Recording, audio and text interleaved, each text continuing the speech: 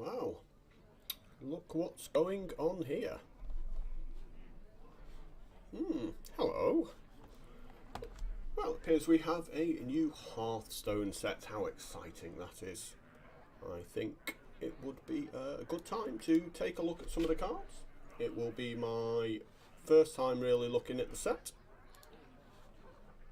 Let me just set a few things up here.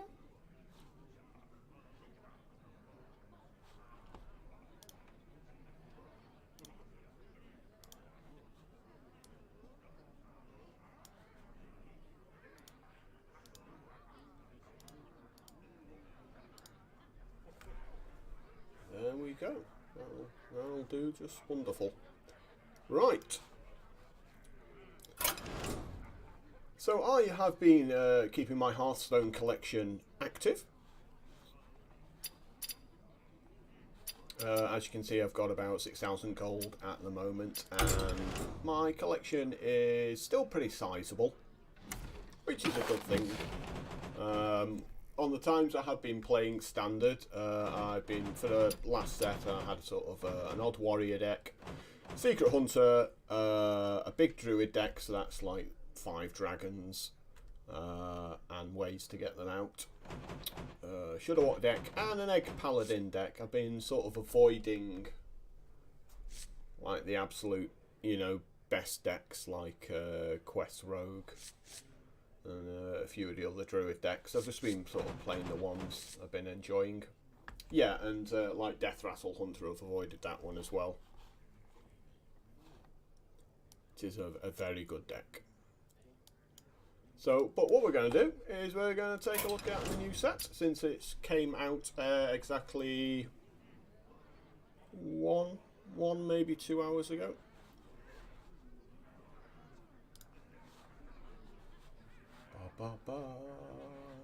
And we have packs, 56 packs in fact to open.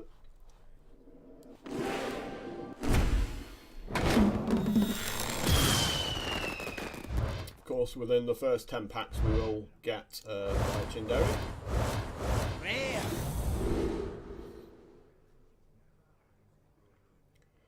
So let's take a look at a few of these. Obviously, I'm always going to take that arena spin on things rather than constructed spin. I'm looking at how good the cards are in a sort of arena format. Cheaty Ankle Biter. I think obviously the downside to the card is the 1 toughness, so there'll be 3 hero abilities at least that can deal with it straight away. Probably 4. Rogue, Druid, Mage, and then you've got a few other hero abilities. Paladin that might be able to trade 1 for 1 that way. But the battle cry is not terrible either. I think it's a well balanced card. It's certainly a bit different. Whether it's the kind of 2-drop you really want, who can say? Savage Striker, Druid, Battlecry, deal damage to an enemy minion equal to your hero's attack. So basically, most of the time, turn 4 it's going to be doing 1 damage. If you just use your hero ability, of course. There's a couple that I know there's a 0 mana card that gives 2 power. It's basically a druid version of Backstab. So again, I think it's pretty fair balanced card. Regenerating Thug, 4 for a 3/5. So basically it's losing 1 power from the Yeti in order to restore 2 health a turn. It's a guy, it's not great. Grim Rally, combo card really, you won't see any play there. Ooh, Amani Warbear is a very good card for Arena. Now, Rush is one of the mechanics that allows you to get back into games you would otherwise lose. So you think of it as a... somebody is phoning me up here. Let's see who's phoning me up. Hello there, Craig. Bonjour. Right, let's see if I can get you on this stream, since I've literally just started. Oh, crikey. That was good timing of you, wasn't it? Fab. Yeah, I'm just taking a look at the new cards. If you... Well, I can share my screen with you. Hopefully, as long as it doesn't kill my bandwidth too much. Okay, sounds good. Let's work out how to do this here. Do you want to turn video on? No. No, we don't want to turn video on. We want to share the screen.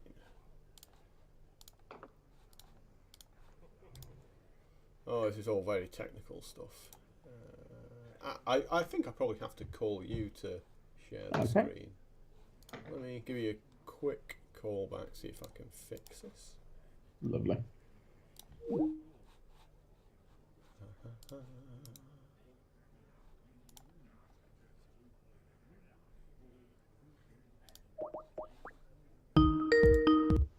Hello, who's this? That was quick. Fancy that. There we go, I can share my screen. We'll share this one with you so you can see what's going on. This was my very first pack here. Ah, nice. And we're sort of just looking at the cards with reference to Arena particularly. You know, because that's like kind of what we play, right? Yeah. Now, if you were to look at those, was there anything that stands out to you? Because I've mentioned my one for Arena. So, in terms of the two that stand out to me straight away, I mean, don't get me wrong, I like the idea of regenerating Thug for its stats, but it doesn't stand out as amazing because we know kind of cards that are kind of reasonable get killed. So I kind of, from a process of elimination, I kind of go, right, Grim Rally, go away. Savage Striker, go away. And I'm kind of, and regenerating Thug, I think, quite novel. But I'm left with the remaining two, which is Cheeky Ankle Biter, because I think when you actually look at that, that's a cheeky little effect. You've got Lifesteal and a Battlecry Ping. And a Ping for a lot of decks is quite strong. So that's one life gain, and in all likelihood, you'll gain another two when it's killed. So that's quite a cheeky little 2-mana card. I think the Armani Warbear is strong, but those two kind of abilities run against each other. You kind of rush or taunt. Because if you rush... I like the Armani Warbear. I think that's the one that stands out for me. Because there's not many ways to get back into games when you're behind. Yeah. And we've seen time and time again, you know, because the way you trade in Hearthstone is like you'll have, I don't know, a 4/4 and you'll beat up his 3/3. Yeah. And then and that leaves you with a 4/1. Yeah. And you're always trying to have that guy left over, and Armani Warbear kind of breaks that rule. So if your opponent's got a 7/7 and you play Armani Warbear, it's like at least you can take out his 5/5 on the side. Yeah, you're still getting that 1-for-1 trade, and potentially you're blocking 7 the following turn. Yeah. So I like it from that point of view. I think if you look at Hearthstone, the set just gone, I think a lot of the rush cards get very high ratings because of just that ability to get back into games you can't otherwise. Yeah, but there's a lot of them that don't have that kind of body attached with them. I think you're lucky because I think this is what, probably over budgeted, because, if it was a 5/7 rush, you'd be like, yeah, that's probably, roughly about right. Or even a 5/7 taunt. So to get the 2 on that kind of card, I think the only tricky part is, like you said there, which is you play it, and like I said, you're looking to kill, let's say you kill a 5/5. Depending on your opponent's board, you could almost achieve the same effects. If your opponent's got a 5/5 on and something else, it's with just taunt, it would have that same effect. I think the power you've got here is it's that flexibility, isn't it? You've got those two choices going, actually, in the presence of a full board, and this is a kind of set that still doesn't have a lot of removal in it. You've got that choice of what to do in a situation where going, actually, I need initiative, I don't want the taunt. And then the other converse going, actually, there's a cheeky little play here. Let's say your opponent's got a regenerating Thug, you're thinking, I've got to deal with that, because if I leave it on the board, over time, he's going to get too much value from that. So I can take it out this turn and still have 4 toughness left. Now, a 7-mana card normally gets you a 7/7, I think. Yeah. Yeah. I think vanilla-wise, I Vanilla, don't yeah. think there's anything better than 7/7. Yeah. Is there a 9/7 for 7? I can't think off the top of my head until But yeah, around 7. I know we got the 7/7 because you've that's got that. yeah. We generally treat it as that you want 7/7 stats and a little bit extra, don't you? But I think that's an interesting one. Now, cheaty, I wasn't sure about because obviously it all depends on which classes end up being popular. So if you end up seeing a lot of mage and rogue, you're just going to go, well, it's 2 mana, deal 1 damage, and that's it. Yeah. But if you see like a lot, it's going to be a lot more effective against hunter.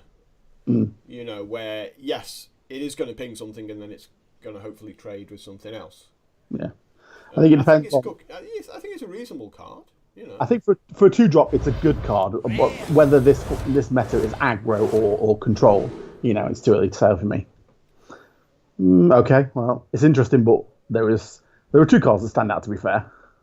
But and this will be the controversial one. But in terms of, well, obviously, Dragon Roar in Arena is going to be really good.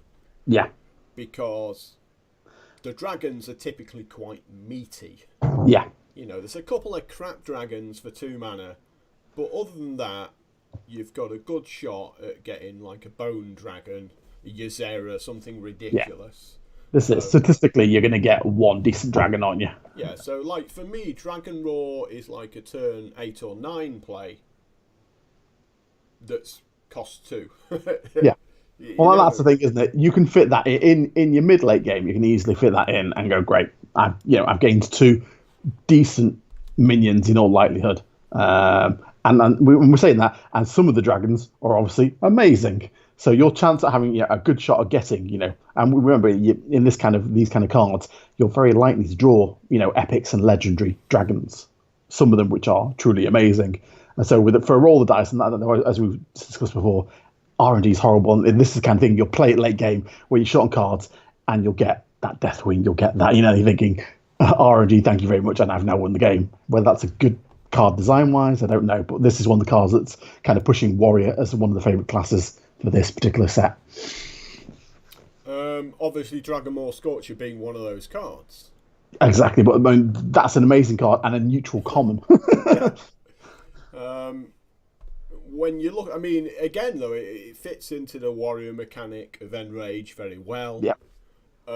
Just in case you've got any sort of wombo combos with your own cards, but just the ability to set up trades and then completely clear the board. And there are so many cards with token mechanics, we're thinking like the Worm, so many 1/1s in that environment, and suddenly, where before it was always a case of, I've got this death roll and it's going to leave with minions, suddenly you're thinking, actually, those cards are no longer as valuable because of this card. Suddenly you're thinking, where before it would have been a certain pick, you may not anymore.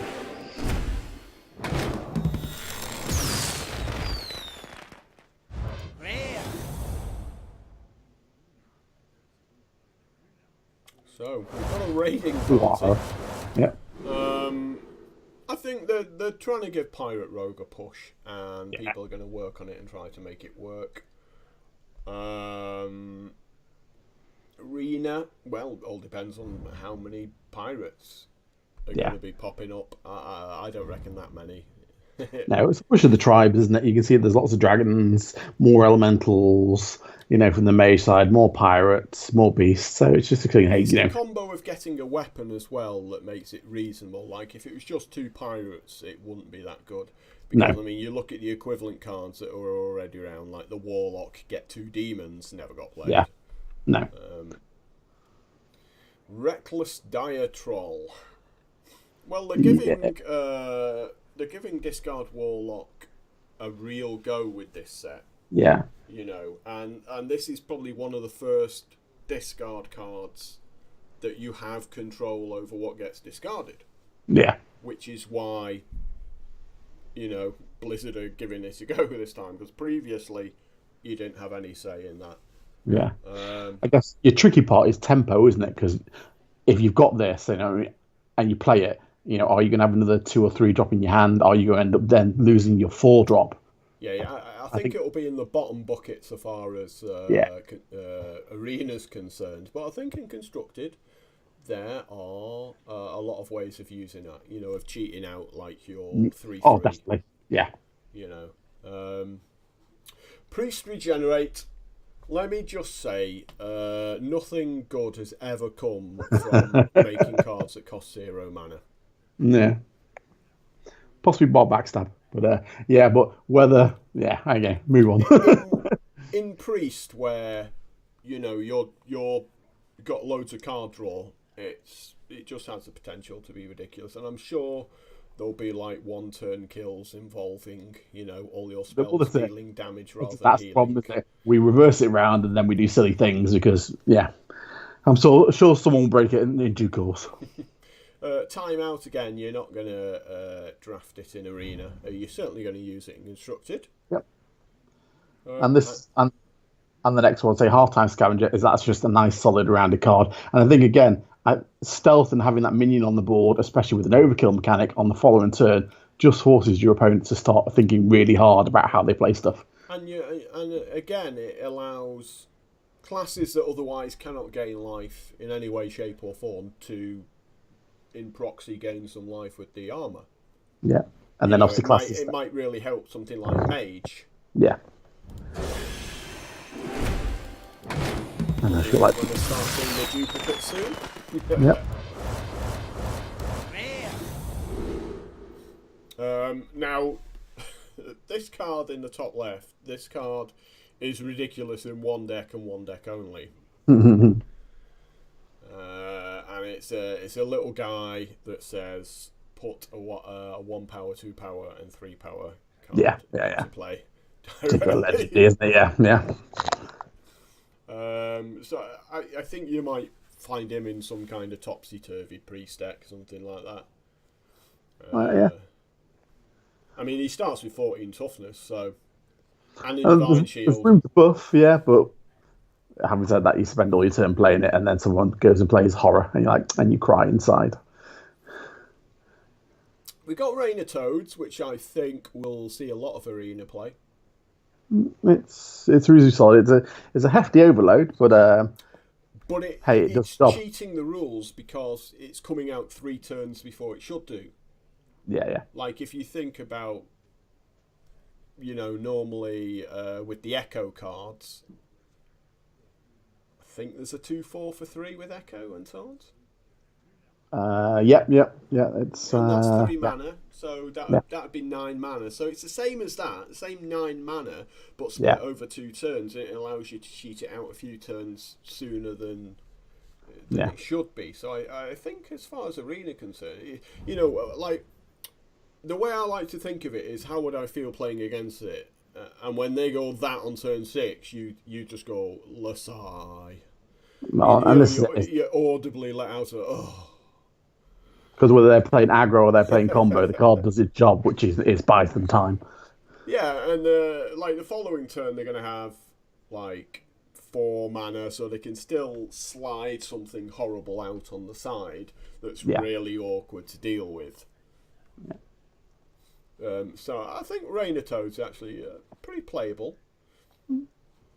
Ironhide Dynahor. What were we talking about? Stats, weren't we? Yes, 7 for a 7/7, but Druid only, this one. Yeah. But with a nice overkill. Yeah. And I suppose, in a way, the Direhorn, it doesn't, but it does have taunt. Yeah. Because they go, make a Direhorn, and you go, well, I'm not going to ignore that. No. And there's very little I can leave on the board that it's not going to deal with and just escalate. So, I think it's going to be a card you'll pick up. Yeah. As just a 7 for a 7/7. How amazing it'll turn out, we'll have to see, won't we? It might turn into a sort of a win more card, where maybe it doesn't help you too much when you're behind, but when you're ahead, it's just ridiculous at closing games out. Yeah, I guess it depends on the speed of the meta, doesn't it? This market lower, there's a few of these cheeky little ones where you think, I quite like the flexibility of these. Right, so it is Blessing of Kings, but only giving 2 power and giving taunt as well. Taunt, yeah. if Blessing of Kings was only +3/+4, I'd still pick it in Arena. Yeah. And given the meatiness of some of the Druid cards, like they generally have fatter guys than a lot of the other classes. 2/4 and Taunt seems absolutely fine, and making the 2/3/2s is also absolutely fine, because very often for 4 mana, that's what you do anyway. You make 2/3/2s. Yeah. And having that flexibility of the option of what do I need at a given point, well, it covers both bases. It has a value as well. So I think that'll be quite high in the buckets for Arena. Yeah. I don't think it's top bucket. I mean, it's not quite draw 5 cards, deal 5 damage, put a 5. The effects isn't quite worth 4 mana, but combined.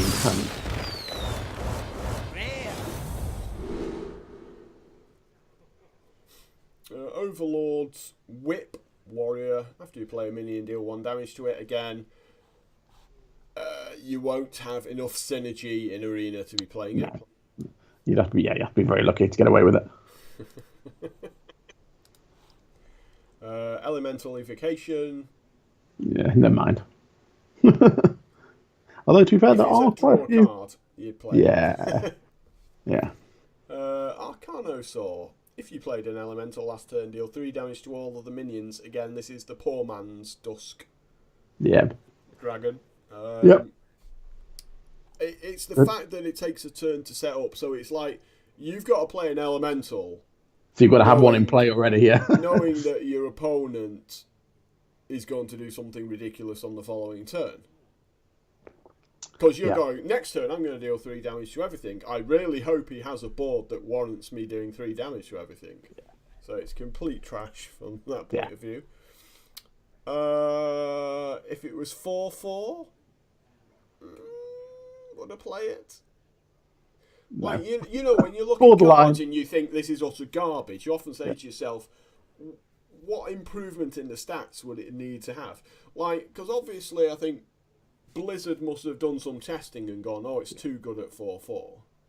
I mean, the question would have been, did they do it, deal 3 damage to enemy minions? Yeah.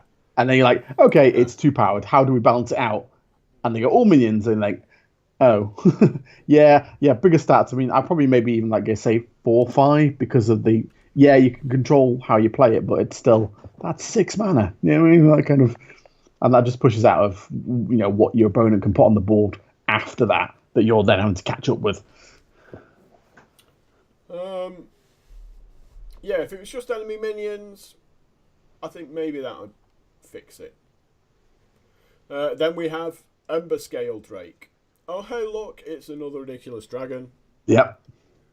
It's 5 for a 5/5, which in Arena is absolutely fine.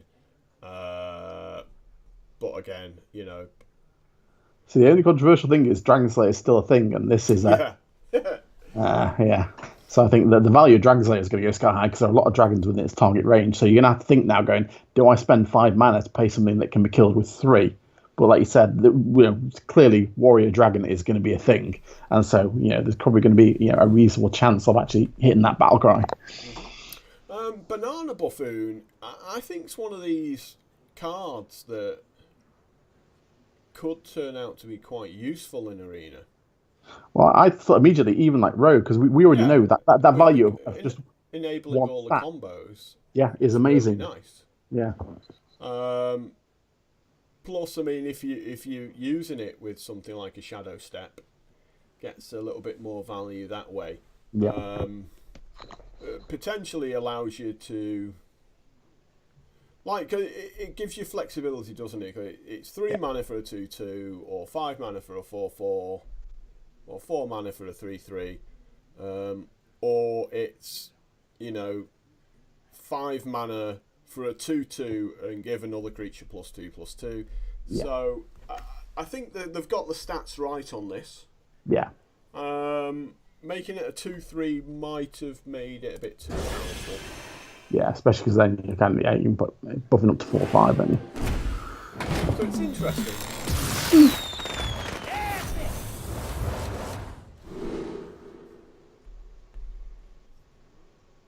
A new challenger, like, seems ridiculous to me because there's not that many truly terrible 6-drops. Yeah. Yes, you can get a 1/1 for 6 mana, yeah, but I don't think you can get 3 1/1s for No. 6 mana. I think, is there a 6-mana rush minion? Because you're thinking, the value they're going rush, taunt, divine shield. That's a. There probably is. There's Yeah. probably something. But remember, you're only going to be discovering paladin cards or neutral cards. Or neutrals, yeah. Obviously, you can get like a Leroy. Yeah, you can get Leroy. Leroy's still 6 mana, right? They haven't nerfed him to 7. No. Yeah. Spark drill. There you go. Rush death rattle. 5/1. 5/1 with a divine shield. That's quite tasty. I think that's the that was There's the pounce card I was talking about earlier. Yeah. That in fact works with the Savage Striker already in view there. Yeah. So we've got my legendary coming up in the next few packs. Oh, I got a free Bwan Samdi. Oh, so you got that one, and I got the paladin ones. And I'm the paladin player, and you're the priest player one as well. Yeah. What did you get for your free 2 Spirits. cards? Yeah, so I got the paladin spirits and the paladin legendary tiger. Yeah, because I got the priest spirits. Smolderthorn Lancer. Well, it's an epic. Maybe you're not going to see it that much. No. But a really good ability on it if you like dragons. So I think they're making Dragon Warrior thing, which is cool. Yeah.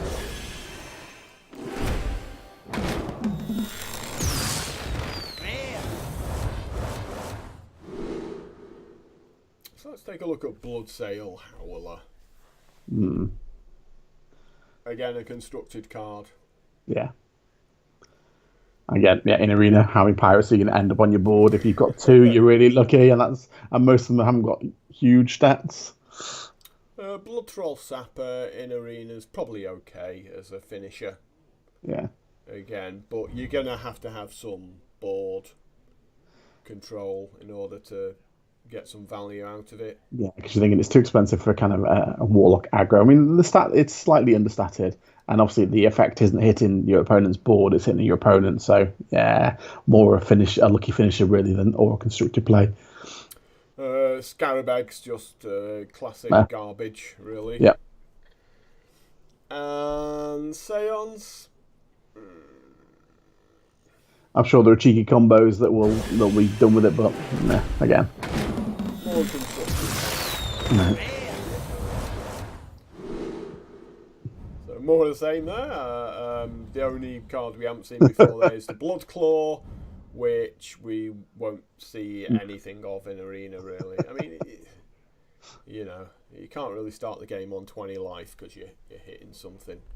And then you're taking damage when you actually hit something else as well, yeah. I mean, it's there for heal Paladin. And melee priest, obviously.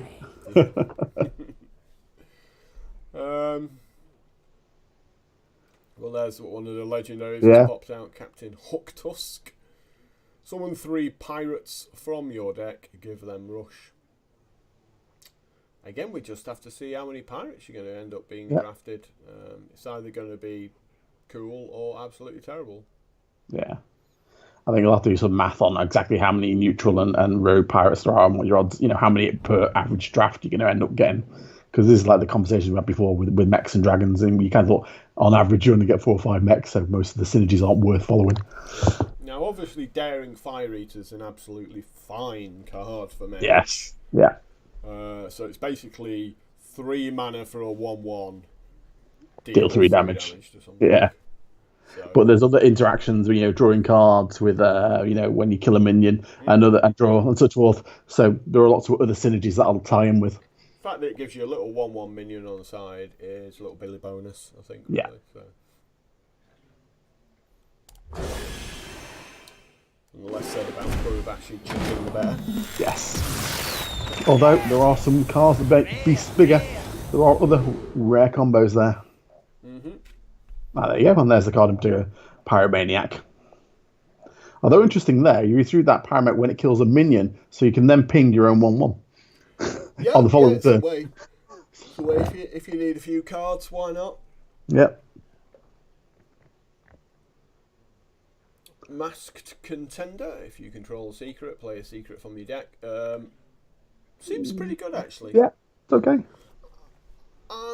Well, from a constructed point of view, seems okay.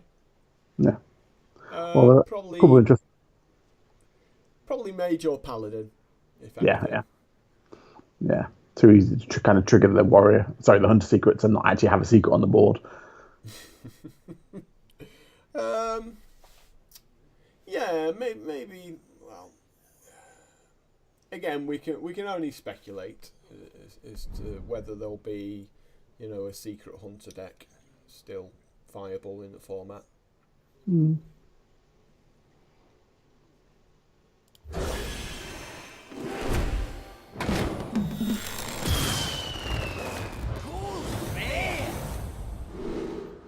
Well, there's something to disenchant the old grave horror.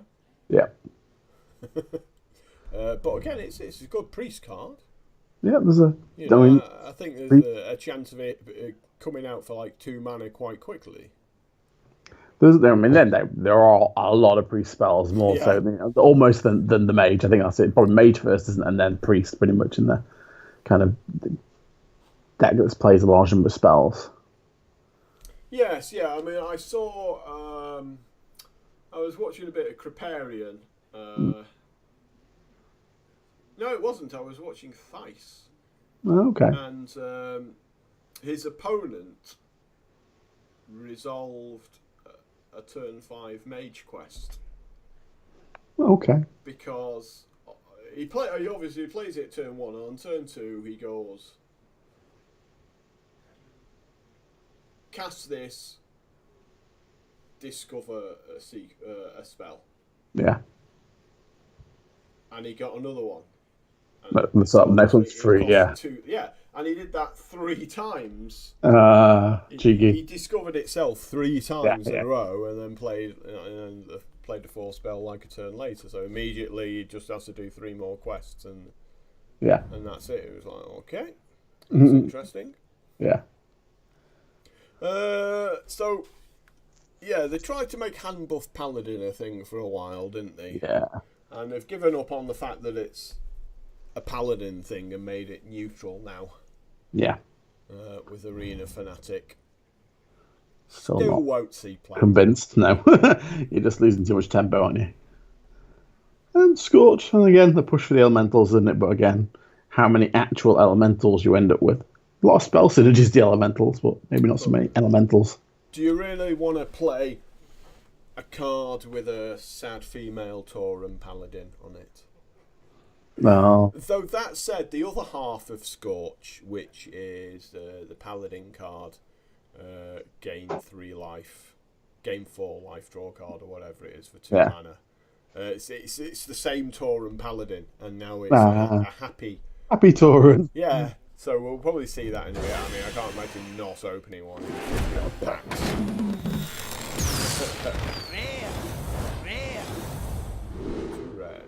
More of the same there. Spirit of the Rhino is interesting. Your rush minions are immune the turn they're summoned. It's basically on the turn you play it, it's like giving all your minions a divine shield. Yeah. Yeah. And occasionally, on very rare occasions, when you're drafting Arena, you do take that Paladin guard that says, give your guy a divine shield. Yeah. For 0. So it's going to be pretty much the same thing, but I can't really see it getting any play there. Serpent Ward. Again, just ain't going to see any play in Arena. No. Again, just dies too easily, doesn't do enough to the board.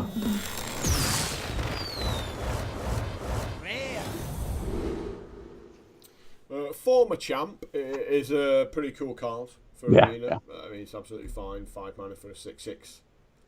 And the fact that, again, that it's 2 minions just means, if you got knife jugglers and stuff like that, it's just doing potentially that little bit more. Yeah, you've got lots of cheeky things. Like there's a rogue card that searches for a 1-mana 1/1 battle cry card for 1, and Yeah, go yeah. say something, you play it. And of course, it also goes very nicely into your shaman decks if you just want to evolve it instantly into something else, and you've got a 5/5 on the side. So so a lot to play. Rumble Tusk Shaker, I think it's going to be a very again. It's like it's like we talked about this before with Druid. Okay, so he's got the split card in Druid, 4 mana, put 2 3/2s into play, and this is kind of the same thing, but a little bit worse because you don't get the second one instantly. Yeah. Which means it can be silenced, and but it's neutral now. So this is kind of like what the neutrals get. It's that kind of with the paladin thing of where you've got a fighting chance of having something in play. If you're behind the board, going put it down. I've got a chance. I've got a body on the board. For Aki Battle Axe, I think in Arena is going to be ridiculous. Yeah. That's it. After the first hit, you're getting your value, and then the rest. It's just going to sit there until you're in a situation where you want to use it. Yeah, well, that's it. You're going to see you play it on the turn when you can get at least one overkill, and then after that, your opponent's going, okay, now I can't. If I put anything small down, so I'm then going to start playing larger stuff. It does restrict what you can play, but even if you put something large down, you can still finish it off with the battle axe. After running your guy in. So, but it just has the ability, I think, just to snowball as well, because all of a sudden, the next thing you're playing might just turn out to be ridiculous. Yeah. Especially if it's something like, I don't know, 4 mana for a 2/3 with taunt, summon a copy of itself. Yeah. And all of a sudden it's a 4/5 with taunts and summoning a copy of itself. Yeah. There's going to be quite a few situations like that where people are going to get sad quite quickly if you have something nuts. Now, funny enough, I was playing from time to time Arena in the last sort of 3 months, and I wasn't aware that Paladin actually had the worst win rate. Yeah, it had dipped. A few of them had been buffed. So, some of the pros said, there's this site you go on to and it records everyone's games. And Paladin was at 45%, which was the lowest win rate of all the classes. Yeah. And that's simply because its cards are so powerful that they never show up. Yeah. The good stuff. They kept on tweaking the bucket rates. That's right, they just tweaked it to the point of just making it terrible. And conversely, Warrior became the class with the most wins. Yeah. And as we both know, Warrior had a lot of bad cards.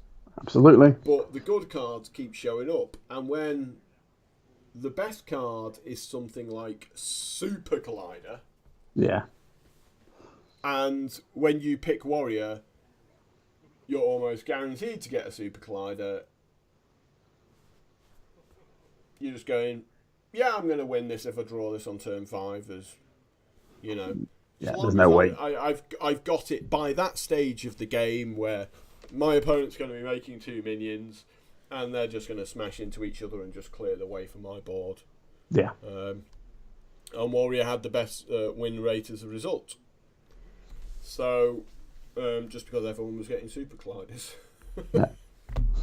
I'll be interested to see how they tweak it, because it's got some of the best cards again anyway.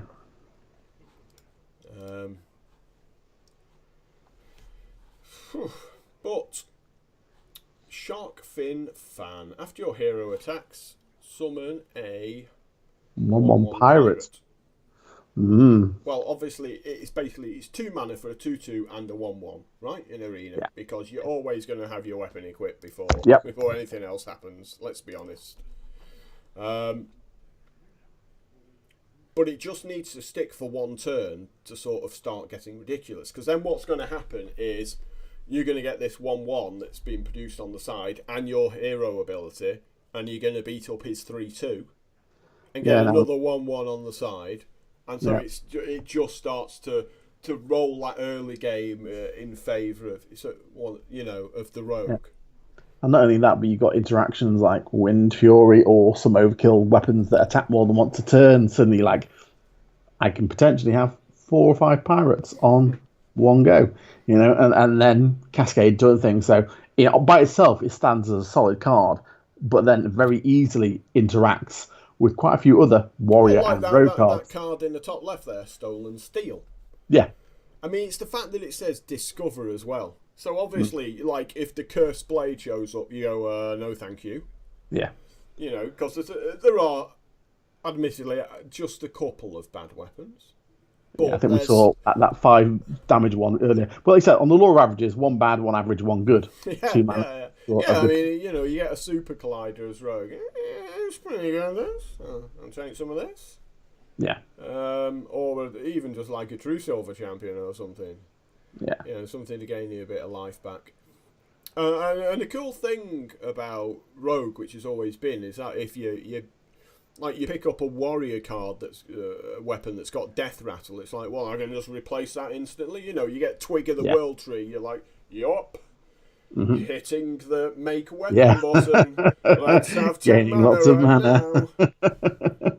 And that will happen. You will see somebody go like Stolen Steel on turn 3, put down a Twig turn 4, and turn 5 go, lol, I've got 15 mana this turn.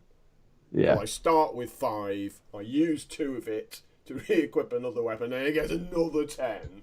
And then there'll be complaints on the forums, and you're like, but what are the odds? Spurg all my guys out. Like, fundamentally, you can get it out to, if you go in second, you get it out with the coin. Yeah. Like, coin out my Twig turn 3 because I did Stolen Steel turn 2. Lol. Yeah. So, yeah, I think Arena's always been about consistency. Like, you always want to take the card that will be the most consistent rather than the most sort of RNG-ish. Yeah, I guess it depends on if the total level of power of cards is high, you tend to find that a lot of people will draft those RNG cards because the only way they've got competing with the opponent playing a really strong card is to get lucky.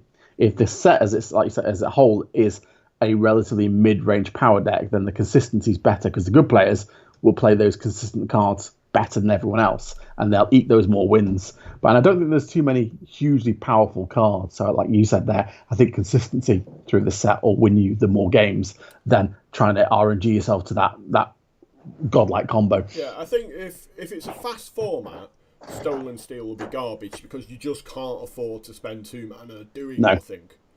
But if it becomes a really sort of slow and dirtly format, what's going to happen is you're going to play Stolen Steel, you're going to get offered a weapon that costs 2 mana, maybe a weapon that costs 3 or 4 mana, and a weapon that maybe costs 7 mana, and you're just going to, well, I'm just going to take the 7 mana weapon because it's clearly ridiculous. Yeah. And you'll see a lot of that. If it's a really slow format, that Stolen Steel will just become a really good card. Because it's got to be so difficult to get 3 bad weapons. Yeah, absolutely. Watch us go on in the next Rogue one. I mean, I'm sure I'll manage to get 3 bad weapons at some point. I've absolutely no doubt that will happen to me. Sand Drudge. Whenever you cast a spell, summon a 1/1 zombie with Taunt. Again, like I was saying before about Priest, when you've got cards that cost 0 mana, bad things happen. Yeah. And I feel this is a nice little sort of combo constructed card that somehow revolves around milling through your deck quite quickly, bringing guys into play, maybe sacrificing those guys to draw more cards. Yeah.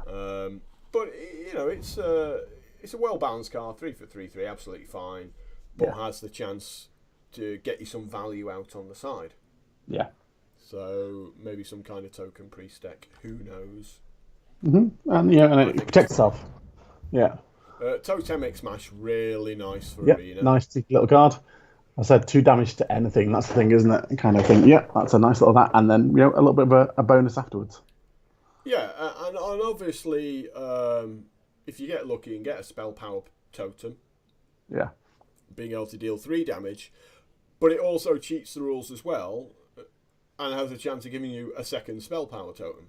Yeah, yeah. At which Yep. point you're just going, ah!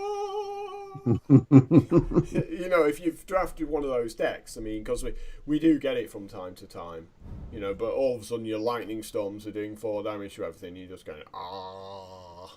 This is it. Or like swipes and going, swipe for 6 and 3 to everything. The kind of cheeky AoE effects. Yeah. So, you know, I think it's going to be, it's 1 mana deal 2 damage, so, you know, there's nothing wrong with that by itself. Arena Patron is a hilariously bad card. Yes. But at the same time, is one of those win more cards, right? Because if you're already in a commanding position, let's say you've got a 4/4 in play already and the Arena Patron, it's like your opponent can't even play a 6/6. No. That's the thing. He goes, make a 6/6. You're like, run my 4/4 in, run my Patron in. They trade, but it's got overkill. I get another Patron. Yeah. And then maybe you equip a weapon. And the weapon deals 4 damage. Those are the following turns. Your opponent's like, okay, that's fine. I'll make another 6/6. And you go, well, I hit you with a true silver. Then run my Patron in. Patron replaces itself. And all of a sudden, like... So I understand why it's 5 mana for a 3/3. Because if it was doing 4 power, it'd start to get ridiculous in Arena. Yeah. Well, you're assuming that it's going to kind of hit once realistically for most things, die, and you've got a replacement rather than having 2 on and then spiraling from there. Yeah, exactly, yeah. I mean, that is obviously what you're praying for is like sticking it in a shaman deck, or just giving it Wind Fury, or just doing something to be able to get multiples out, you know, but your opponent's never going to, hopefully, do that. You know, he's not going to make an army of 1/1s against an Arena Patron. But I understand why it's built the way it's built, because if it was any better, it has the potential to just be utterly ridiculous. You know, they've obviously done. It's one of those cards that they've done a lot of testing with, because occasionally it will just win you a lot of value games. Yeah. But no, like I said reasonably balanced, but I don't think I'll see a huge amount of play. No. But again, you know, if you're putting a Blessing of Kings on it, because it's a really slow format, and you've got the option to do ridiculous stuff like that, then it can murder people. Again, it's one of those things where you're always saying in Arena, well, how many silence effects are going to be in the format? Yeah. And right now, there's not that many. No. So, Sightless Ranger, again, really good card for Arena. Yeah. Because it's got Rush. So your opponent's going to have, turn 4, probably going to have like a 3/3 or something like that out. Yeah. And that's the thing, isn't it? Kind of, you're Kill dealing with your that. Guy, make 2 bats on the side. So you got 5 power. Yeah. You're only ever going to play it when it summons the 2 bats. Yeah. And then you're going to next turn assuming that your bats, and then this will finish off with overkill, something else. So potentially another 2 bats. Yeah. So what will usually happen, I would have thought, is this will kill something, and then your opponent will use whatever resources he has to make sure that ranger dies on the following turn. And if they can't kill it, they're not playing anything else. No. Because then you're getting 2 more bats, and all of a sudden you've got 4 bats on the side, and you've traded 2 for 1 with the Sightless Ranger, and the game's fundamentally over at that point. So it's a really good card for Arena. Now this is the bog slosher because it's obviously a familiar mechanic for Rogue, but in Shaman, obviously there's the it's legend Shaman, yes. Yeah, it's going to fly straight into that deck, and it's utterly ridiculous. Yeah. Like, if you think about, even if you're just using it on, like, a life drinker, but it's the fact that the Shudder Walk You're going to play it, a Shudderwock's going to summon a copy of itself, and then it's going to return that copy of itself back to its hand. It just means that you're guaranteed to go off. Yeah. And again, the stats aren't horrific. The stats are absolutely fine, but there's just too many ways for Shaman to abuse this. It's just whether they can be consistent enough.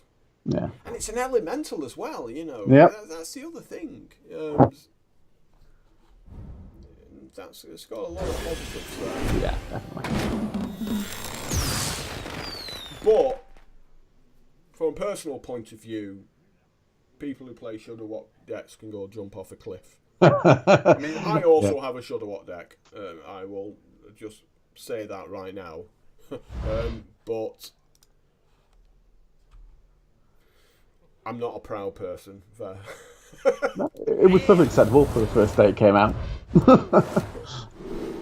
So we've seen all these before? Yep. 38 packs to go.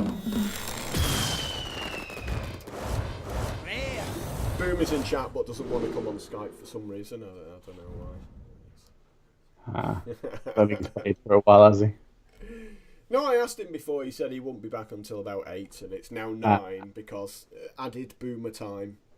Yeah. We used to go Magic tournaments, and he said, I'll be picking you up at 7, and it'd be 10 to 8. He'd be like, okay, I'm just leaving the house now. I'll be there in half an hour. That's it. I've got time for breakfast. Yeah, there's extra boomer time. Yeah, get the kettle on. Breakfast always ended up being like at a service station on the motorway. Yeah. You know, he's literally just drive in, grab a bag, and drive off. He is off the man he used to be. So Helpless Hatchling, an extremely cute card. One of those cards you actually wouldn't mind having a print on your wall. Yeah. However, it's just going to get kicked to death instantly all the time. Yes. It won't get any play whatsoever. But, you know, it's like the people who kill the existing sort of baby fin Murloc. When it gets, you can't kill it. You're not allowed to kill the baby fin Murloc. Well, it's like the cats, isn't it? Which cat do you kill first? You kill the cute cat first. Now, here's a more topical one. Mass Hysteria. It makes you cry. It's a decent card. Oh, that's exactly how I've got tears inside of joy. And it was explained to me how it works. It's like literally all the minions line up in a random order. So like, say they've got 6 minions, they line up 1 to 6. Yeah. And then it picks minion number 1, and then that then fights with another one, and it picks minion number 2, that then fights with another one. Oh, crikey. So each one attacks. So you can have potentially 1 attacks 2, and then 2 then attacks 1. Yes. So minion 1 attacks 2. If 2 survives, or for example, then 2 gets to do an attack of its own afterwards. Yeah. Very, very cheeky. 2 dies, and it goes on to 3. Yeah. But 3 could then pick 1 if 1 had survived previously. But it does increase the likelihood that, you know, assuming your opponent has, you're casting an opportune time, your opponent has the majority of the board, that most minions are going to die because they're going to, on average, have 1.5 attacks each. So I believe that's how it works. That's according to what a developer has said. But when have developers ever been right? Well, yeah. Moving on. So Spellzerker has spell 2 plus damage when damaged. Again, it's not entirely consistent enough. You maybe can play it a mage. Yeah, you draft it as aggro. I think, like you said there, trying to actually get it to work other than as a bonus, I think quite difficult. So you play it as a 2/3. If you manage to, by some chance, trigger it with your own mage. And then, it's basically 4 mana for a 2/2 spell damage +2, and we've already seen that card. Yeah. And it didn't get played that much. Yeah.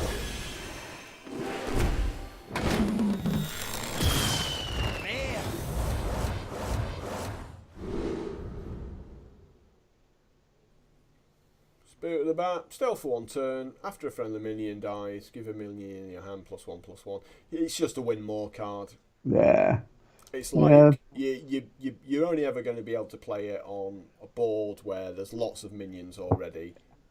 You know, so it's the equivalent of Cult Master. Yeah. Right? Because that was the thing about Cult Master. You played it and then attacked with your 3 guys into their 3 guys. You drew 3 cards, and it was like, yep. Yeah. That was a fantastic turn for me. I'll have some of that. But then there was lots of times when you went 4 mana, make a 4/2, watch it die instantly. Yeah. It was 4/2 with taunt, wasn't it? Really. It was a very balanced, fair card because of that. And Spirit of the Bat will just be a weaker version of that in Arena because it's only giving +1. Yeah. So you've first of all got to set up a situation where there's going to be loads of minions available to trade with each other the following turn. Yeah. And then you've got to have something ridiculous in your hand that'll just become OP with like +3/+3. So for all of those stars to align is just too much. Yeah. Very obscure constructed, but certainly not Arena.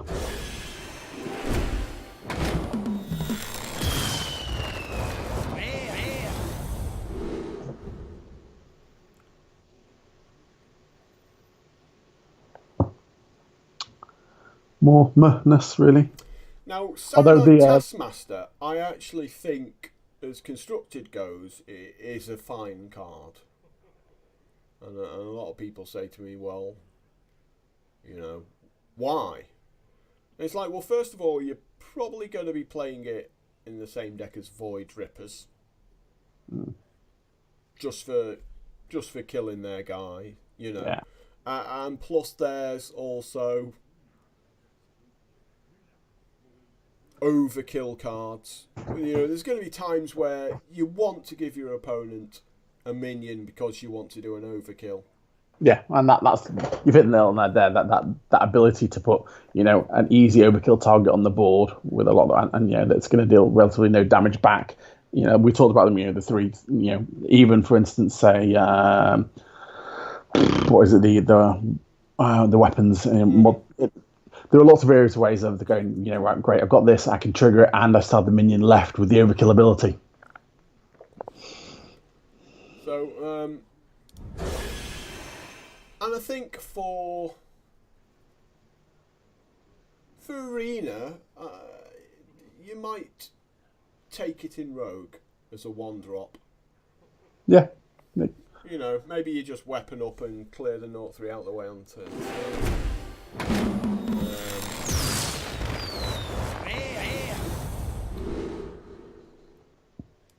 You know, we'll see.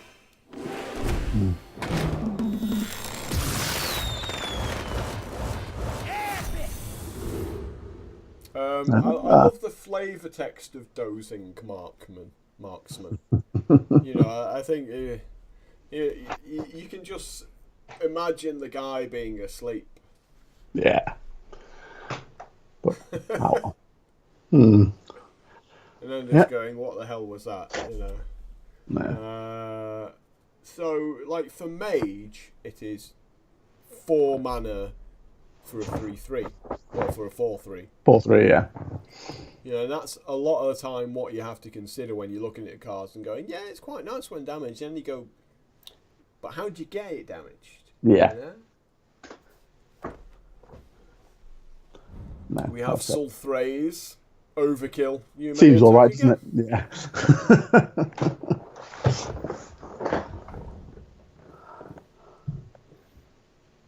Seems reasonable. I think it's fairly costed. You know, gets you back into games where you're struggling.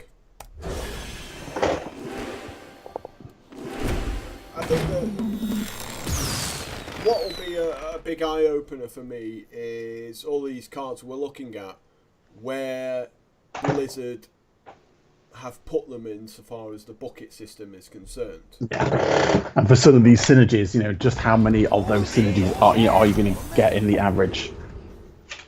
Bear me 2 seconds while I grab a drink. So we've already talked about the Reckless Diatroll.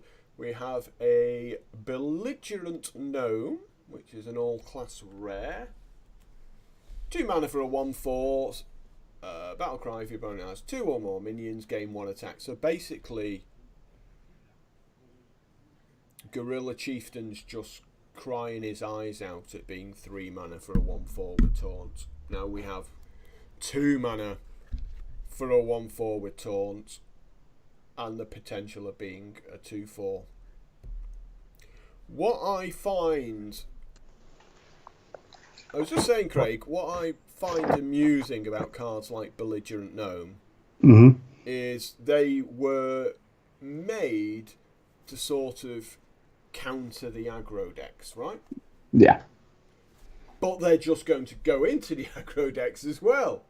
Yeah. Because you're going to go, well, it's 2 mana for a 1/4 taunt, and then I'm going to give it a Blessing of Might. Yeah. Or, you know, if I'm running in and clearing their board, like this cheap taunt, you know, that can... exactly. It's a massive speed bump. Yeah. It just gives them more favourable, you know, aggressive moves, really. Saying, you know, great, you know, turn 3, you put 3/3 down. Well, it can't get past this. I can keep on hitting face and then finish off. Now, you know, we were talking earlier about the warrior card that said, like, put 2 dragons into your hand. Yep. And we were talking about how there's some pretty meaty dragons. Even more so when you've got another dragon in your hand. Yeah, well, this is it. I mean, if one of those 2 cards that you happen to pick up is a crowd roaster, you're just like, yeah. Listen, you're going to see turns where, you know, you're cardless, so you play that, it's 2 mana, and you draw 2 dragons, and you've got something saying and this, and then you play this, and, you know, you clear the large enemy threat, and you're like, I've got a 7/4 on the board, you've got nothing, and I still have a dragon in hand, and this game has turned around completely. There's going to be times where you get like a 7 mana 7/4 that deals 7 damage to a minion, and then you're going to follow it up with an 8 mana 4/8 with taunt that deals 2 damage to everything. And you're just going, you know what? If 2 turns ago you had absolutely anything at all, it's all dead. That's it. And the guy's thinking there, he's running out of cards, he's got a solid cheeky minion on the board. It's like, he's got the game thinking there, nothing you can do now. You're like, aha, completely switched around. Yeah, thanks, Bliss. That's the RNG for you right there. Yeah. You know, on another day, you get like an amalgam. Yeah. You get like a 3/4. Or fairy dragon, isn't it? Yeah. Complete vanilla. You know, you're just going, yeah, that's nice. Or you get like a 3/2 that can't be targeted. But then there's going to be... But the thing is, you know, even those cards are fine. Yeah. You know, like if it's like turn 8 and you cast this for 2 and you get a 3/4 and a 3/2, you're like, well, I'll play it and I'll play that. And, you know, that's fine. I've used 1 card and got a 3/2 and a 3/4. That's probably okay. Yeah. But that card, Crowd Roaster, like if I'm drafting Arena and that's like one of the first couple of cards I get, I'm going to damn well make sure I pick up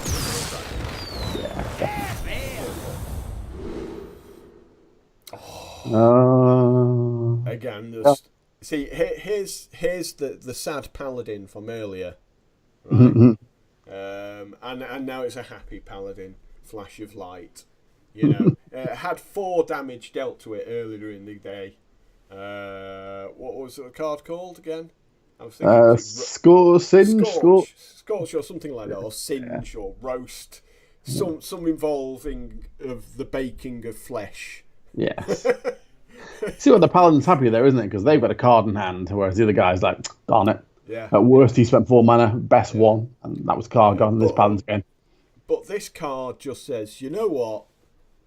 1 mana, gain 3 life. Yeah, that's not for me. I'm gonna have a card as well. You know, this card makes priests cry so hard because they're looking at that going, that's disgusting. Yep. That is just filthy. Like if that was in priest, with all the way that sort of priests interact. See, that's what it should be. It should say flash heal. You know, it's a very strong paladin card, but again, you still have to surround it with the right deck. Yeah. You know, you're not just going to stick 2 flash of lights into everything. Obviously, there's a lot of people trying to make heal paladin work.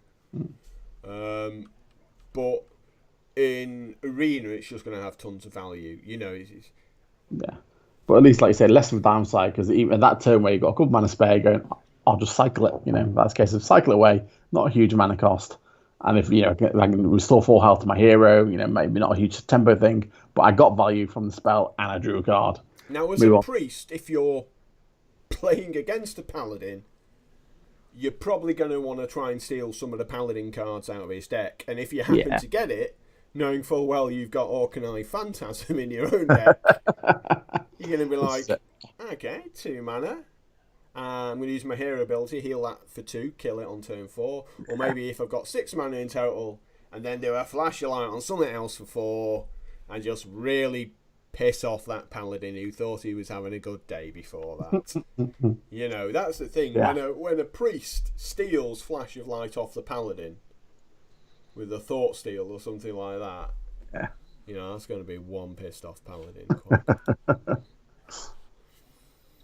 We'll be seeing a few more flash of lights than the other one.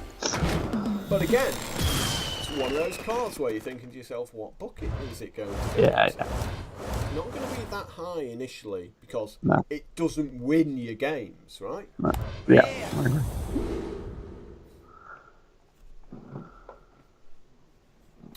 So it's the first look at Rabble Bouncer. It's like a lose less card. Yeah. I actually don't think it's that bad for constructed. You know. Yeah. In theory. Yeah, I think I guess you're looking at 4. But again, it'll just go into Shaman. You know, because you're just trying to stall. So you know, if your opponent's playing aggro, all of a sudden it might be 3 mana for a 2/7. Yeah, I think that's the point at which you're going to transform it into another minion that costs 8 mana. Yeah. So it's just a way of cheating out an expensive card. I mean, that is why people were playing Corridor Creeper in Shaman. Yeah. Because it never costs 4 mana. I think that was the thing, wasn't it? You're looking at your enemy having at least 4 minions on the board when you cast this to think that you've got some form of value from the card. Otherwise, at 4 mana or more, you're thinking it's not doing a lot.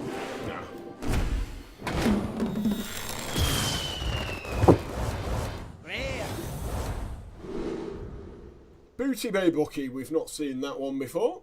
No. 2 mana for a 3/3. Give your opponent a coin. I don't like it. No, well, like I said, the thing is that the stats are 2.5 mana, aren't they? But you're giving your opponent a mana. Yeah, exactly. Yeah. And you especially don't want to give a coin to a rogue. No, this is it. So let's first look at Spring Paw. Hunter only, 1 for a 1/1 with Rush, Battle Cry, add a Lynx with Rush to your hand. So it's basically double ping. Yeah, and not forgetting that they're beasts, of course. Yes, exactly. So there's going to be some nice interactions there along the way. Yeah. I think there's a Hunter lower or something that interacts nicely with 1-drops. And I think the Hunter hit, of course, the old Quest Hunter. You had to make 7 1-drops to trigger it, didn't you? Yeah, I try to think the lower is like +1/+1 to beasts, isn't it? Yes. Yeah. And obviously the Fire Tree Witch Doctor. Again, a fine card for Arena if you get it early. So again, it's going to be one of those where if it pops out as your first pick, you know, you probably go, well, I might take it if the other two are having it. It depends what bucket it gets dropped into. If it gets dropped into quite a high bucket, you're never going to play it because there's always going to be ridiculous cards that just don't need to interact with anything else in your deck. Yeah, this is the thing. Some of the good cards, which if they're competing with the more reliable cards... Yeah, I mean, if it's Fire Tree Witch Doctor or True Silver Champion, you know, there's no choice there to be made. Yeah. And you probably need at least 4 dragons. to take the Witch Doctor over a true silver champion. Because you need to guarantee you're going to get that value out of the card. Yeah. Though, there's some nice spells you can get out of it, I imagine. Yep. Because the whole thing about the Discover mechanic in Arena is they don't follow bucket rules. No. Right, it's literally 3 random spells. Yeah. So I said you've got the chance of that slightly more broken epic or legendary. Yeah, exactly. Yeah. So when you're taking these cards, if it's a card that shows up in a low bucket, next to 2 really bad cards, this is a card that potentially can get you something ridiculously good for your deck.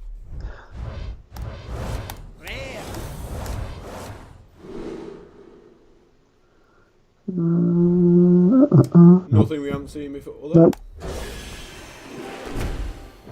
I'm owed 1 more legendary, at least. So we got Walk the Plank here, which even rogue players are just like,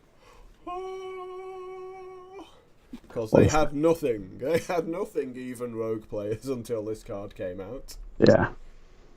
This is it again. Great, yeah. 4 bad at Assassinate, because, hey, unless you... Why not? Yeah.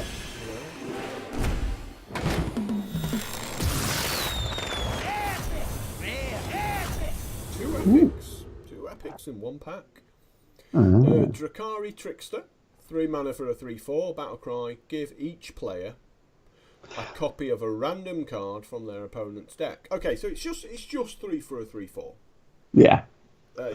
Like the battle cry on it is going to be as much of an upside as it is going to be a downside.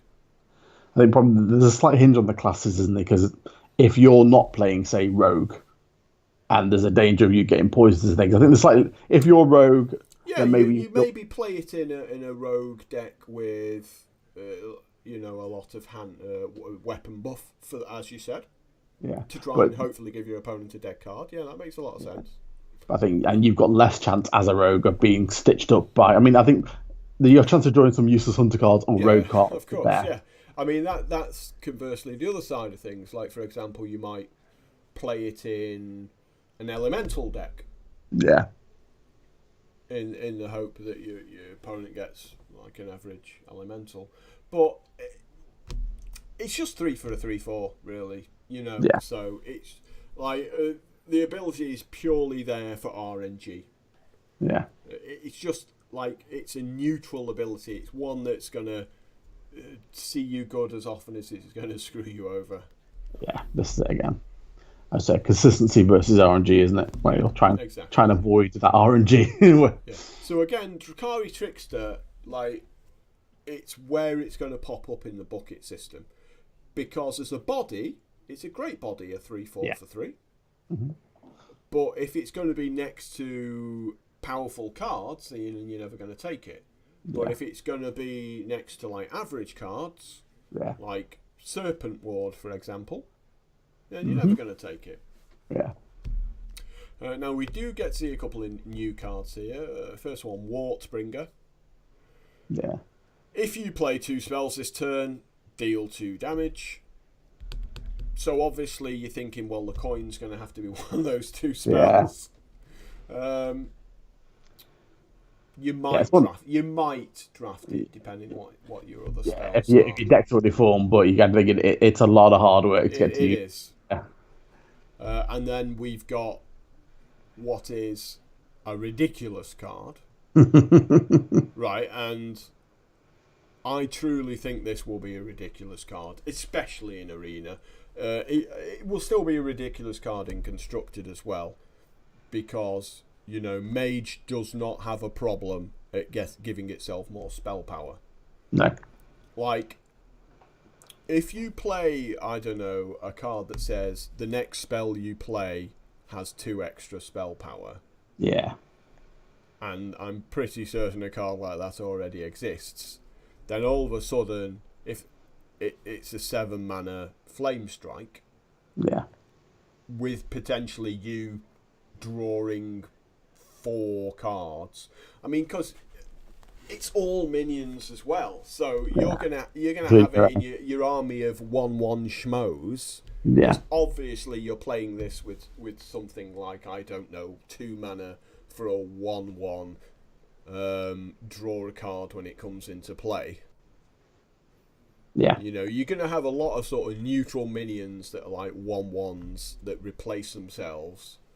And then several turns down the line, you're going to blast wave everything away and all of a sudden have 9 random spells and just be like, so for the entirety of the game, I'm just trading 1 for 1. You know, stalling the game out as much as possible because I'm mage. And then all of a sudden, I've just got a grip full of spells.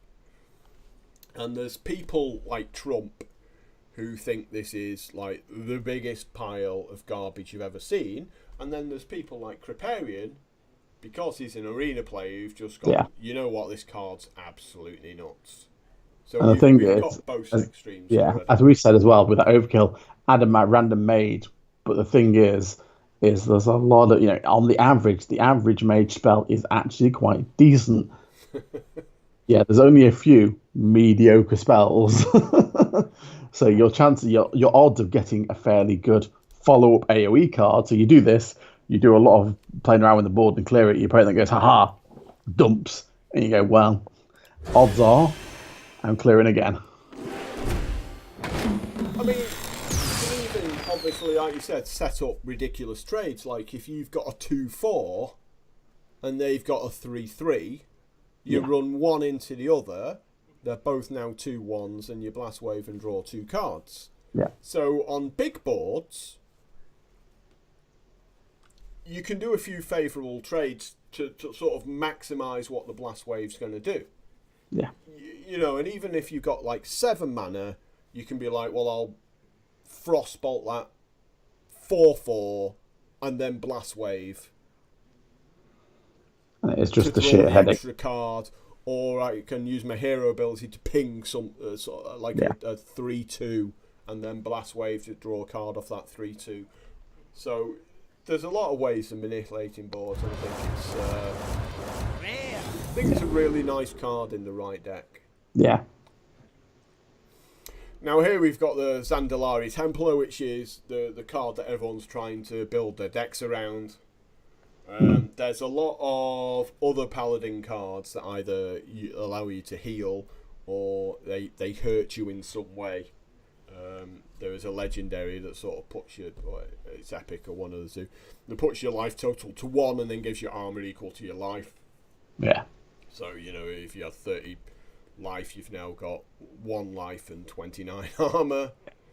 And then obviously there's other ways, just healing up afterwards, and then all of a sudden, haha. Now, the reason why Zandalari Templar is a good card is that it's, in this kind of deck, it's 4 mana for an 8/8 with taunt. Yeah. So, if you're playing it in a deck where you completely lose control of the board as Paladin, you may end up going at 10 mana, Equality Consecrate, clear the board completely, and then play an 8/8 in the same turn. So it's a huge tempo swing, theoretically. Yeah. But it's the stars aligning, isn't it? Constructed, certainly. Arena, probably not. Arena, it's fine. I mean, you're happy with 4 mana for a 4/4. The stats are okay, aren't they? That's okay.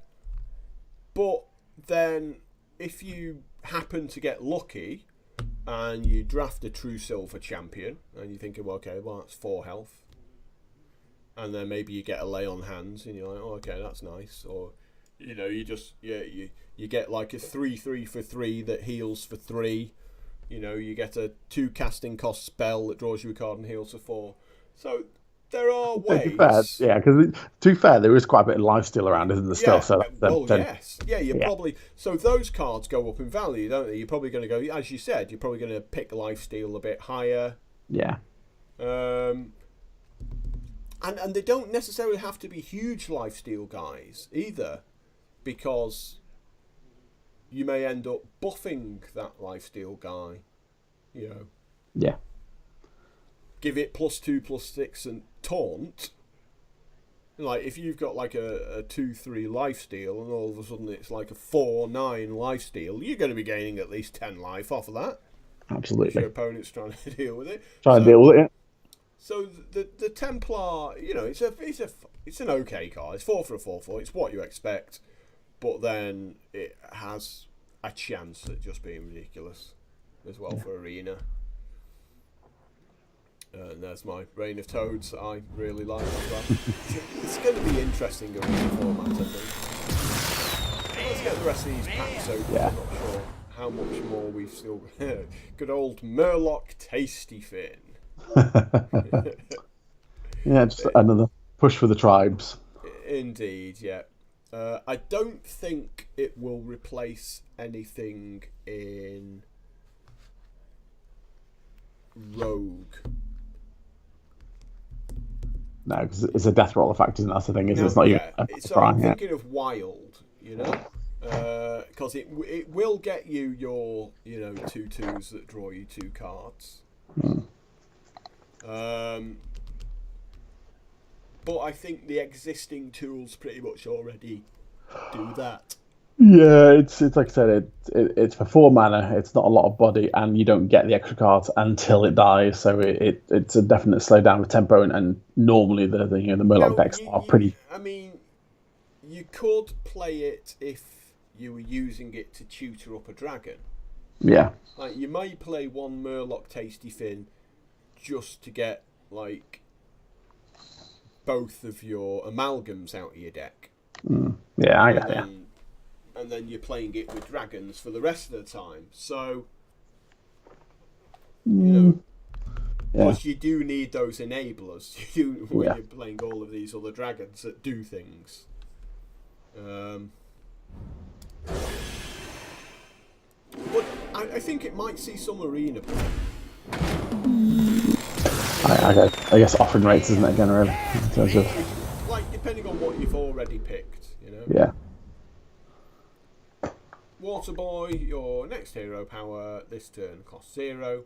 So it's basically 2 mana for 2/1, deal 1 damage.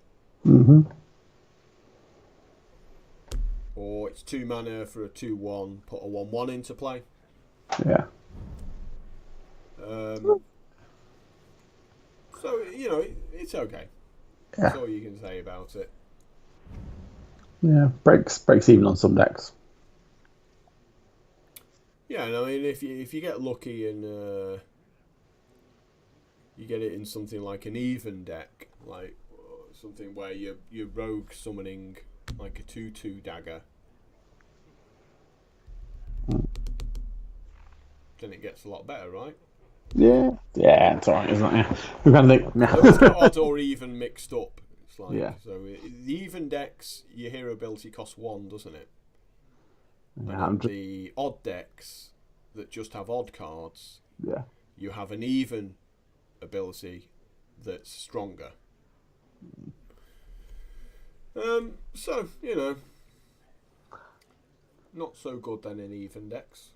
No. If it's just making your hero ability cost 1 less than usual. That'd be really attracting and nothing springs to mind. The funny thing about Backer Rogue and other decks like that is, like, if you could only craft 1 legendary, that's going to be like one of those you pick. Yeah. Because there was almost every class that could do like an odd deck or an even deck in theory. Yeah. Here we go. There's some interesting ones. So Gurubashi Hype Mon. What's not to love about this card? Yeah. Because it's Discover, first of all. And some of the battle cries are stupid. Yeah. Especially if you're a shaman. Yeah. If you get like a Shudderwock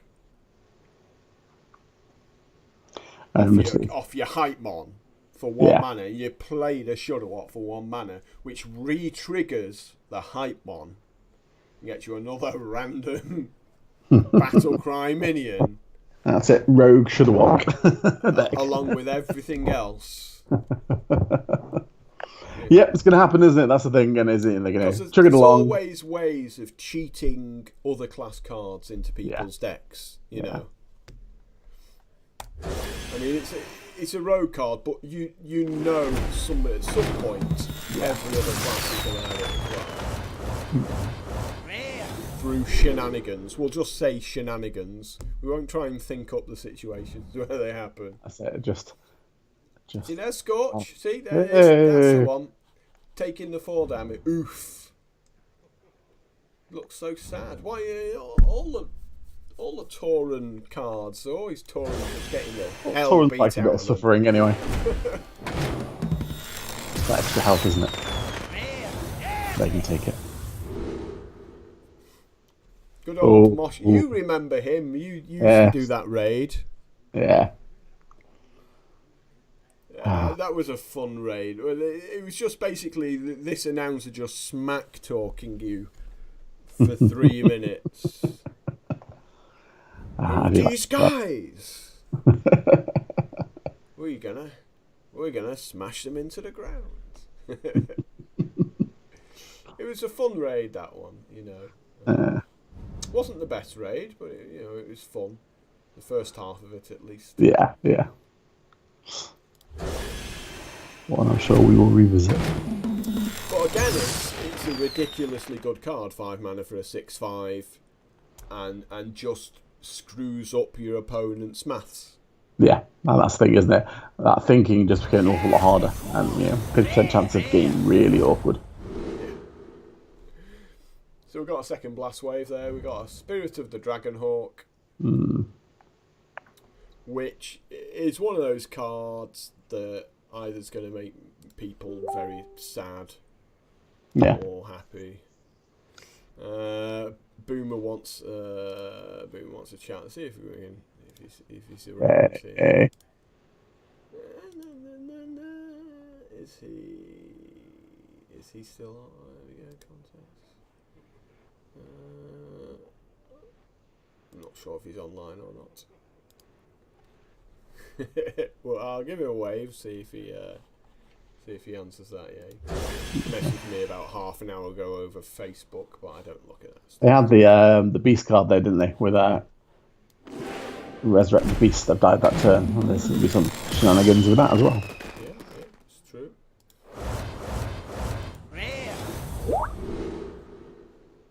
Let's see if we can add him to this call.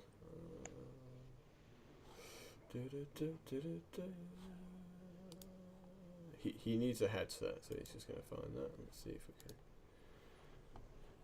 we can chuck him in here. I'll probably end up cutting you off. It's normally what happens. That's fine. I won't be offended. I'll go and get a glass of wine.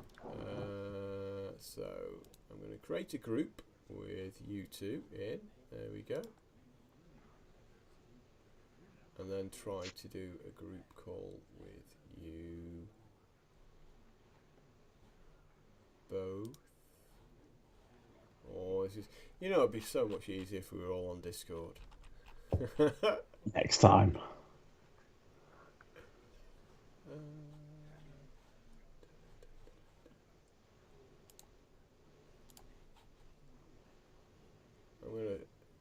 I reckon this will cut you off if I do this. Yeah.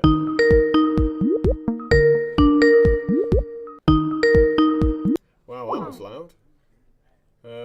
So has it kept me with you? Okay, it's put Craig on. There we go. So it puts you on hold. Yep. While I'm calling Boomer. I'm sure. Do you know what? I think you need Skype for Business to do a group call. I'm fairly certain of it. But we can all do Discord. If you look on the Caravel Gaming channel, there is a link to our Discord, which anyone can join. And what I can do is I can drag people into the actual voice chat. Hopefully it won't create too much reverb or anything for you. We can try this out anyway. It'll probably be a mess for a while. Okay, look. Let's have a look.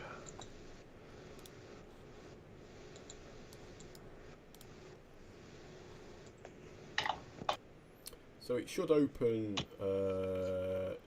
Discord in a browser if you don't have the app installed, but if you do have the app installed, which I think you would, right? I mean, you would. I'm a hardcore raid, don't raider. you, in World of Warcraft, and I imagine most raiders are using Discord nowadays. Casual mythic raider that I am. Yeah. Well, I see Boomer online, so okay. let's try and pull him into the other channel. I'm sure there's a move option. Oh, there's a kick Boomer option. Let's have a look. Where am I looking? Alright. So, the Caravel Gaming Facebook group, yeah? So, if you see the Discord, if you go onto the twitch.tv and go to the Caravel Gaming page, there's a big Discord button at the bottom of the page, which will let you in there. Let's have a look. Here we go. So, and what I'm going to do is I'm going to close this Skype call. And hopefully we can get you in the Discord channel. Alright. Well, this is all newfangled technology here, so let's give Boomer some permissions.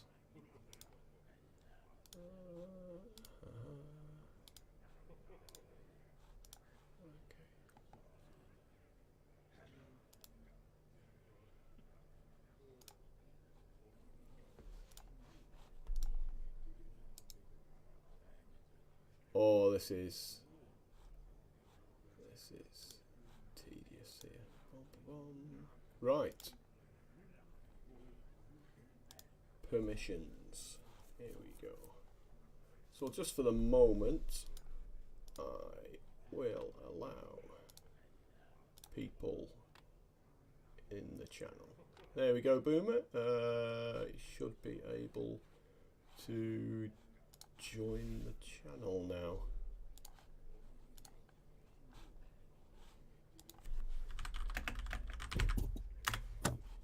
Oh, I hear somebody. I think that was probably me tapping my microphone. There we go. I'm just gonna change the output channel here so it doesn't create any reverb. And while I'm at it, I'll turn off the Twitch channel because holy mackerel, that's that's confusing. Oh no, I need push to talk. What's going on?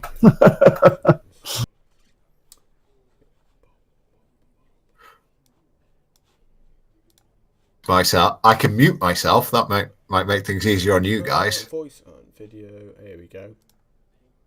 Ah, there we go. That's all fixed. Lovely.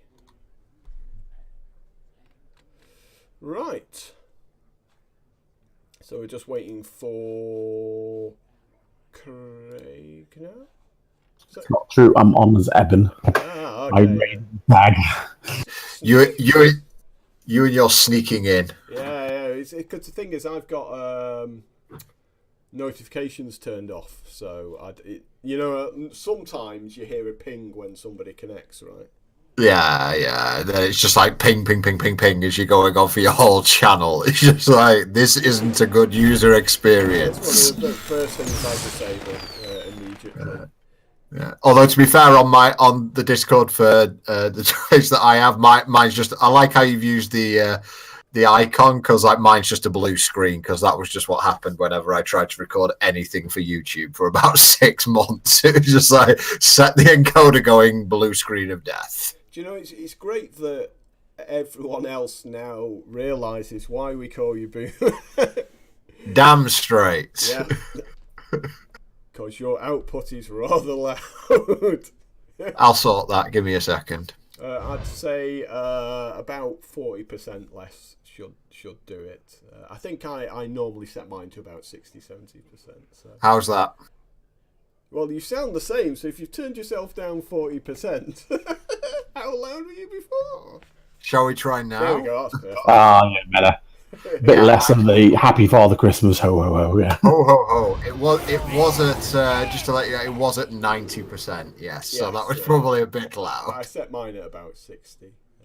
Yeah. normally. Oh, I can even set up my webcam. That would be let's not do that because then we bring pants into the equation. Then. So, are you watching the stream just with no sound?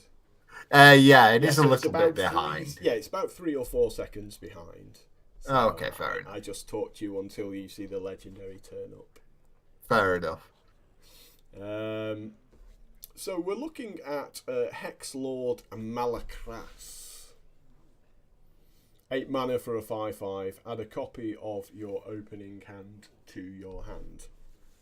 Very specifically, accept this card as well to avoid the old I'll just draw 5 cards a turn for the rest of the game. But it's just whether, if you make a copy of it, whether it recognises the copy or not.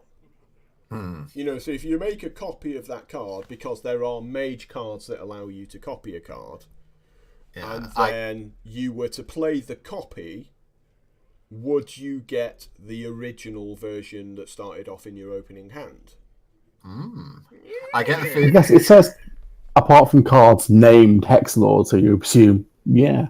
Well, but it So says you've got cheeky accept, secrets. it says accept this card. So is it specifically saying accept exactly this copy of this card? Or if you copy it, is it considered a new card and would find other versions of Hexlord Malakras?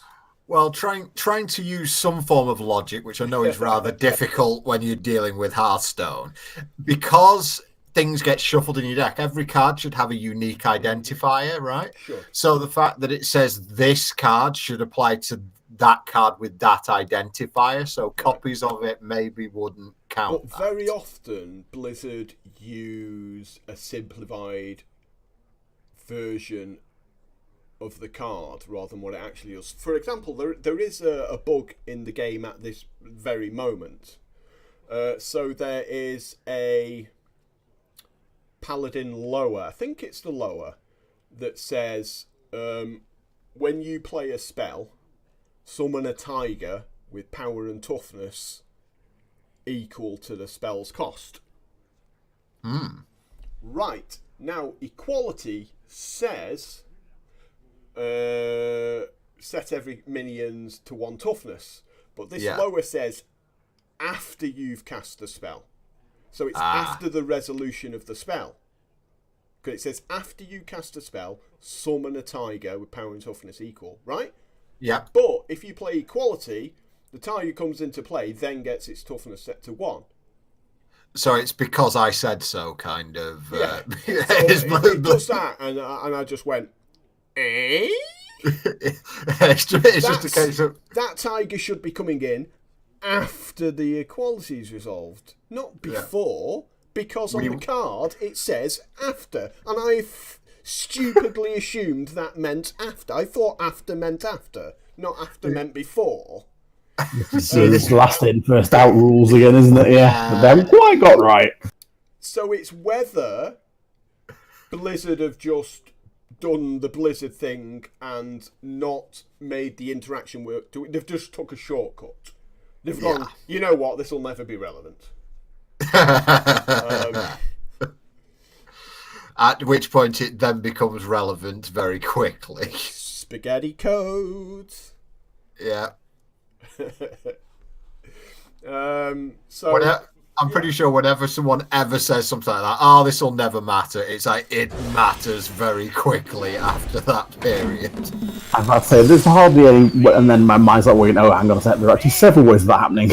Yeah. Oh, look at that, a golden Zandalari Templar. Shiny! It's like he's just going, play Paladin. Though it's not, though, because I got the Priest legendaries and lowers, and Craig got the Paladin ones, and he's like, hold it, in World of Warcraft, I play a Paladin main, and Craig plays a Priest main, and I got... It's like they're trying to get us to play other things. I got my stuff.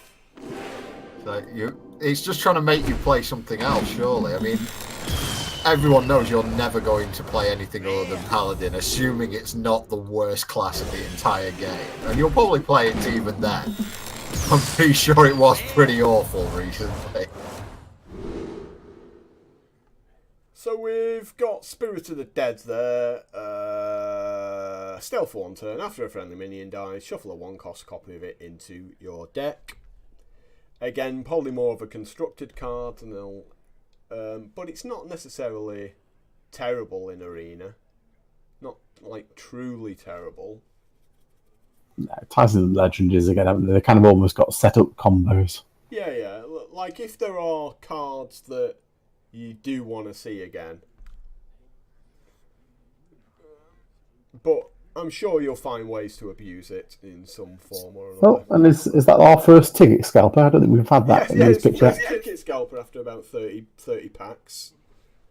Again, if you can give it stealth, it's a very good card, and it's certainly a win more card. Like if you play it onto an empty board, your opponent's like, well, I can't play anything now. It's like, what can I do? And those stats are quite happy for, aren't you?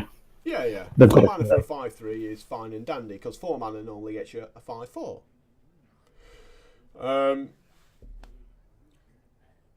But again, it's like, if you play it onto an existing board, it's going to trade with your opponent's 3/2 for 2 mana, which makes you sad. Yeah. But if you put it onto an empty board, you're very happy. So again, it's one of those well-balanced cards. But if you find a way of giving it stealth for 1 mana or something like that. Or certain rogue pirate cards that come out with rush. Yeah. If you find a way to give it rush, it'll be ridiculous.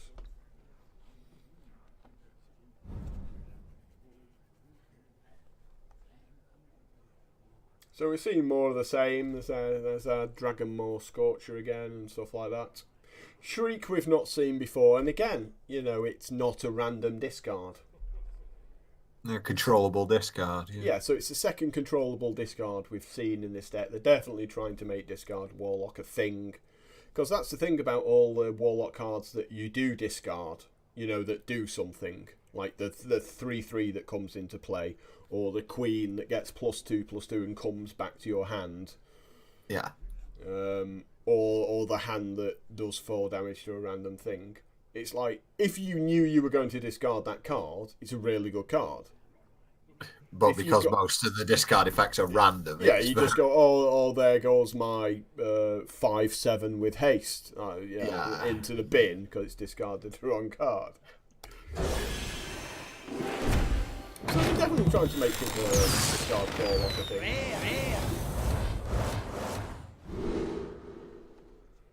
Aside from the old 1/3 when you discard a card, draw a card. That kind of made discard okay.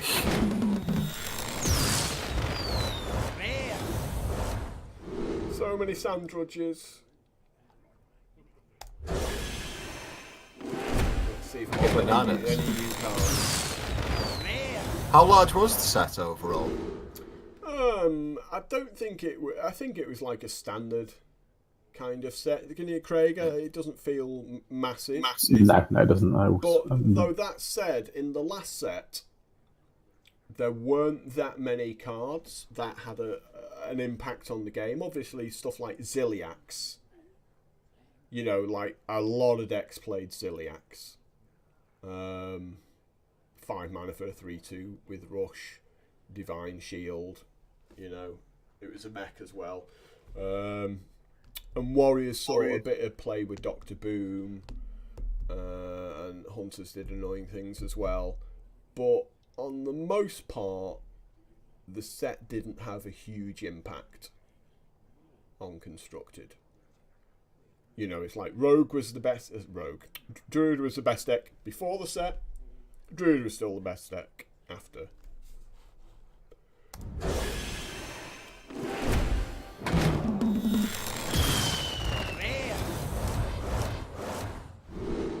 Clicking. We haven't seen before. What we'll do is we'll just... Makes you really appreciate, just looking at the 6 mana Shaman Sweeper there, you just like that, just going, makes you really appreciate Dustbreaker, doesn't it? Yes. For Priest, yeah. Yeah, we had this chat. I mean, they obviously looked at that and went, you know what, if it was 6 mana for a 4/4, that'd be too powerful. Yeah, we were trying to guess what it originally was when it was designed, and then it was fixed, and then when someone's gone, crap. So here we're looking at a couple of new cards, actually. Spirit of the Shark. Stealth for 1 turn, your minions, battle cries and combos trigger twice. It had to be 4 mana for a 0/3, or else it'd just be abused so hard. And I think in Constructed, everyone's going to be running 2 Void Rippers for the foreseeable future. Void Ripper, 3 mana for a 3/3, swap everyone's power and toughness. It's like, it feels good if people are going to be playing spirits. Gotta admit, that's one of the few spirits where I would possibly pick that in arena, because you're going to get value out of it.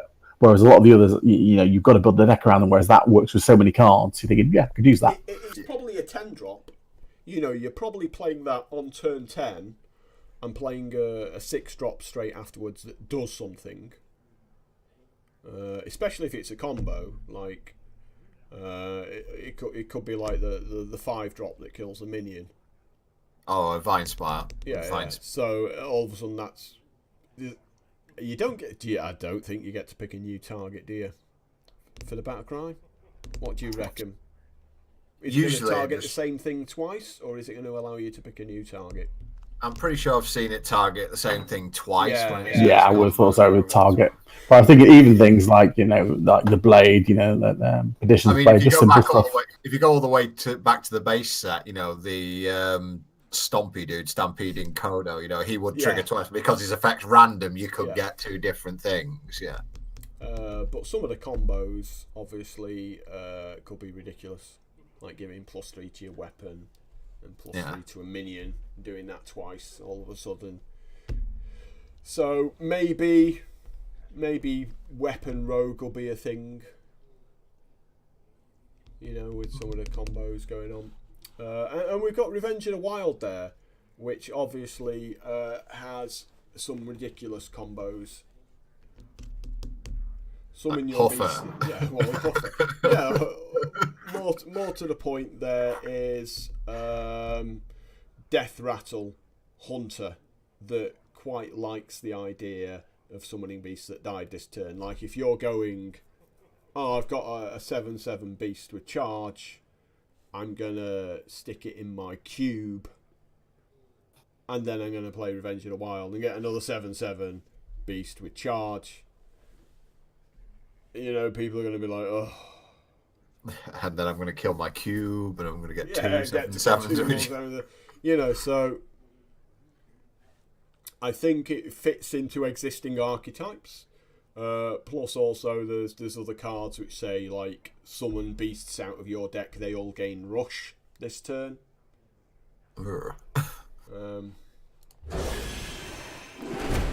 take a look at a few of those. Open these packs anyway.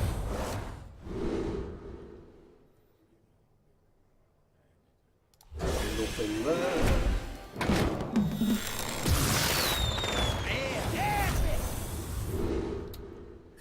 Just looking at one of the blasts, it's like 214 torment in shield. It's like you are going to be a sad panda if your opponent plays a Void Ripper on that sucker. Hey, you might play it yourself. Yeah, true. Kill your opponent for 14. Cheaty ankle. I just love the names of some of these. It's like Hearthstone definitely has a sense of humor about itself. Yeah.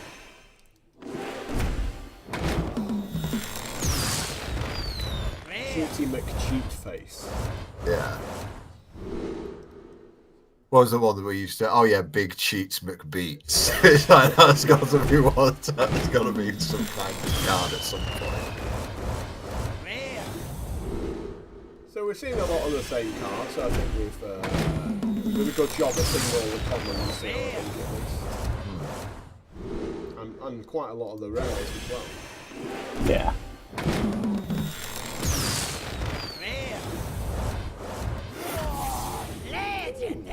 Last pick, legendary. Akali the Rhino. 8 mana for a 5/5. Rush. Overkill. Draw a rush minion from your deck and give it +5/+5. Oh, Jesus. Because Warrior needs more stuff like that. That's a good card. I must admit that's a nice card. Like if you happen to get a Ziliax from that, you've got an 8/7 rush. Is that Mr. Unity whatever? Yes. Yeah. 3/2 for 5 with a bubble and rush. And now all of a sudden it's an 8/7. A lot of the warrior cards seem to revolve around you catching up. Like you look at something like Brawl, that's a fundamental warrior card. I've fallen horribly behind, let's catch up, play Brawl. Or, let's do 1 damage to all minions. Oh, look, it's got Echo, I can do it again. So, Warrior's got a lot of ways of catching up, and this is just another one of those cards. This is going to come in, smash something. Like, even if your opponent's got, like, a 7/7, you're going to hit it with your weapon, finish it off with an Akali, get your Ziliax out of your deck that's immediately going to gain your 8 life back by hitting something else. So it seems absolutely fine in sort of a control warrior deck. It's just whether the combo decks in this format are going to be ridiculous. Because that's always been the thing that's held control warrior back. That priest players just go, oh, that's nice, dear. You're on 68 life with all that armour. I'm just going to kill you this turn with my combo. Yeah, thing is, remember, there's quite a few ways of getting an 8-mana minion into play without, like some of the weapons, for instance, getting that into play without actually spending any mana. So something that you can get that into play and then put something else into play the same turn, being humongous.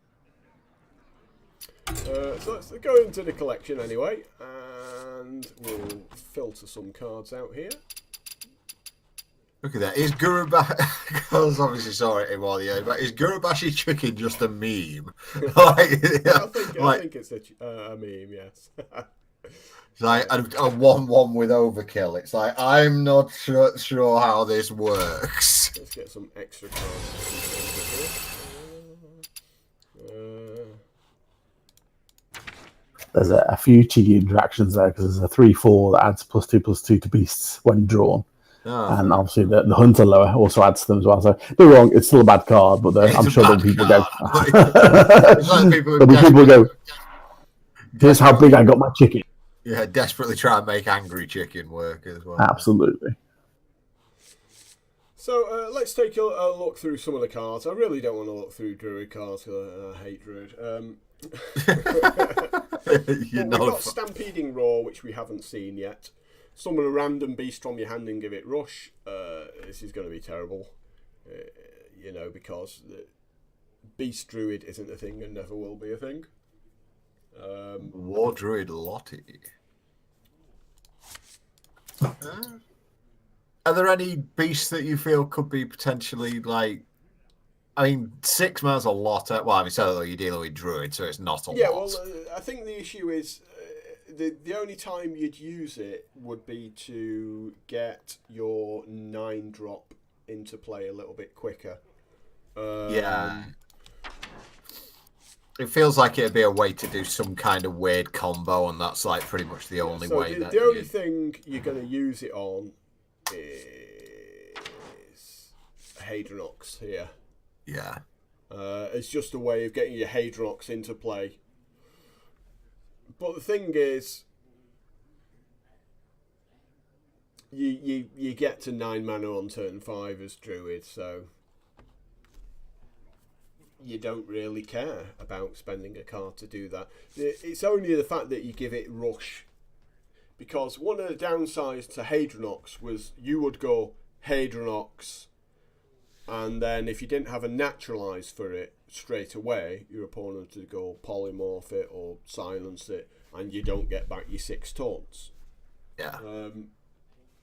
But even giving it rush, you're still hoping your opponent's going to have a minion with 7 power, which isn't that often.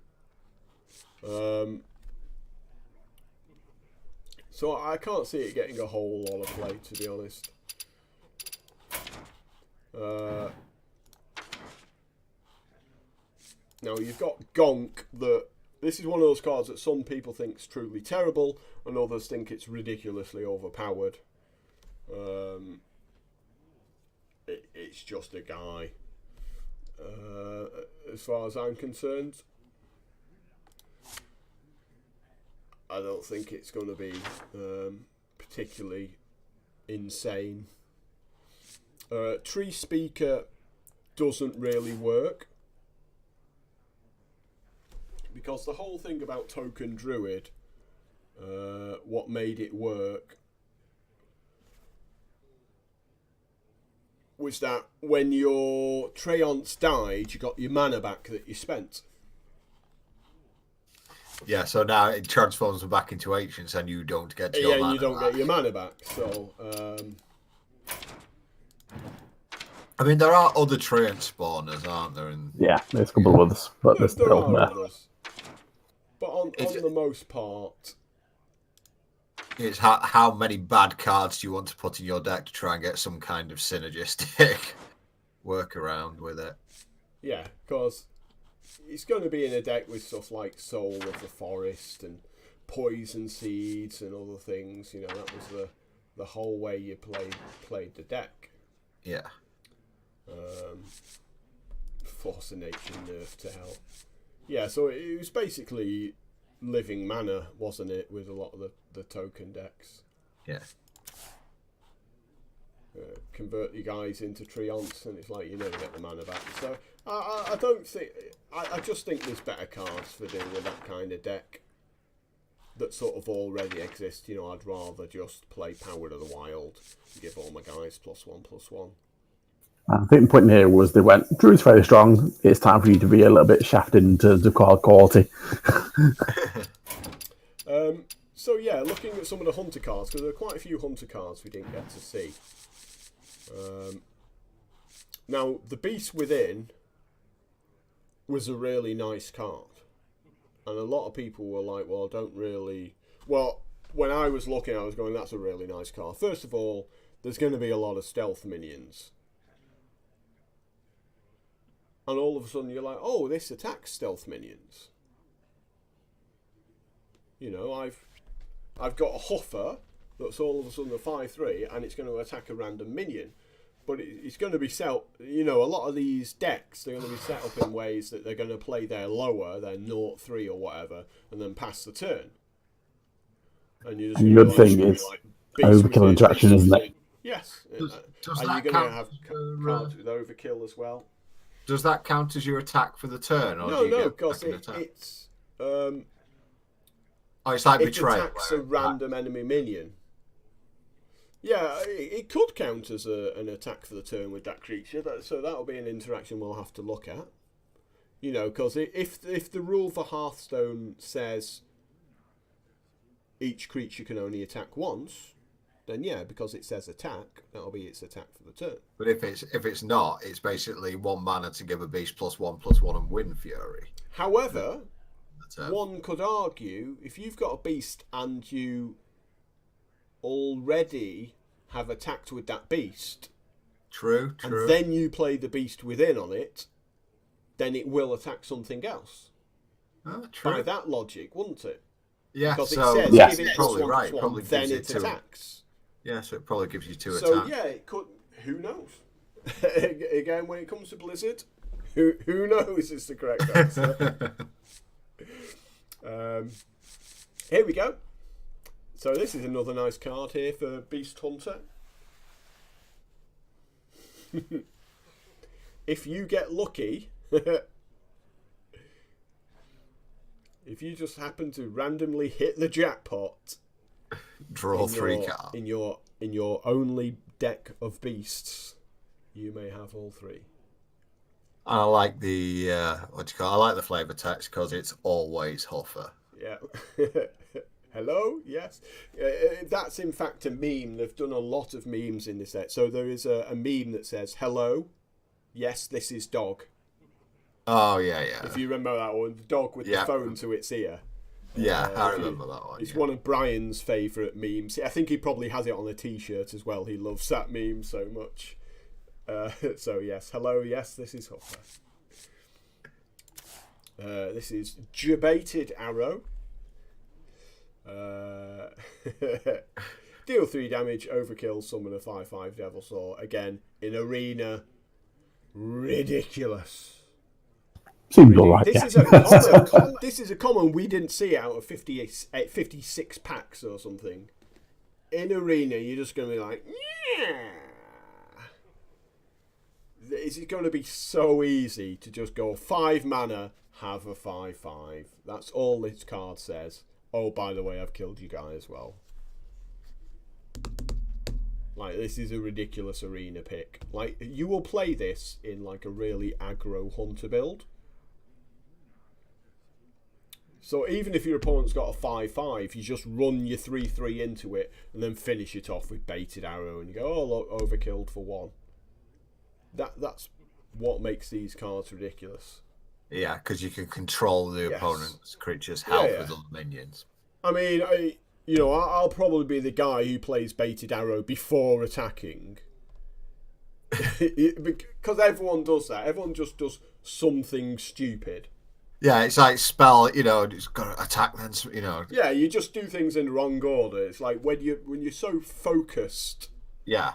That's... I've done that in Magic things where it's like you've gone right, get this done, and then you forget to play your land for the turn. Yeah, and you get syncopated for 2, and you. And you just feel sad. Yeah, you remember that one, Craig, don't you? When somebody do something, you'd go mana leak that, pay 3 more mana. They'd go, well, I've only got 2 mana, so I'll not pay it. It dies. And then they'll make a land, and you'll be like, yeah, you're feeling bad now, aren't you? I think the embarrassing one on that's when you get 4 spiked. I think that's even worse. It's like pay one, because that really rubs it in that you haven't paid your land for the turn. So here was the Hunter Legendary, 5 mana for a 3/2 Battlecry. Fill your hand with 1/1 Lynxes that have Rush. I has an army. Again, like if you dump 6 Lynxes onto the board the next turn and then play like Revenge of the Wild and resummon them all instantly, it just takes it to a whole new level. And then at 10 mana you've got a new hero, Zul'jin. This is like a fixed version. So it casts all spells you've played this game, so it's fixed Yogg. Yeah, fixed Yogg, because Yogg does random spells, so that the spells are still in a random order, I believe. It doesn't play them in the order you cast them. It just throws them. I believe. I mean, there's nothing there to suggest it doesn't. Although this obviously still has the Yogg potential for sadness when you kill command your own face a couple of times. Yes, I mean, I don't think you're playing it in a deck. You're going to be playing it in Spell Hunter. You might very well play like a couple of Hunter's Marks in that deck, but you're going to be playing it with a lot of Huffers. Yeah, with the old Call the Wild.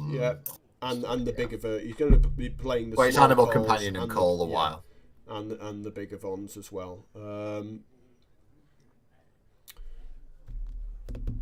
Looks at the wording. The Shudder wording is very similar, and that goes in order. So I suspect this will go. And he also has a hero ability, which is just deal 2 damage to anything.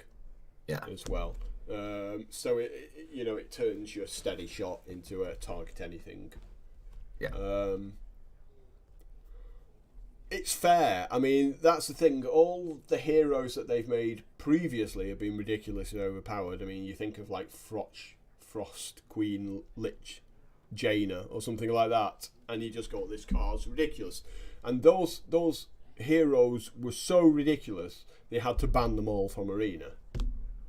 Like, so many people complained because they go, you know what, if you get a Death Knight, you just wait. If he just gets the Paladin Death Knight, he just goes, lol, smash that for 5, gain 5 health, start summoning 2/2s, and at some point they're going to combo you off and kill you instantly.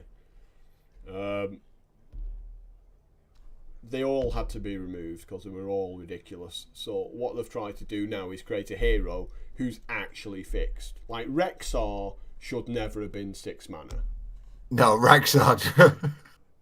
Like 2 damage. To be fair, I've only ever played with the Death Knights in what do you call it? The not the dungeon mode, but you get what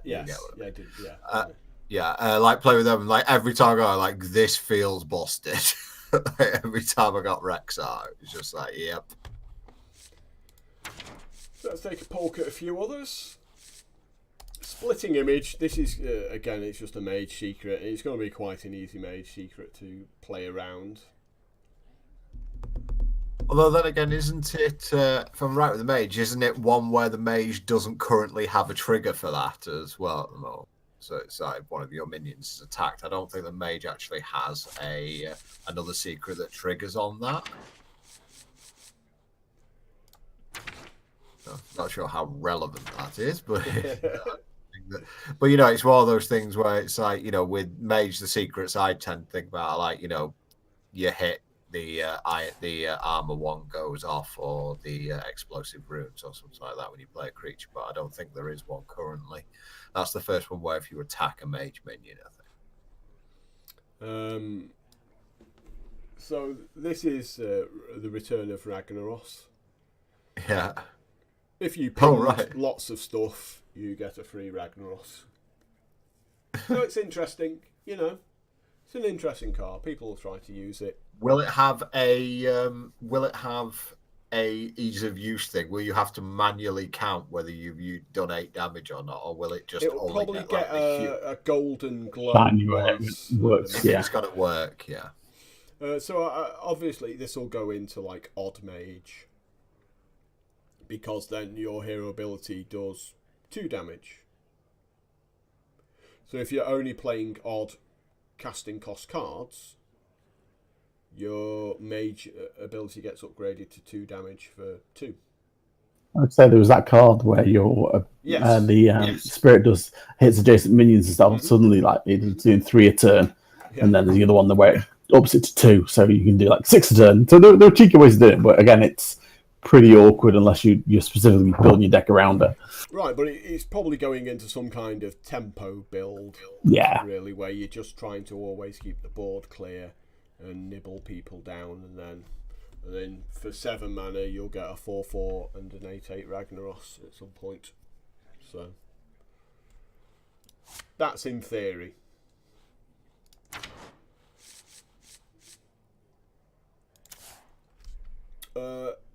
This is an interesting card for Paladin, Immortal Prelate or Prelate. Before your early morning coffee. Prelate. Used to love going to the Groves and a casino with my mates from Oldham, because they'd always be like, "Are we going to the Grosvenor?" I'd be like, "Grosvenor? What the hell's a Grosvenor?" "Oh, the Groves. No, the Grosvenor." Like some French for a large wine or something.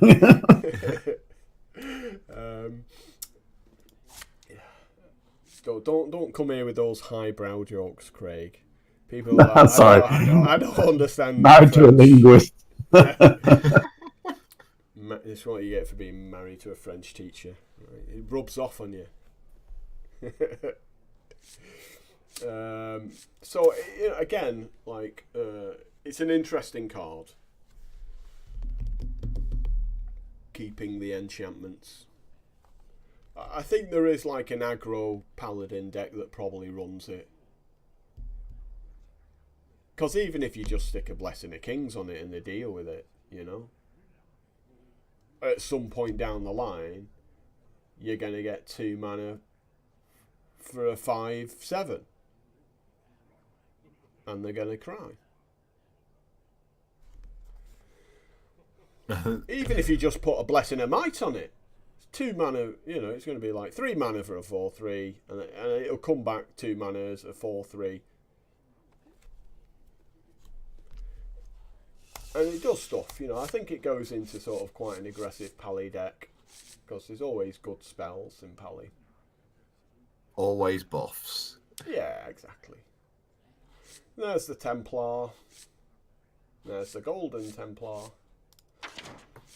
So High Priest Thekal, there we go. Here's the one we were talking about. Legendary, 3 mana for a 3/4. So again, it's just a fine body. Convert all but one of your hero's health into armor. Is this like one of the ways they're trying to get, like I think you were mentioning earlier, to try and get people to play Heal Pally? Yeah, exactly.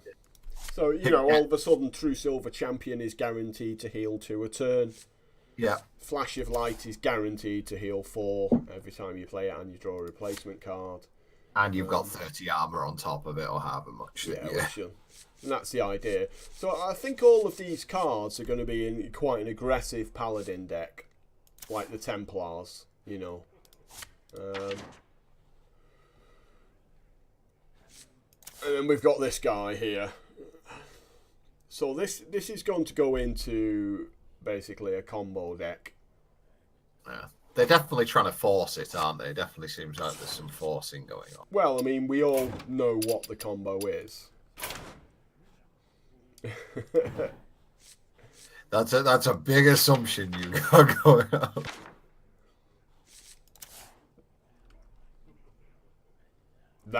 That's the combo. Oh, yeah. With the best flavor text ever. Wait for you to catch up. Yeah. You're almost there. It's almost caught up. Yeah, the holy. Come on, Molten Giant. Yeah. So it's now going to be, come on, 25 mana. Yeah. Well, Molten Giant is 25 mana now. It's I'm guessing the 7/5 is slightly better. I take it doesn't change mana cost until it enters your hand. Is that correct? Yes, correct. Yeah. While the cards are in your deck, it always has the 25 cost. Yeah. Arena page. Yeah, Molten Giant's we had 20 mana. There we go. I thought it wasn't 25 anymore. They. Oh, did they put it back to 20 now? Yeah, it's 20 mana. Sad times. I've got a golden one for some reason.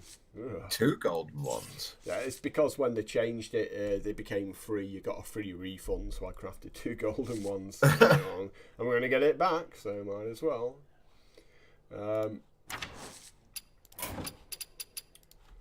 But yeah, basically the deck will involve making a minion, shuffling copies of that minion into your deck, and shuffling extra copies into your deck with your little Ilek, and then dealing 25 to your opponent's face.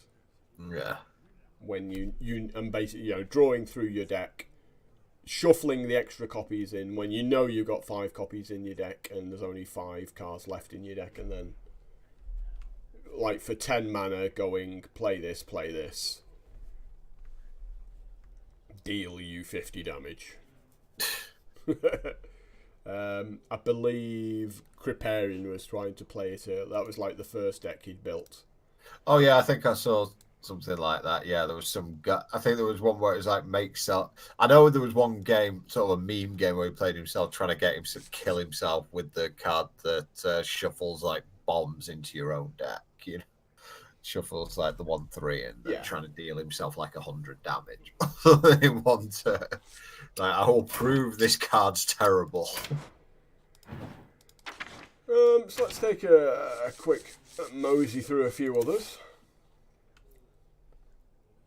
Surrender to Madness is again, it's another one of these meme cards. Give all minions in your deck +2/+2. Obviously, if you can pack your deck with like lots of 0 drops and 1 drops, potentially they all become overpowered for the cost of them, but you're never gonna draw Surrender into Madness enough times for the deck to be in any way relevant. Yeah, it's like, but having said that though, how often does the 2/2 for 2 come down on turn 2 and give all the minions in the deck +1? You see, this is one of the sad things about Prince Keleseth, right? There's so many good 2 drops in the format at the moment, and none of them see play. because of Prince how Kaliseth's in the format. You just go, I could play this, or I could play this, or I could just play Prince Kaliseth, which the power's just off the scale for the card. Yeah, it's like I'll roll the dice on winning the game on turn 2. Amazing. I was watching a streamer the other day, and he was playing Shudderwock, and he drew the Prince Kaliseth on turn 3, but was extremely sad because he already had. Here we go. Let's just dig him out. This is just for Boomer's sake, since he's not played for a while and might not understand the cards. Probably won't.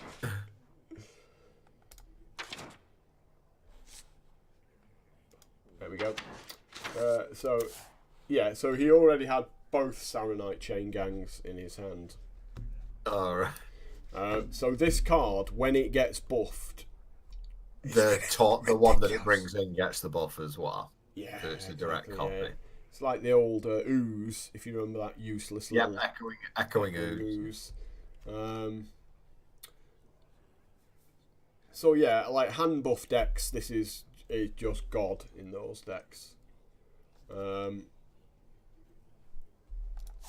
And he was extremely sad because he already had both of them in his hand.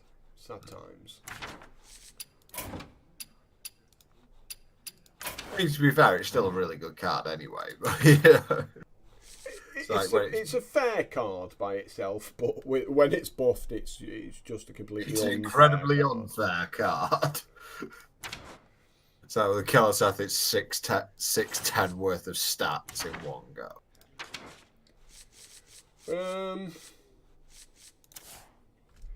This won't see much play, Princess Talanchi. It's basically it's in Steel Priest. Summon all minions from your hand that didn't start in your deck. There's no way of abusing this card, really. Because you don't get to control with absolute certainty what those cards are. No. Just say summon. So not sure if it triggers the battle cries as well. Sometimes when it's a summon, they can do. Then we're looking at some of the road cards. Growl the Shark, 5 mana for a 2/2. Battlecry, eat a minion in your deck and gain its stats. And then Death Rattle, add it to your hand. So if you get lucky, it's 5 mana for something like a 6/6 or 7/7 or something. Or even if it's really bad, it's still 5 mana for a 5/5. And then you get a card 3/3, and then you get that card afterwards. So it looks, it's a fine card. Mm-hmm. And you can occasionally just get super lucky with it, pull a big top end card out of the deck and get like a 5 mana 10/10 or something. Mm-hmm. Then we have Cannon Barrage, 6 mana, deal 3 damage to a random enemy, and repeat this for each of your pirates. There are people who are trying to make this deck work. They're trying to play Pirate Rogue, which will be like very aggressive, like all the pirates, and then this will be like the finisher. Yeah. Ideal situation. Turn 6, you got 4 pirates in play. You're dealing 12 damage. So kind of like Avenging Wrath in like the Aggro Paladin Yeah, decks. yeah, exactly. Avenging Wrath was often used as a finisher in those decks, like the old one-off. So again, I think this will probably be a one-off, unless you can somehow get a stupid number of pirates. Because there's going to be times where you've got 2 of them in your opening hand and you're just sad. And your deck's not going to do anything. So we haven't seen Big Bang Voodoo. Give a friendly minion Death Rattle, summon a random minion that costs 1 more. It won't see any play at all.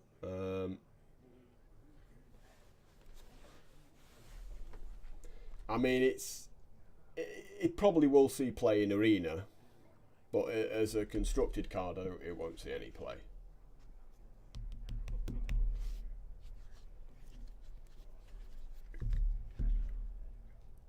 Because in Arena, it's basically, oh, I've got a 5/5/5, and for 2 mana, I'll then get a random 6-drop when it dies.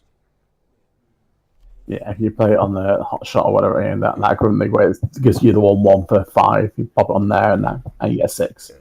But it's situational, isn't it? Even if you put it on a big minion, it's still fine. Like you know, you're in the late game, you got 9 mana, you play something for 7 mana. You know, just like a random big schmo for 7 mana, and then you go, and when it dies, I'm going to get an 8-drop. It's like that seems fine. Where it's not so good is when you're putting it on a 2-drop. Because then you get a random 3-drop, and some of the 3-drops are utter garbage. Because a lot of the 3-drops have like battle cries, and they're really understated as a result. So, you know, you can just get like a 1/1 for 3 mana. Oh, it's fantastic. This is what we play the game for. This. Like I said, Bog Slosher, very nice card.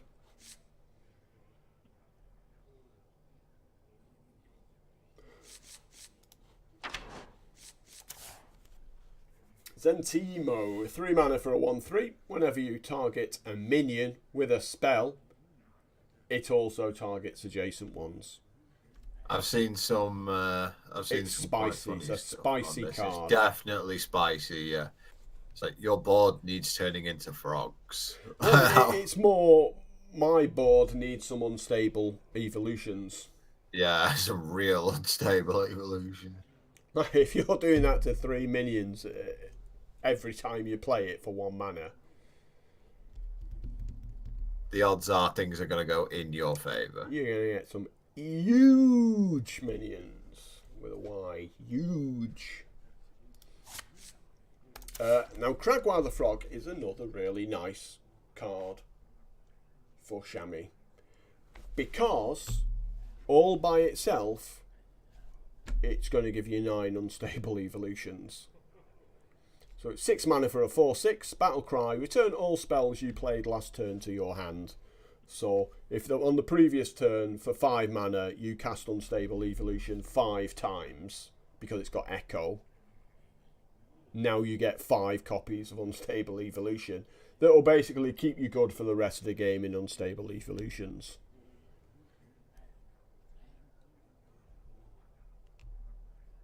So it clearly goes into that deck, along with Zentimo. Like, the deck almost builds itself in its entirety.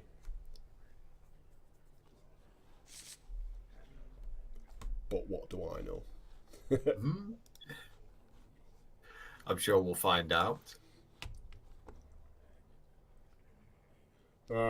It's just another card for Shudderwock, really. You know.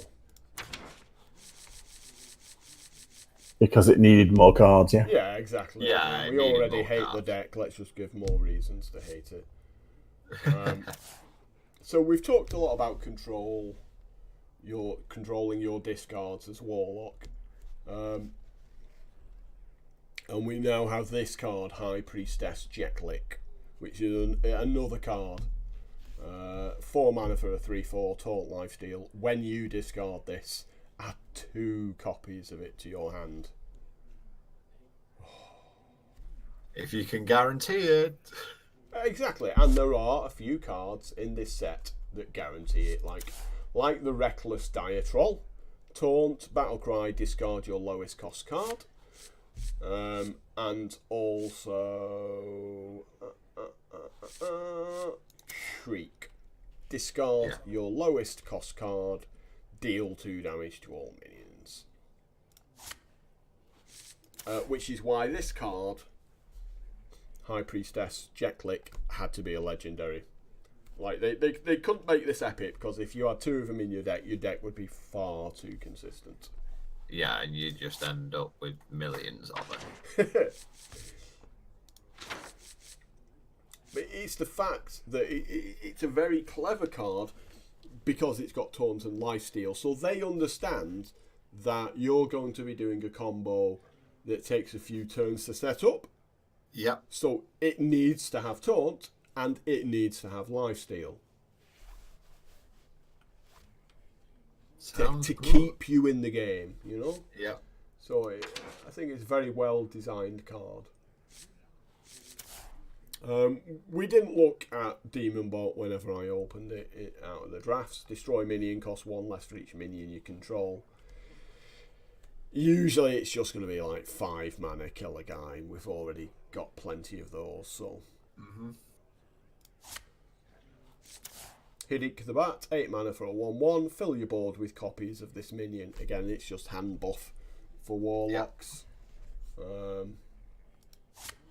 If you manage to get it to something like a 3/3, then it's going to start being ridiculous.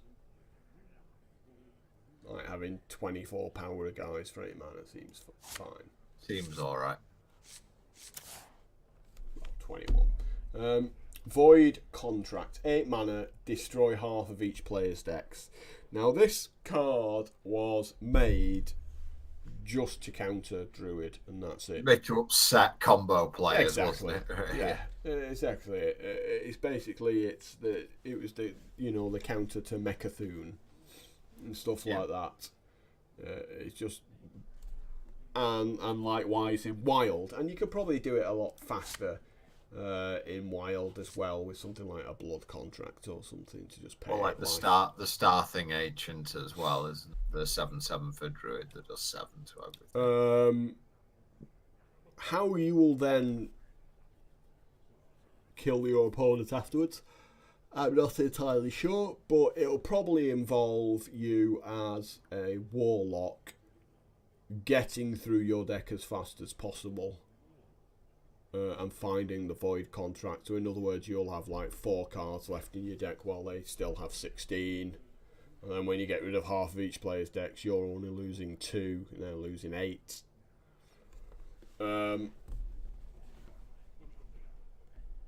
So maybe it's not so bad for Warlocks with the way they build the decks. We'll have to see. Yeah. Warriors definitely the interesting one. They're definitely trying to make Dragon Warrior a thing with the set. So if you look at some of the cards already in there, Dragon Roar, which is a wonderful card. In Arena, 2 mana, add 2 random dragons to your hand. And you've got the Smolderthorn Lancer. If you're holding a dragon, destroy a damaged enemy minion. So again,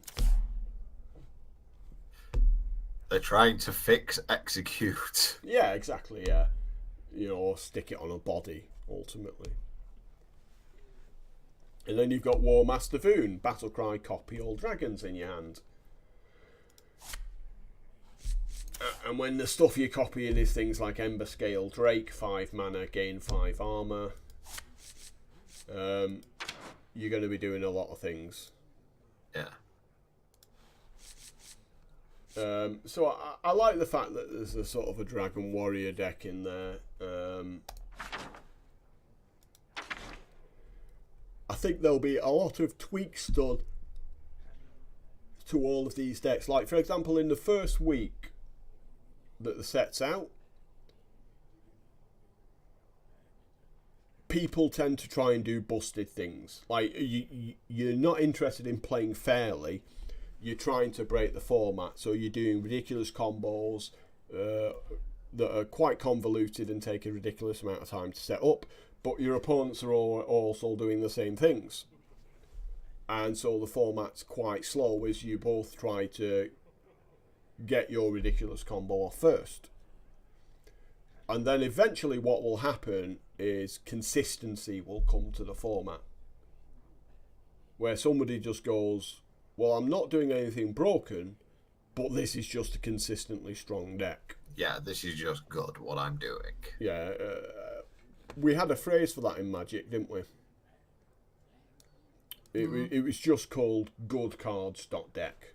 Yeah, you generally saw it at the start of every format. It was like you just cram all the best. All the decks would basically be wannabe cram all the best cards into a deck. And get greedy. Oh yeah, I mean, I built like, you know, when I built like 5 color, you know, there's 5 color with like chromatic lanterns, so I could cast literally everything, you know, and then put literally everything in the deck. And somebody would say to you, "What are you playing at like the Friday night Magic this week?" And you'd be like, "I'm playing good cards deck," and they'd know immediately what you meant.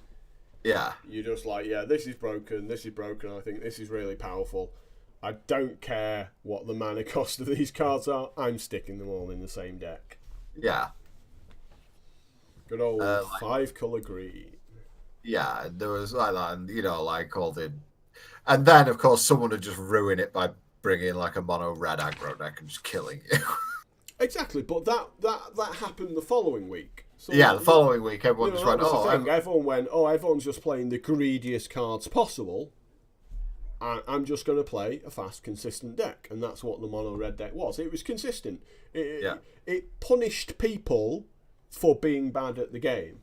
Yeah, or when that was legal, it was the like Elf Geddon deck, wasn't it? So it's like, you know, the deck where it's if you drew your cards at the start of the game, and then you mulliganed and you got a terrible hand, the red player went, "Well, you're dead then. Yeah. Why are we still playing?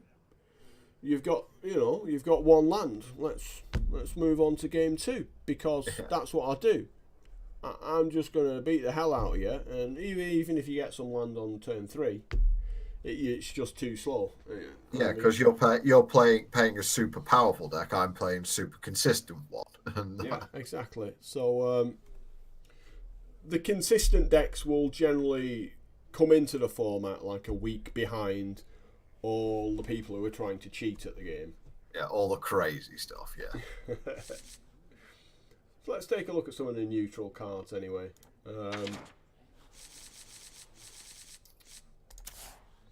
We have Soup Vendor. 2 mana for a 1/4. Whenever you restore 3 or more health to your hero, draw a card.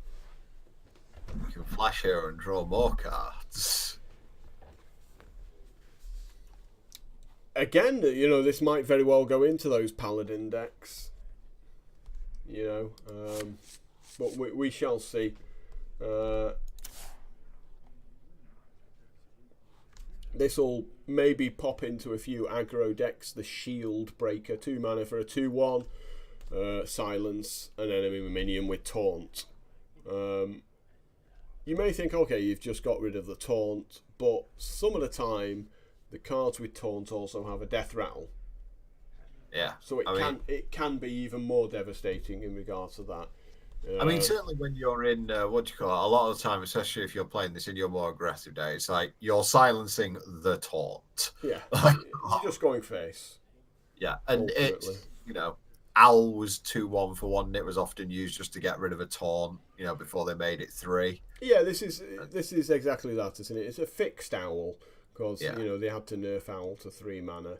But they probably wanted a card for even players to be able to do that wasn't 4 mana. That wasn't Spellbreaker. Yeah, so they probably wanted a faster card. Because a lot of the even decks are quite aggressive. Because if you're playing even Paladin, then like your hero ability becomes 1 mana. So, yeah. You know, so that's what you're doing on your odd turns, you know, making another 1/1. So they can be quite aggressive in regards to that.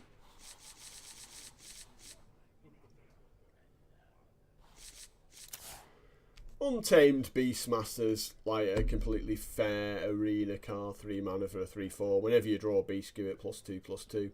Again, it has that option of just occasionally being unfair in arena. Yeah, I mean the stat is premium stats, exactly. Isn't it, for a 3 drop? 3 mana for a 3/4, and it's got a little ability on the side, so you're always going to be happy.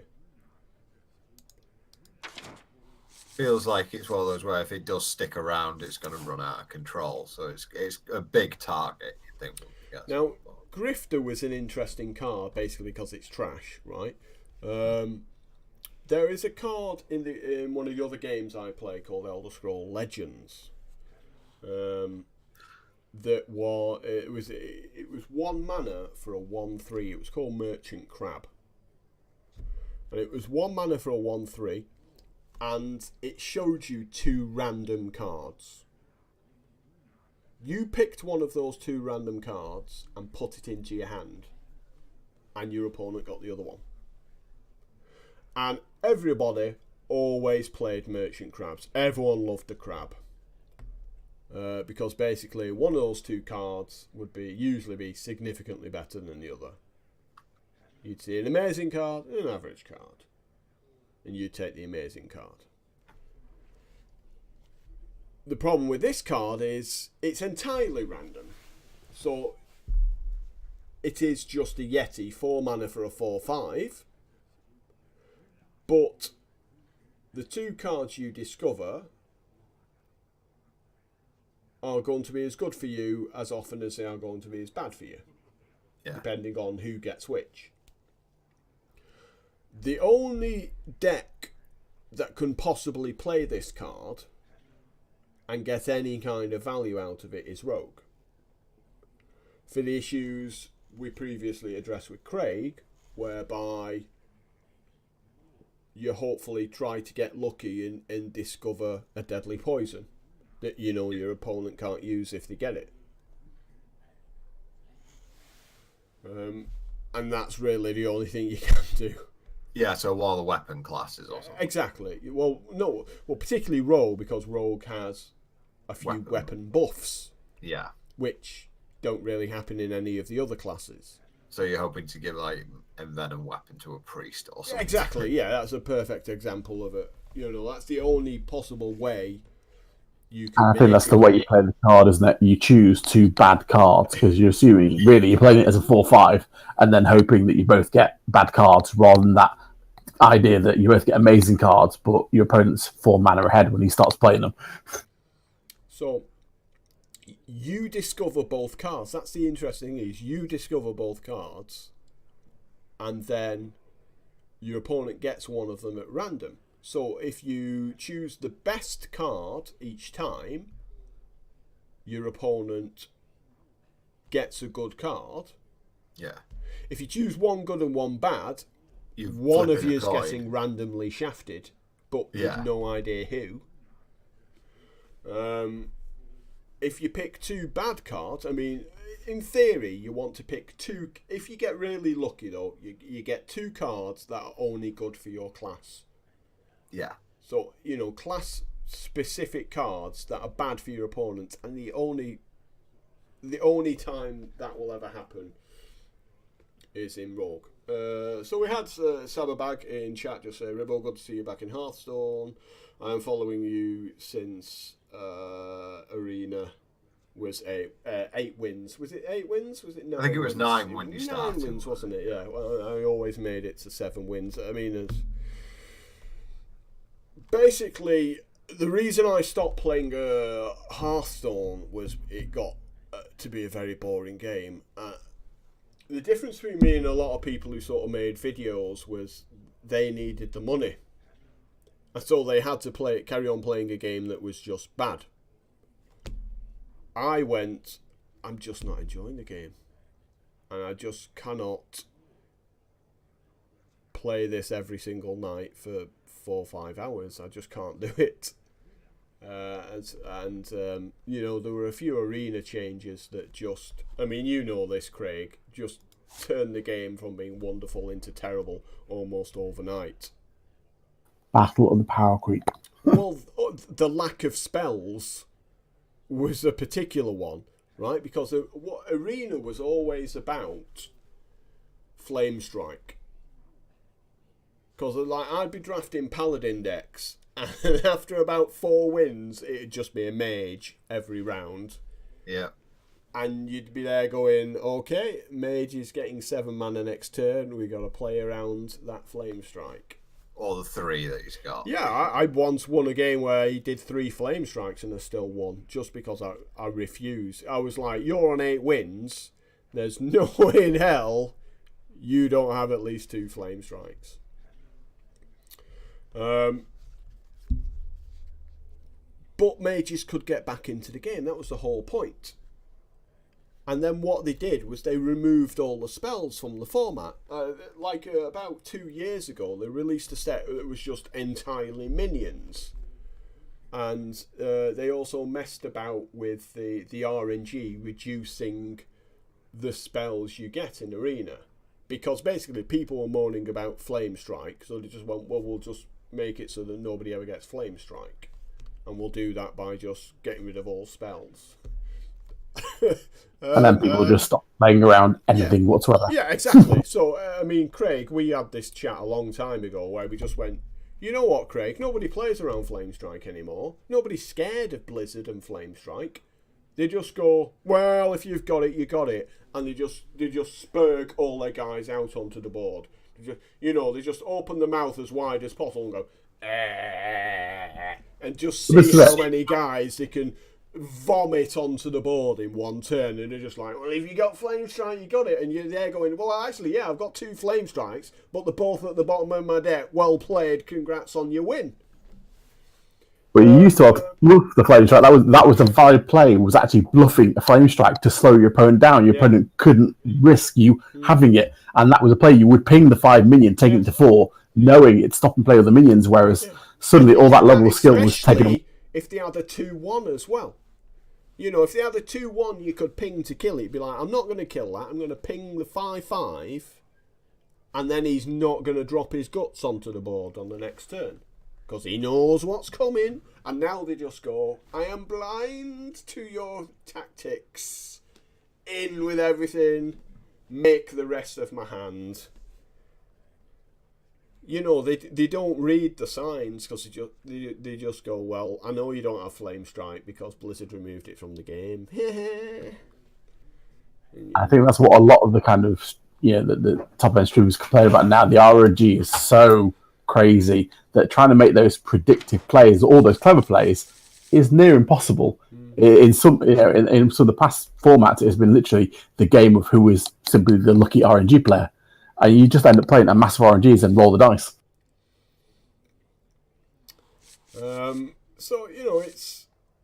I didn't enjoy the format, so I stopped playing it. That's a simple thing, really. I think that's very important for any game. If you don't enjoy it, don't play it, don't force yourself. However, I did, keep my collection active, and I did sort of log in for 10 minutes to do the dailies just to keep the gold grinding over and stuff like that. And just quite frankly, I was enjoying World of Warcraft a lot more. But I want to, how much longer have you got there, Boomer? I'd say probably about 15 minutes. Good, right, well, we'll have this chat now then. God, it's a good time to have this chat. Talking about sort of the state of collectible card games in general. So today you may have noticed, for those of you who sort of follow me on Facebook, I linked to an article talking about people moaning about the death of Magic the Gathering Online. And nothing of value was lost. Oh, wait, sorry. Shouldn't really be saying that. So this was the old Magic client before they released this amazing client called Magic Arena, which I've been playing for the last 2 months. I'm just going to load it up actually now, just to show people briefly.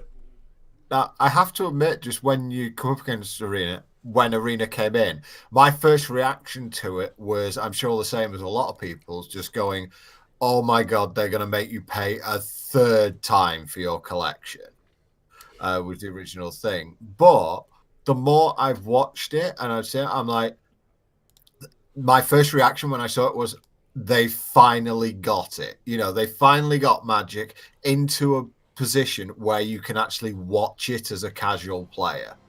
The interface is readable, it's busy, it's got flashy bits for people who like that sort of thing, that will attract people, and it makes the game, to me, it feels like it's less complicated.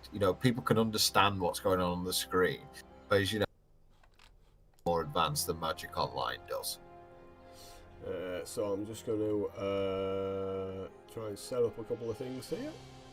One moment, I'll just have to mute you briefly.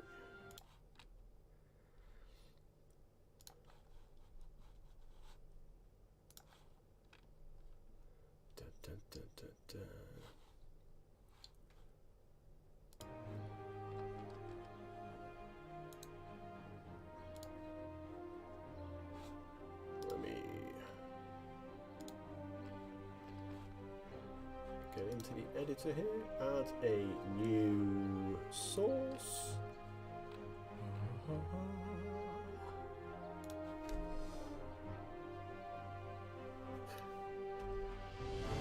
And you're somehow Ikoras on the screen now. Ribbo. Video capture device. Window capture, there we go.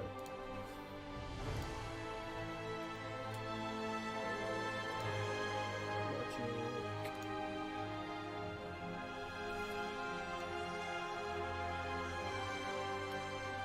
Here we go.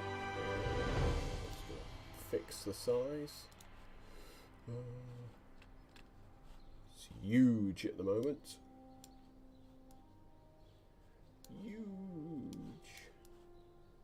La la la la. Ribbo's flashing his gold.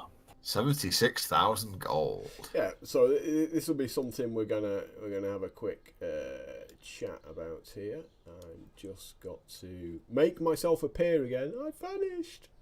No. No, I saw a guy with a beard on the screen. There is a guy with a beard on the screen. Maybe that's Ribbo in night form.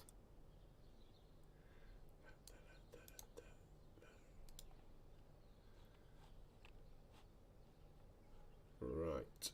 In fact, no, I can stay off the screen.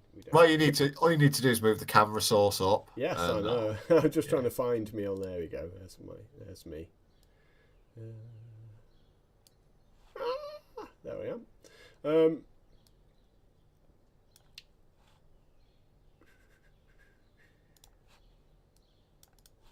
So this is Magic Arena. Now, for the game came out 2 months and a week ago, so it came out on around the 25th of October, and I have done nothing in the game apart from dailies.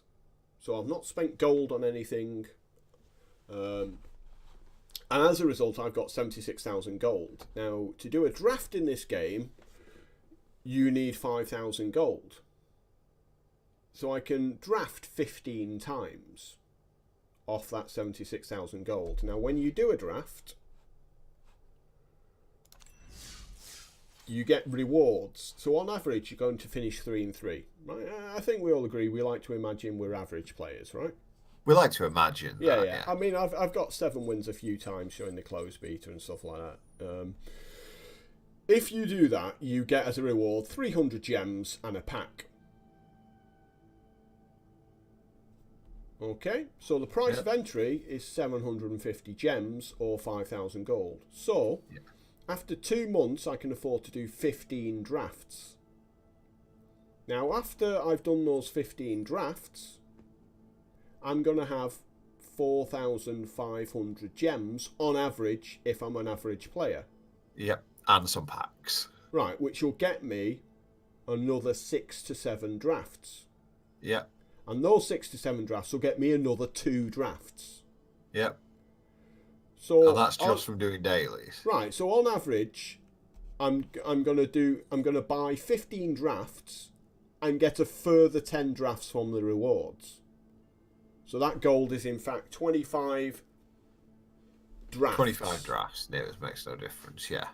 Which is 100 packs, because you're opening 3 packs to draft with, and then you're getting at least 1 pack as a reward, plus you've got a 26% chance of getting a second bonus pack.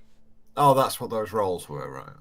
Yeah, so it says 1 bonus pack, 26%. So every 4 times it just adds up. As soon as it reaches 100%, you've got a whole pack, and that drops in as well. Feels pretty generous. So after 2 months of playing, if you are doing your dailies every day, you're going to be opening from everything 100 packs. Now, if you're doing free to play and a new set comes out Over the next 2 months, you're going to get 100 packs, which is enough to get all the cards you need. Oh, definitely. Right, because of you're going to get wild cards on top of that, which can then craft you exactly what you need. Yeah, is it every 6 packs? Yes, every 6 packs, exactly. So you get 2 rares and a mythic or something. Well, you either get so every 18 packs you get 2 rares and a mythic. So it goes every 6 packs you get a rare, then you get another rare, and then after the 18th pack you get a mythic rare. So it goes rare, mythic for every 6 packs you open. Cool. You also get 3 packs every week just for getting like to 15 wins. So over the 9 weeks I've been doing it so far, that would be a total of 127 packs on average. Now, where a lot of people have been complaining that the game is being stingy and tight is because the game's just been dropped in. Right? So nobody's got any collection, and there's 5 sets that people need cards from. Yeah. And it's hard. It's hard to do free to play where you've got 5 sets. Yeah. However, once you've caught up, which will, take like 6 months or so, as soon as a new set comes out, you might have enough gold and resources to be able to immediately get all the cards you need. Yeah. So it can entirely become free to play for those people who enjoy the game and enjoy playing it every day. Yeah, I think the major bone of contention that a lot of people have with it is to do with the dusting or lack of thereof. Yes, exactly. But again, that's all because they don't have a good collection at the moment. Yeah. And there's just a lot of cards people want to craft. But you know this full well, that when a new set comes out, you buy a box of it, and then you just trade for the other stuff you need. And that's exactly what's going to happen. If a new set came out, and I was in the situation I am right now, where I've got 76,000 gold, that 76,000 gold, if I wanted to, let's go to the store here, purchase packs. So that's 76 packs. Yeah. So packs are 1,000 gold each. Now here's the interesting one with the gems. So 3 packs, 600 gems. Or you can do a draft where you open 3 packs for 750 gems. You're guaranteed one Another more pack as a reward. You will always get that 4th pack. So basically, it's always better to draft. Yeah. It's always better to draft. Plus, you get 50 gems as well back. Even if you owe 3, yeah. So there's, it's making people draft. I mean, you can just concede if you just want the packs. You can just, buy them, rare rob from all the drafting, and then immediately concede and finish 0 and 3. If you're a nice person, you play 3 rounds and just concede to your opponent to give them wins, so at least they're getting more than you are. Yeah. If you're nice. So this particular client, Magic Arena, is really nice. And as a result, all of the casual players have stopped playing Magic the Gathering online and have switched over to this. Yep. And in fact, most of the people that I know, a lot of people I know who just simply want to play Standard, they've moved over to Magic Arena because they prefer to play Standard on Arena than they would on Magic Online. And you also have to understand that for people who are streaming the game, Arena's so superior. Right, it just looks nicer. So if you're watching, then you'd much rather be playing Magic Arena.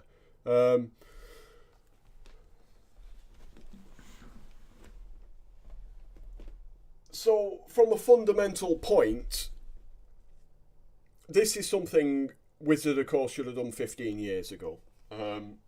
I've talked about this, privately with yourself. Is that 15 years ago, Wizard of the Coast suffered from a lot of nepotism. Yeah. Right. And in a way still does. Yeah. But back then it was even worse. Like, all of the upper management only ever hired their friends. And their friends were literally their peer group. So people who were on the Pro Tour and stuff like that. And they were always based in Seattle, the company. And Seattle's a tech city. Yeah. Which means that if you're really good at technology, if you're, the dog's bollocks when it comes to programming, you can walk into any company in Seattle and they will pay you top dollar. Yeah. Wizard of the Coast always paid bottom dollar. They were one of the worst employers in the whole of Seattle. So as a result, all that they ended up getting was people who wanted to work for Wizards of the Coast. Yeah. In other words, like, fanboys. it's my dream job. Yeah, exactly. Fanboys, people who weren't particularly good, because even if you were incredible and you loved Wizards of the Coast, you went, well, if I work for Wizards of the Coast, I'm going to be earning $30,000 a year less. Yeah. So how about no? Yeah. I'll just go for work in one of the other major tech companies. So what happened was they hired people who were bad at their jobs. They hired project managers who were friends of the boss and not necessarily good project managers. So basically all the hired talent was terrible. And what happened as a result was this game came out called Magic the Gathering Online, which was awful. And Spreadsheets. It's always been awful. But there was never any challenge to them, because Magic itself is just the most incredible game. There'll never be another game like it, just for how good it is. It was as close to perfect as you could ever have. Like, I can think of formats in the past which were just completely enthralling for the best part of 2 years. And even now, apparently, the new standard format's something to really look at now as well. Yeah, but I mean, I'm talking truly incredible formats. I mean, I'm probably looking they on with copyrighted everything, didn't they? So anyone trying to actually get into making collectible card games was having a much harder time anyway, because they got there first and put their stamp on it again. We set the standard, and if you wanted to come here, you're going to have to shed load of money and as well, make a very complicated game. Magic also was, it was basically D&D in card game form, wasn't it? That was the whole idea behind it, in a way. Yeah, it took the generation of D&D, and they got immediately hooked onto this. Yeah. But to topple them, it needed a company like Blizzard to do that. Which is what they did with World of Warcraft. Basically, Blizzard saw how horrible Wizards of the Coast were managing Magic the Gathering Online, and they saw that and they just went, you know what, we can do it better, and we've got a fantastic IP in World of Warcraft. And so they basically took an existing game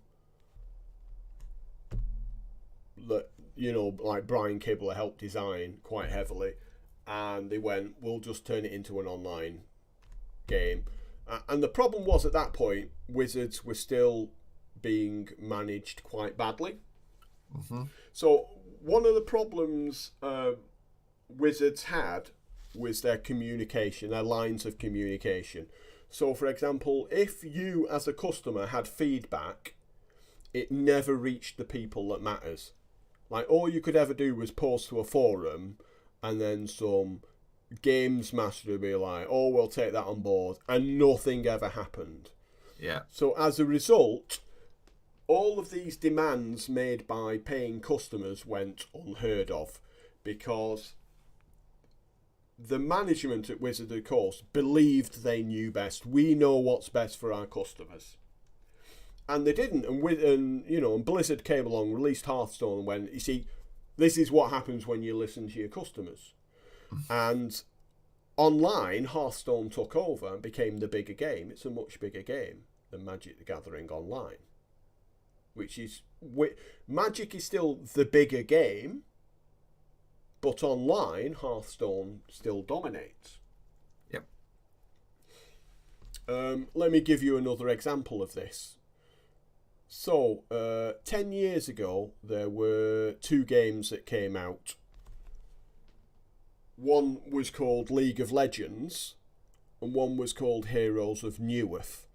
And both games were as big as each other.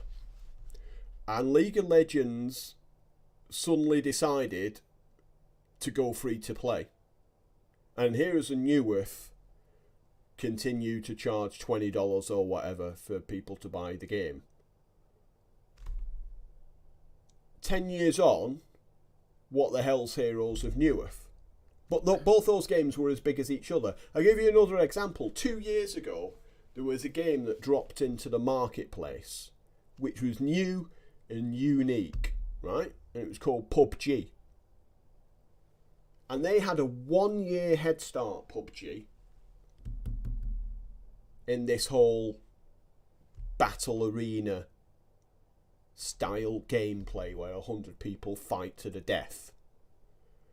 And then a year later, Fortnite came out and they made their game free to play. PUBG, you still have to pay for 20-25 quid. Fortnite makes 50 times the profit PUBG does because it's free to play. Because it allows whales to spend a lot of money. So, you know, PUBG had this huge head start and Fortnite went, you know what, we'll just manage our product successfully. And now Wizards of the Coast, after all of these years, have realised that you have to have a free-to-play client to make money and to be popular. As the sketchy guy says, the first taste is free. Yeah. But it's not only that, because look at Twitch, right? Twitch has a massive influence on games nowadays. Okay?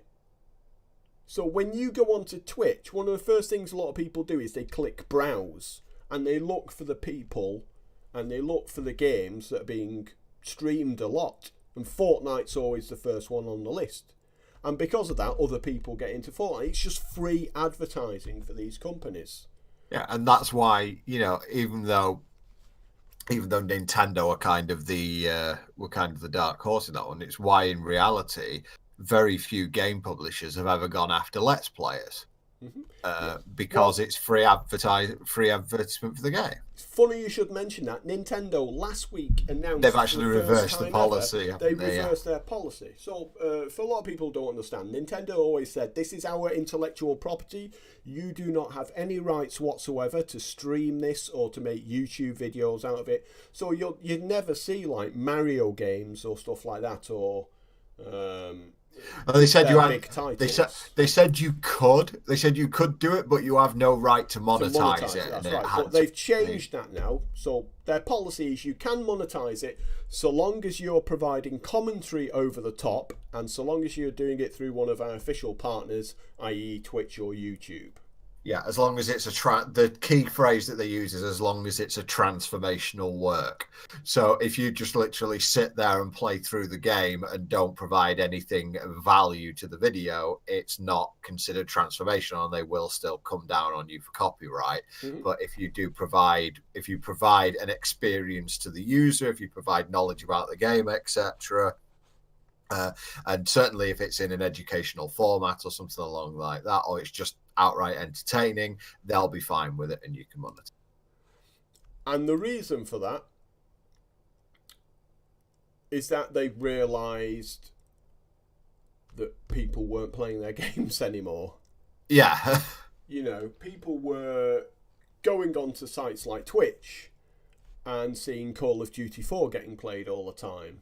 Yep. You know, and like buying a PlayStation 4 rather than a Nintendo to play the games they want to play, you know, like Fortnite or whatever. Yeah. So coming all the way back to Wizards of the Coast, they were horribly mismanaged for years and they did not have a good customer experience. because customers were coming in being frustrated with the product and there was no way with which to correct those products. So Blizzard came along, went, we know how to do things. Yes, your game's too expensive, so we'll just make it free to play. And Wizards of the Coast basically stuck their head in the sand for a few years and said, now we're just bigger than them. And then what happened was, because Blizzard, or Activision, shall we say, are publicly traded, they have to share their figures to the world at the end of the year. And there's a breakdown of what each game has earned. And Wizard, of course, went, I'm sorry, what? When they saw the Hearthstone figures, they were like, they've made that much? But we're bigger than them. How are they making more money than us if we're bigger than them? And it was like, well, actually, you're not bigger than them because you've horribly mismanaged your product. I remember when it first, when Hearthstone came out, and I think a few people said to Wizards, or like to the Wizards spokespeople, are you worried about Hearthstone? And I remember one rather famous quote saying, we don't consider Hearthstone competition. And my reaction to that was, no, it wasn't competition. It was a slaughter. Hearthstone has 10 times as many people watching a random streamer as you get for a Pro Tour. It's not a competition. It's a slaughter. Like on Twitch, typically any time, if there's no events on, Hearthstone will have about 65,000 people watching, and Magic will have about 6,000. Like you said, it's pretty much exactly a 10-to-1 ratio. And those 6,000 who are watching Magic, 4,000 are only watching because, I don't know, Brian Kibler just happens to be streaming at that time. It's only for certain names. Like, I mean, I've seen some of the really big names in Magic get into streaming, and they've got 100 viewers. And I'm gonna say this: these are ridiculously smart people, right? But they are in no way entertaining. Right, I'm not going to name any names, but there are Pro Tour winners. You know, these are people who you will watch their stream if you want to improve at the game. If you're solely interested in watching somebody play a control deck for 7 hours, right, and he'll probably have about 5 games of Magic in those 7 hours. It's probably, yeah. But it's because not entertaining. Modo will crash 5 times as well. It's not entertaining, you know? And then you look at the big Hearthstone streamers, and there are people there who make mistakes and openly admit they make mistakes, but they are fascinating people to watch. Like myself, for example, I make mistakes, but I immediately know I know I've made a mistake before I make the mistake. You know what I mean? You know when you do something and then the millisecond you do it, you're like, why did I do that? I meant to do something else. I just did it in the wrong order. Yeah, we were talking about this one where you so get so convoluted. You go turn 1 to step 1, 2, 3, and 3, and then you skip step 1 and go 2, 3, 4. I'm like, why did I do that? I've talked it all the way through and yet forgot it. But we're all here. So I'm one of those people. I know what I want to do. I just don't do it. And that's because you spend a lot of time sort of interacting and trying to think up something funny to say as well. So, a lot of people have got a choice. They can watch somebody entertaining or they can watch somebody who's actually good at the game. And there's very few people who do both, and those people are the absolute ones who have like 50,000 people who watch them. And I think that a lot of the thing that comes on is that, especially with Twitch or with YouTube or something like that, I think that certainly for a lot of it, and this has come out a little bit from a couple of Magic streamers that I watch who have got into Arena for the very reason that a lot of it's on sometimes as background noise. You know, if you're watching a screen, sometimes it's on as background noise. You've got them on the screen while you're doing something else. Yeah. You could be playing the same, you could be playing another game or something. And Magic Online especially is not a good background experience because there's no, the game has no sound effects, so people just always turn them off.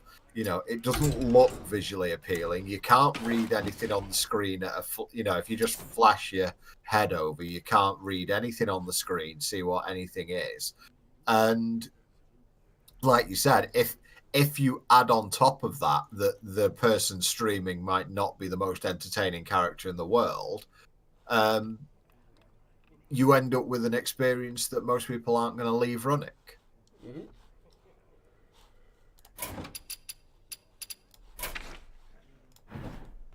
And, but it took, with all of that done, it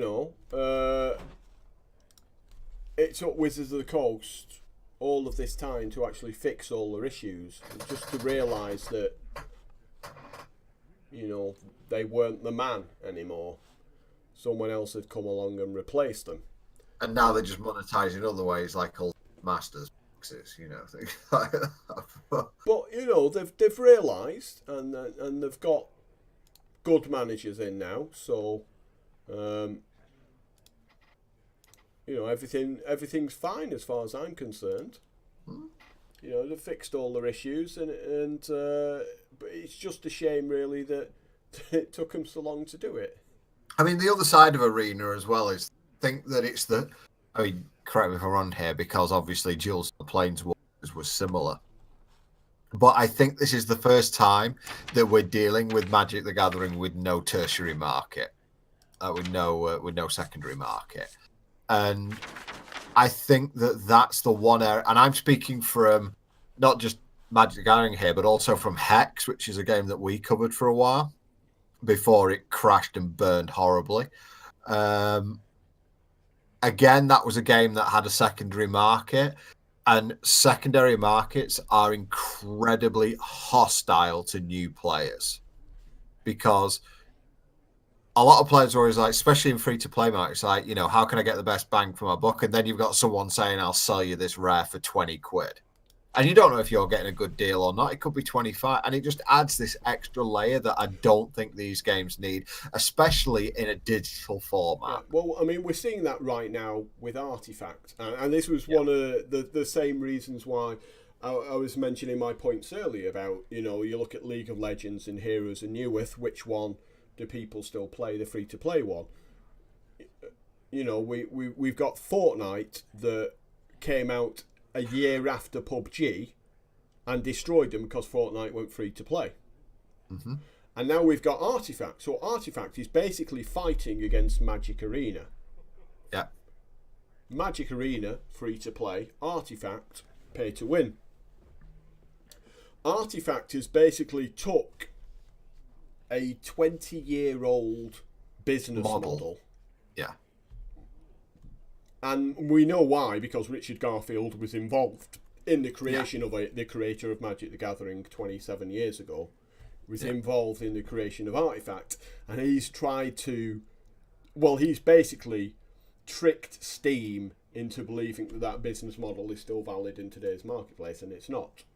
Because nobody wants to invest in a game that might not be around in 2 months. That's the first thing. I think that's also the key word. The key word's invest. And I think that a lot of people will view, they'll view, because you'll see Magic investment channels on YouTube and things like that, the MTG finance community as well. And they're all seeing these people who, maybe ages ago they got sets of Power 9 for like $1,000, like you could back in the day, and now each individual piece is worth well over $1,000, and they're looking at it and go, oh, you can make so much money about it. It's like Magic was a once in a lifetime thing that has never happened. There's a couple of other games where it's happened to one or two cards, but you're talking like first edition Pokemon and things like that. But it's like that is a once in a lifetime thing that has never happened to any other card game. Plus the fact is Magic, or it's investable because it has a reserve list. Magic has the reserve list, which WotC has already said is a mistake. They wish they'd never done it, but they have done it. And because of that, you've got these insanely overinflated prices. It's the physical product as well. There is no way you would ever get me to invest in a digital product, because in terms of investors, in put a load of money hoping to get a big return out of it, because that is just not going to happen, because every single game you can look back in history. Is Chandelier still around? No. It's like, is any game from the 1990s still alive at this point? I think it's like the game will eventually shut down, and those digital assets will be worth literally nothing. I think the issue is that people see Artifact as an investment, and that's why the game will ultimately fail. I think that there's a lot of other things going. You are paying for entertainment. You're not paying as an investment. I have no objection to that. I have literally no objection to paying. I mean, I've been playing Star Trek Adversaries for a while. Which is for those who don't know, it's another trading card game or collectible card game. Yep, it's basically Star Trek Hearthstone. With it has additions to it, but a lot of games are very similar to each other. It does have some cool mechanics in it. I like the IP, etc. They're just very slow in release, but that's for another time. Mm-hmm.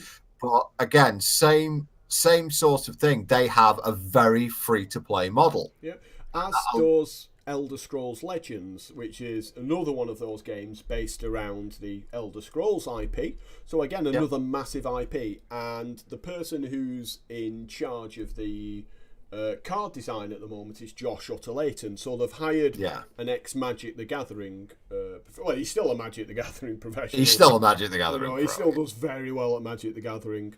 But they've realised, they've gone down the Wizard of the Coast route of just hiring people who are good at the game. Yeah. But again, going back to the point on Artifact, number one, they're using this outdated terminology. But that was what I was thinking about with Star Trek. They're actually using ELO ranking, which we all know, like ELO ranking. Again, another thing from 20 years ago, which shouldn't be being used. So for those who know anything about chess, it's the system they use for rating in chess, whereby if you're a really good player, you're expected to beat somebody who's terrible at the game. And in chess, if you're really good at the game, you always beat people of worse skill than you, because chess is a 100% skill. Yeah. The best players always beat the worst players. And you see this, I'd say there's an almost direct correlation with tennis as well. Like, if you watch any Grand Slam, it was the same two people getting to the final every year. If you think about that, it was always, unless you get like a generation where you get four. But it was always Nadal against Federer, this happened for 10 years. It was always those two in the final, because in tennis, if you're better than someone else, because there's so many points in a game of tennis, it averages out even the especially when it's a 5-setter in a Grand Slam. And in chess, complete skill, whoever's the better wins. Yeah. But then you've got games of luck, like Magic the Gathering, where there's a luck element. You can be so much better than someone else. I mean, I'll never forget the day, 17 years ago, Sutty went to a PTQ in Doncaster and came up against a small child with a green deck. Small child. We always used to have that as well, didn't we? Team small child. Sutty was playing the most well-designed, thought-out deck that was just fantastic and would destroy everyone. And this small child, who even played stuff in the wrong order, beat him 2-0 with green monsters. And they weren't even particularly great monsters, because Sutty just got terrible draws. He just went, I'm just doing nothing. But I'm still in the game if I just draw a land in the next 3 turns, and he never did. and basically he's never been able to live it down for like 15 years, because people just keep. Do you remember that time that a 7-year-old kid took like 30 ranking points off you after you spent 50 hours building that deck and play testing it and learning about every match? You remember that small child beating? I had all those matches of Mono White against Oath of Druids where the other guy refused to draw Oath of Druids for consecutive games. And I'm like, how does your deck work then? Because very often games, your deck just defeats itself. And so ELO ratings don't work in stuff like that, because ELO ratings are basically meant to rank everyone up in order of skill. The best people are at the top, but then you'll be the best person, but you'll be a third of the way down because your deck just decided to kill itself 5 games in a row. Yeah. And the other side of that as well, which makes it a bit of a poor thing, what it encourages, and it's certainly encouraged in Magic, which was why they got rid of it eventually for the Planeswalker point system. The one thing that it encourages is sitting on your ranking. Sitting on your ranking. Not playing a game of Magic for 9 months, and people did that. Yeah, because it's literally not worth you playing a game of Magic because your rating's so high that if you lose a game, you have to win the next 15 to get your points back. So it's not worth you play. And that's actually happened in Star Trek Adversaries to a point, because people are sitting on the ranking. True reason why. So back in the early days of Magic, if you were one of the top 25 players in the world, you got an automatic invite to every Pro Tour. Yeah, 3 Grand Prix buys, all the rest of it, So literally, if you were really good at a game, you were not allowed to have fun. You can't have fun. You can't go play with your mates on a Friday down the shop. No, because if you lose a game, you lose 20. You go 0-2. You lose 32 ranking points and potentially lose. Yeah, you don't lose 32 ranking points. You literally can be losing $10,000. Yeah.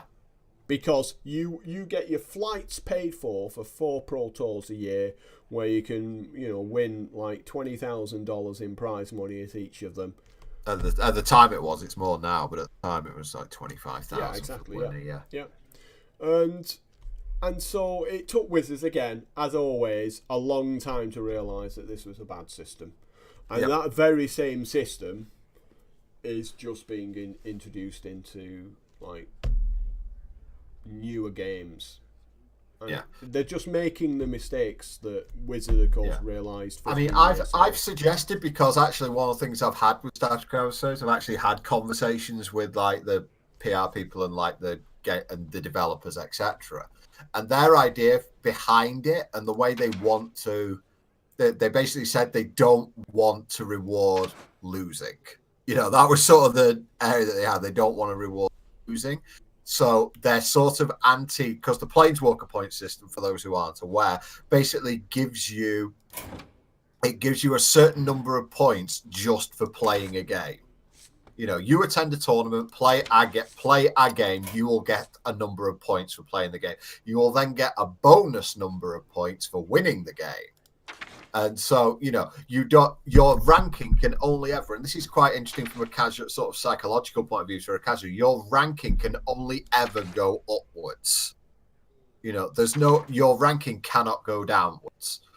And the thing is that I think the devs for the game had a little something against that, because again they did want to encourage people just logging into a game, quitting, logging into a game. And so I said to them at that point, just weight the points in a way that doesn't make that profitable. There's always going to be some way to exploit a system. You just make it as unexploitable as possible. And surely having people playing your game is better than having the top 50 players, especially in a small game, because we're talking about, again, at the moment, it's not very well known. You don't want 20% of your player base in a small game sitting out on their ranking just to get a few more packs every week. And that's, to me, it's you've got to make those decisions. Activity is what matters in these games. A lot of it it's the whale versus fish, isn't it? For a lot of these games, you want the free-to-play base because you want as many players as possible, because your money-making are your whales, and they're only going to buy your product to look good to the fish. So the more fish you have, the better they look, the more appealing it is. And this is the whole range of games. It's not the goldfish that you make anything from at all. But if you don't have them all there, you won't attract the whales. And you can see it through, like you said, with Artifact, because there again, you're not creating that market. The others have learned with the whole free-to-play that they're the players they're encouraging. Yeah, I mean, as far as everything I've heard about Artifact, from looking at it, the game looks great. You know, it's almost entirely skill based. It seems there's very little variance involved in it. It looks strategically interesting, and it looks completely impossible to follow for anyone who doesn't know what's going on. It's three games at once. What the hell's happening? But the other side of it is, and I think that Valve especially are going, you know, they're going the Hail Mary route on this with like the $1 million prize money tournament, everything like that. Their idea is we're just going to chuck money at this until it works. You know, but the thing is, you can only use money to make something entertaining for so long. You've only got to look at where Hearthstone or even where Warcraft went. Warcraft started at the mythic epic peak rating, and what they quickly realised was that accessed a fraction of the player base. And what they realised was, you know what, your success lies in the other direction. Dumb it down to the lowest possible common denominators, so you can get the most. Yeah, and now you've got guys like, you've got guys like some of the pro players or ex-pro players who are, you know, really complaining about the fact there's too much RNG in the game. Yeah. It's like Titan forging. But they've done that, so the bad players have got a shot at beating the really good players. Yeah, so, you know, do you think that's one of the reasons why they got WoW Classic back? So they go, right, you want the game hard? There you go. Yeah, well, exactly that. So the old players who are now bored because it's not hard enough have got that hard mode. But let's look at the value of a free-to-play player. I think it's an important thing to touch on here. If I'm a free-to-play player, in other words, I'm never going to spend a penny on your product, I still provide value to that product. I am there for whales to play against any time of the day or night. Like if I'm spending money on a game and I click the play button, I don't want to be waiting 5 minutes to be matched up against somebody. Yeah. I want there to be somebody any time of the day or night I can play against instantly. Secondly, some of those free-to-play players are going to be streaming their experience on Twitch, which in turn gets views and brings other people into the game. I'll give you a good example of this. So Elder Scrolls Legends have for 6 months had a Twitch policy whereby if you watched somebody else playing Twitch, you would get drops. And this still exists in the game to a degree, but basically, was that an anti-ghosting thing? No. It basically, like, every 90 minutes, you had a chance of a drop. And on average, you got a drop, like, maybe every 5, 6, 7 hours, something like that. Oh, right. Yeah, a drop is in it. I thought you just watch people playing Elder Scrolls Legends, or at least you just have it on in the background while you're doing something else. You just put it on the second monitor. Which, let's face it, is how most people use Twitch. Yeah, absolutely. I think that's a fair thing to say. And it increases the view count on Twitch, so it gives the game more exposure because you see there's lots of people watching. Then every now and again you get a free pack. And a couple of the rewards that you used to get were ridiculous. You could get a free legendary pack that had a guaranteed legendary in. You could get like 600 gold. You only need like 100 gold to open a pack. So it's basically you're getting 6 packs as a reward. Yeah. And this would happen every day, and people would just leave it on 30 days, a month, get loads of free drops. But they were providing value to the game through exposure and through them having a collection so that they could then play the game and other people could play against them who were spending money. And Elder Scrolls Legends then decided that they were giving away too much stuff and they stopped the policy. And now, 2 months later, they've started the policy again because guess what happened? People stopped playing it. But not only did people stop playing it, people stopped streaming it, people stopped following and watching other people who were streaming it, so the game lost exposure, which meant that the single most important KPI in any business, which is new customers, went, Yeah. meh, it just dropped because people didn't know about the game anymore. And then they suddenly went, you know what, it's costing us money. We didn't realise it was costing us money dropping this policy, but it's costing us money. And so because their profits went down, and because their user base went down and active players went down, they went, you know what, we'll just start it up again. And the thing was, everyone told them at the time, it's a terrible policy, you stopping this. Every single player said, you horrible policy decision to stop this, you need to keep it going.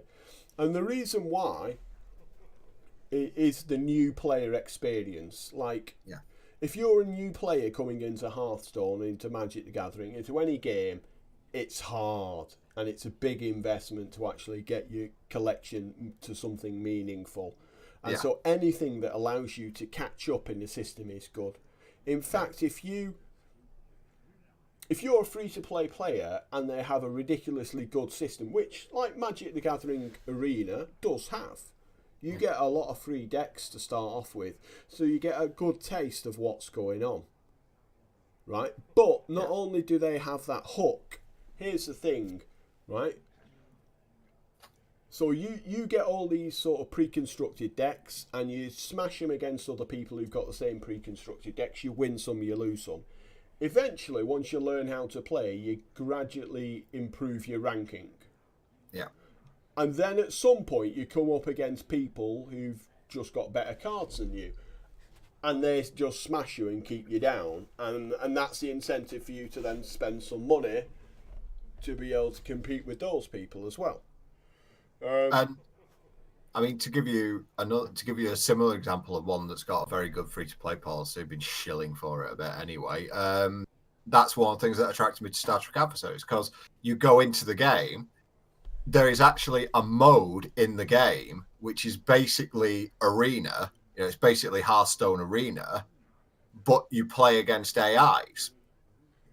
And you can earn you can do like daily quests there, and you can you have to get a ridiculously high number of wins, but you can get packs from it as well. And so if you're of a high, if you learn the game, you can learn the game because, as with Arena in Hearthstone, all the cards are open to you, so you don't have to craft the legendaries to figure out if they're any good. You get used to certain strategies, all the rest of it. So you get to experience the game, and you can earn packs, etc. It's still quite slow, but it's not too bad. And so it has a really good free-to-play experience, easing you into the game. Oh, by the way, PvP's here, and that's when you need the wider collection. But it still actually limits it in a way, because you're limited to 3 legendary. You've basically got ships, which are creatures, and crew, which are equipment or spells, well, however you want to pronounce it. You're limited to 3 legendary ships and 3 legendary crew in a 30-card deck. So, you don't have what you have sometimes in Magic, where you've got decks which have like 24 mythic rares in it, and you're never going to be able to afford that sort of thing. The most, I think you can buy wild legendary cards in Star Trek Adversary. So you can buy those for I think they're about $10 each, something like that. So the absolute most a deck is going to cost you is $60, and you're going to be able to try literally everything because of this arena mode. So it's like, I didn't think that, as far as free to play goes, to me, that's pretty much nailed. It might even be too generous if you want to go down that strategy. But I feel like if you're going to launch a card game like this, you've got to have some kind of free-to-play offering, because I think that the reason Artifact's taken off in the way that it has is that there's just so much hype behind it and so much money put into it that at the moment they're trying to sort of artificially inflate it to that point where, it's going to keep itself going. And this is where I feel like some studios, in a way, the games we've been talking about tonight, Magic, Hearthstone, Elder Scrolls, Artifact, they're all in the hands of massive publishers. They're in the hands of publishers who can afford to take a massive risk. Let's just say some are massive publishers, some are massive IPs. Yeah. I mean, And to the be fair, ones that will be successful are the ones that are both. Of those yeah. I mean, things. from my side, I'm going to be honest. I'm going to say, Hex was a game that was full of potential. It had all the potential in the world, but it was a small. It wasn't a. Small indie company. It was a small indie company behind it. Financial problems hit it, as they do, and the game is just now on life support. It's not getting any new releases currently. It's completely on life support. It's dead for all intents and purposes. And in the end, Star Trek Adversaries may go the same way because it's in the hands of a small publisher. Yeah. Its free-to-play model is very generous, and they're having issues with they could have issues with things. Potentially they could have issues with licensing if CBS decide to be a pain in the ass like they have been in the past to other companies. They don't have that leverage to negotiate. In addition, they don't have the manpower to, if say a couple of them go down sick or have something else, they don't have the manpower to bring new people in so that all their deadlines are met. So consequently, you end up with expansions being delayed. People get bored. People move on to other things. That's and we the way can see are. that with for a direct correlation with the original World of Warcraft card game. So that was run by a Cryptozoic. Yeah. Who went on to make Hex, I think. Right, but they licensed the game from Blizzard. Yep. And what happened was they had just made a particularly good game. Like the original World of Warcraft card game was a good game. Yep. It was a good game. It had viewers, people playing it. But they did like an 8-year licensing deal. I don't know however long. And then what happened was Blizzard went, you know what, this is good, but we can do it better, so we're not renew the license. Mm-hmm. And with 2 years left on the license, Blizzard sent some of their guys into Cryptozoic, and basically they worked with them. And those guys learned everything about the card game inside out, and they learned how to manage a card game. And then they started work behind Cryptozoic's back on Hearthstone. And then what happened was the license for the World of Warcraft card game ran out. And then 3 months later, Blizzard announced Hearthstone. So basically, this must have been a game that was in the works for years before. Oh yeah, at least 2 or 3 years. At least 2 or 3 years. I mean, Arena's been in 3 years apparently. But basically, they kind of stuck the knife in the back of this other company who basically grew the game, came up with a lot of the mechanics of the game, and as soon as it got popular, Blizzard just went, well, we'll not renew the license and we'll pull the rug out from under you. Another good analogy for this is Facebook. So for years, if you went onto Facebook, somebody would be playing a Zynga game. Yeah. Do you remember all those Zynga games on Facebook that you get invites for? Yeah, the poker Zynga games. Poker. Yeah. But Zynga's entire business model was based around the fact that Facebook had let them do it. And at any time, Facebook could potentially just go, no, we're not going to let you use our site for your games anymore. And all of a sudden, Zynga's got no customers because they've got no alternative platform. And that's kind of what happened with Cryptozoic. If you don't own the IP, all you're doing is growing somebody else's products. You don't own anything. You're just an employee. You don't realise you're an employee. You're working for them. You're not making yourself money because if you get too big, you'll have nothing. Because they'll just yank the license. Yeah. Exactly. And so that's going to be the problem that Star Trek Adversaries will have. If they become ridiculously super powerful, all of a sudden, CBS or whoever owns Star Trek... CBS and Paramount, aren't they?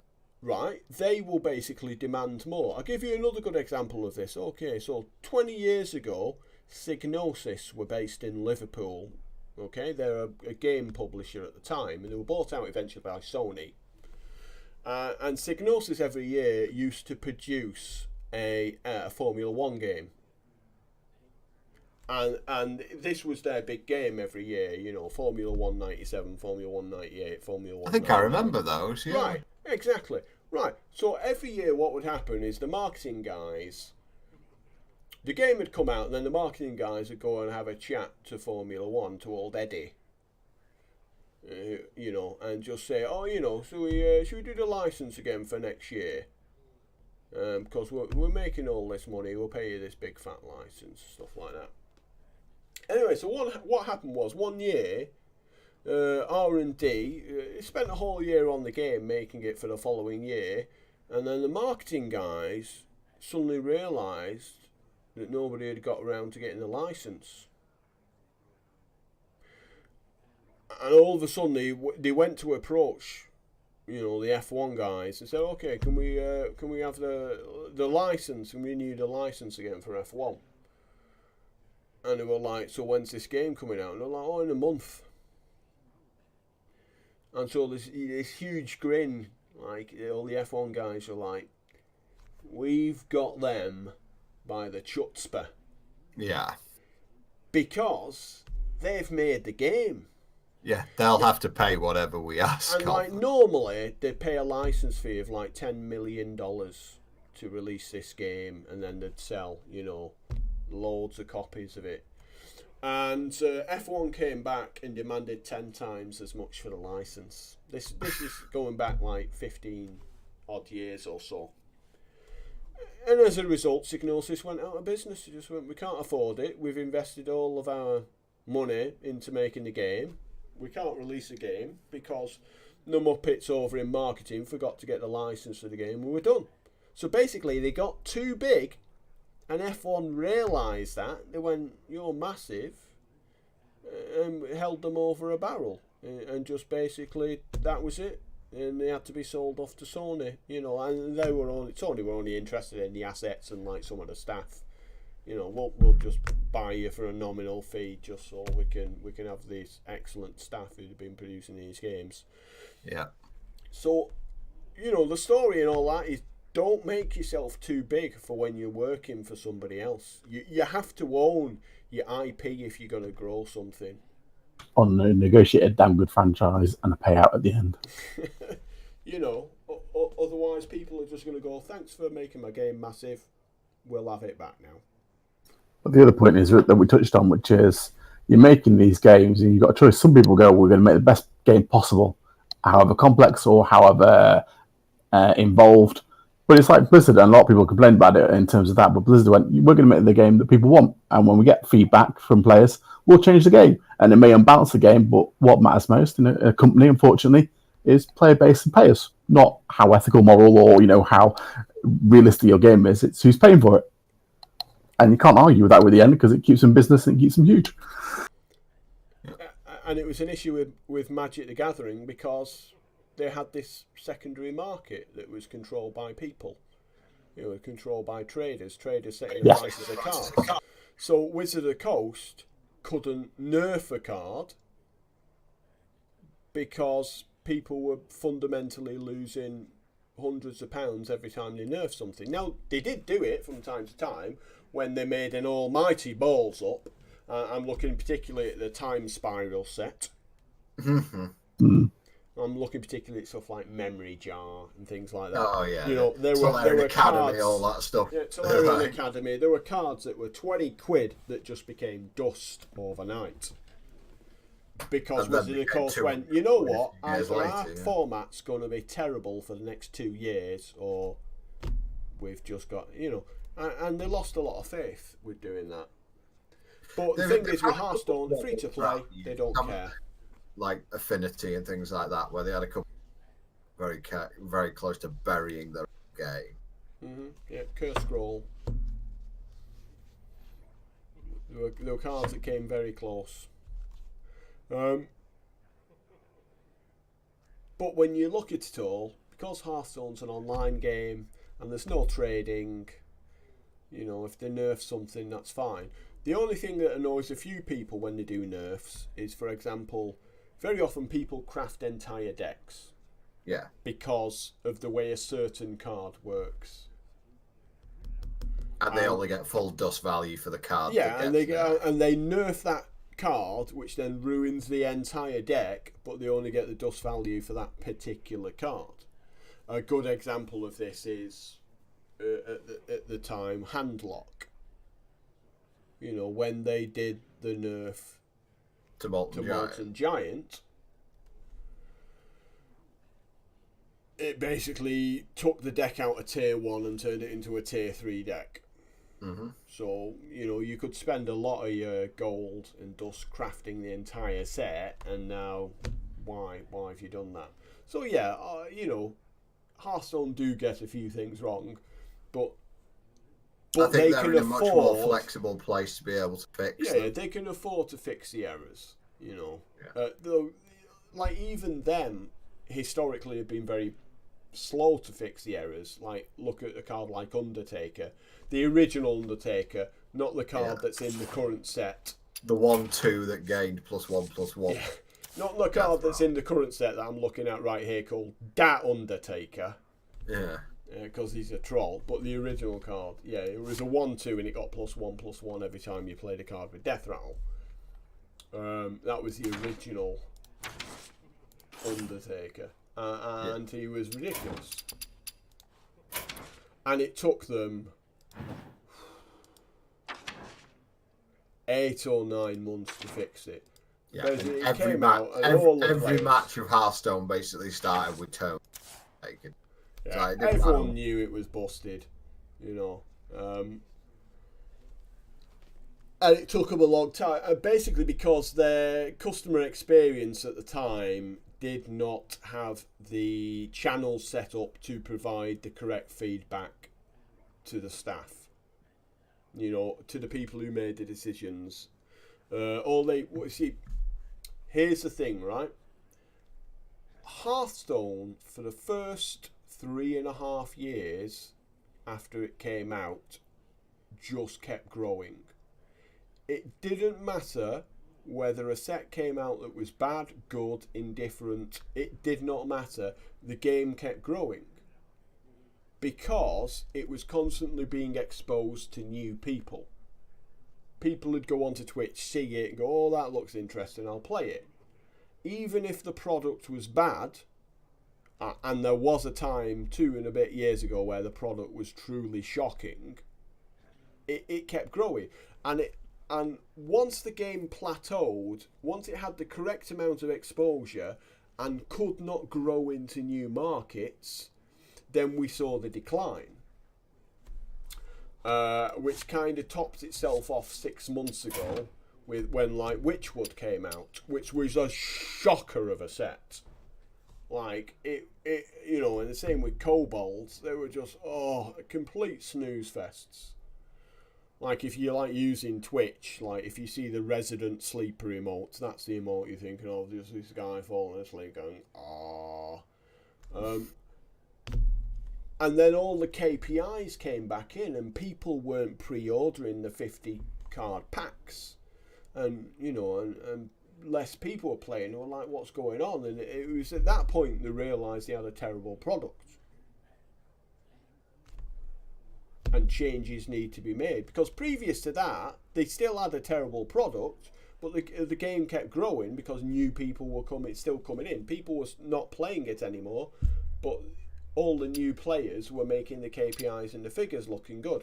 And it's basically the exact same thing that Wizards of course did with Magic Online 15 years previous. It was an absolute shocker of a product, but there was nothing else like it in the marketplace. So they didn't need to improve it, you know.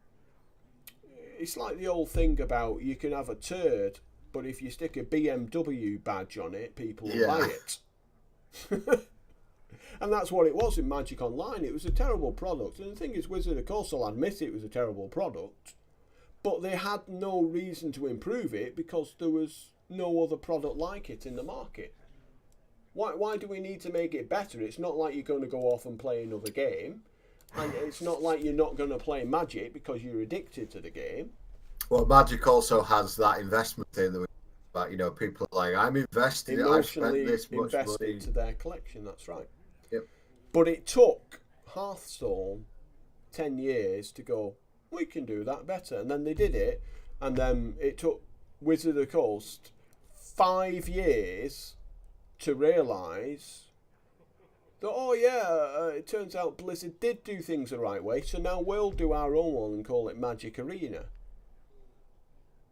and get you to pay for your collection at the time. But it took so long from point A, which was Wizards of the Coast releasing Magic the Gathering online,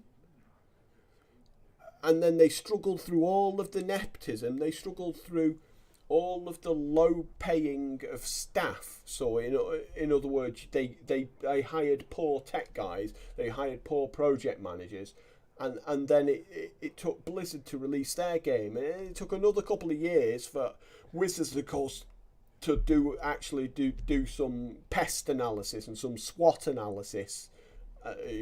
So they looked at the strengths, weaknesses, opportunities and threats of the company and went, oh, threats. Turns out Hearthstone is a threat, even though we thought it wasn't going to be, before they could actually just go and emulate what they were doing completely. And then, of course, it took them another couple of years to come out with the Magic Arena client. And that's how slow. Like, the number one metric in a business is speed. I'll tell this to a lot of people. The rate at which you learn in a business is directly correlates with how successful you are. Like, for example, the people who made Fortnite, all the boffins behind it have a very good learning process, because PUBG came out and the people thought, well, yeah, I can see this is going to be a big thing. They did a lot of market research and they realised that people love PUBG and the whole concept behind it. But there were a lot of things that they were frustrated about as well. And they invested a lot into market research and customer feedback and stuff like that. And they came up with Fortnite, and PUBG had over a 1 year head start. And then Fortnite utterly destroyed them because their business learnt at a much faster speed. Because PUBG were first into the marketplace, and they were getting all these views and all these people buying the product and telling them it was great. And it was a great game until a year later, when it became an average game because Fortnite just did everything better. Fortnite learnt very quickly how the game should be and made those changes. And Wizard of the Coast took 15 years to learn how to make a client. Like, if Wizard of the Coast had fixed all that and done it right first time round, Hearthstone would not exist as a game. You can see it in with World of Warcraft. They constantly evolve the game, and now any MMO trying to get in, that's the standard. And the sheer amount of investment and improvement you've got to put in, it makes it nearly impossible for anyone to come in close to the market. So most just don't even bother, and that way they can maintain that monopoly because they keep on 2 steps ahead. Well, let's look at the MMO market from the early days. So obviously you had EverQuest, and you had like Asheron's Call, and you had RuneScape, right? And they were all pottering along, doing well. And then World of Warcraft came along and blew everything away. But then there were a lot of people who came along afterwards to try and clone that success. So, and there were some good games that came out, but they just would fail. You look at something like Rift, it would just fail on one key aspect and then die horribly as a result. Dark Age of Camelot was another one. Like Conan, they released an MMO and that failed. And there's things like Pirates of the Burning Sea, which was truly a fantastic game, but again, just it didn't have the depth.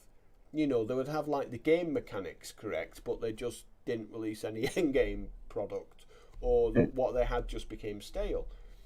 But Wizards of the Coast, what they're doing with Magic, if they'd run that the way Blizzard had run World of Warcraft, constantly evolving the product and just like listening to customers and getting the feedback in, and they've got like the test realms where you can play patches 3 to 6 months before they come out, and you know, and they listen to the feedback. And that's why no other MMO has ever managed, because Blizzard just kick them in the balls.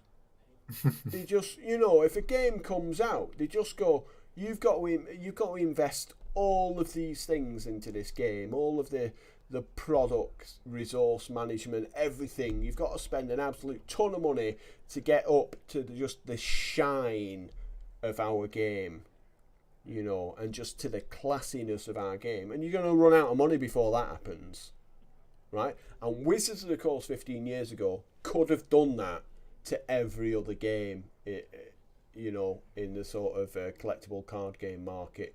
But they didn't, because they were so horribly mismanaged. They had a 10-15 year head start on any other collectible card game, and Hearthstone became bigger. And that's purely due to laziness on the part of Wizards of the Coast, because they did not have the correct implementations in their business to learn, right? So like, you need a good testing team who can do lots of iterations when they're testing and provide relevant feedback. So for example, if you release a patch and the testing team have to test that patch, and if they find an error, they send it back, and let's say it takes them 2 weeks to do that. If you can change that turnaround to like 10 days just through better channels, you know, just through improving the communication between two different departments, and you will do like 7 or 8 different builds before that patch is ready to be released. So if that's taking 10 days instead of 14 days, and that you're doing that 8 times, so that's a patch that's coming out a month faster because you've improved your logistics behind the communication in the business. And that's the difference between winning and losing, because that's a patch, and then that patch is repeated 20 times. So, you know, your business model and your game can sort of be at a stage that's 2 years further down the line in the same time frame, because you're improving your communication channels. And I think that's one of the things, actually, and communication's such a big issue, because not only does it indicate the health, not only does it feel good to the community, it's also an indicator of health for a game. You know, the developers have confidence in it because they're willing to share with the potential player base. And in fact, again, coming back to the smaller developers, a lot of them actually build up this rapport with the players. But when things start going wrong, you immediately see that silence kick in. You know, it seems like there's a big cut. You can't tell anyone anything negative. Well, silence is, if you're silent, people will actually assume the worst. You know, because to be honest, you know, a lot of people have said, you know, cynicism's the same as experience. Sometimes if you just think the worst, you're often right. That's actually, that's actually very often true when it comes to these game developers, and especially if a developer has been incredibly talkative. You know, and then suddenly they clam up and things start not happening in the game. The first thing anyone's going to think is, oh, they're running out of money, the game's dead, or anything like that. So it's so important that you keep that communication up for any developer of any game out.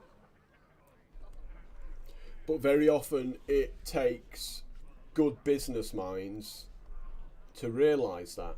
And well, we're struggling at Wizard of the Coast, because they were the early business was so heavily involved in nepotism They I mean, were how often tiring good project managers. how often have we said to each other when we've spoken after tournaments, things like that, like the people who have the money don't know how, and the people who know how didn't have the money. That was basically the way we think about card games. But the thing is, Wizard, of course, weren't prepared to hire the right people because that costs money. They didn't see it as an investment that would improve their product. Exactly. When you've got to, I mean, it is difficult. Got to answer, especially since acquired by Hasbro and became publicly traded, etc. So therefore, they're now answerable to shareholders. But the reason why it was hidden for so long was that every year on year, Magic the Gathering made more money than the previous year. Absolutely. Because the game is incredible. It's genuinely world-class game. And it didn't matter how bad the product was, in other words, Magic the Gathering Online, because people wanted to play the game so much. They were willing to forego the bad interface and all the other faults with the game because it was just that good.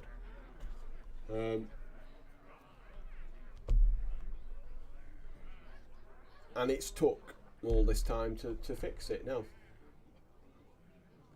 And like I said, it's the only reason why Hearthstone's a thing.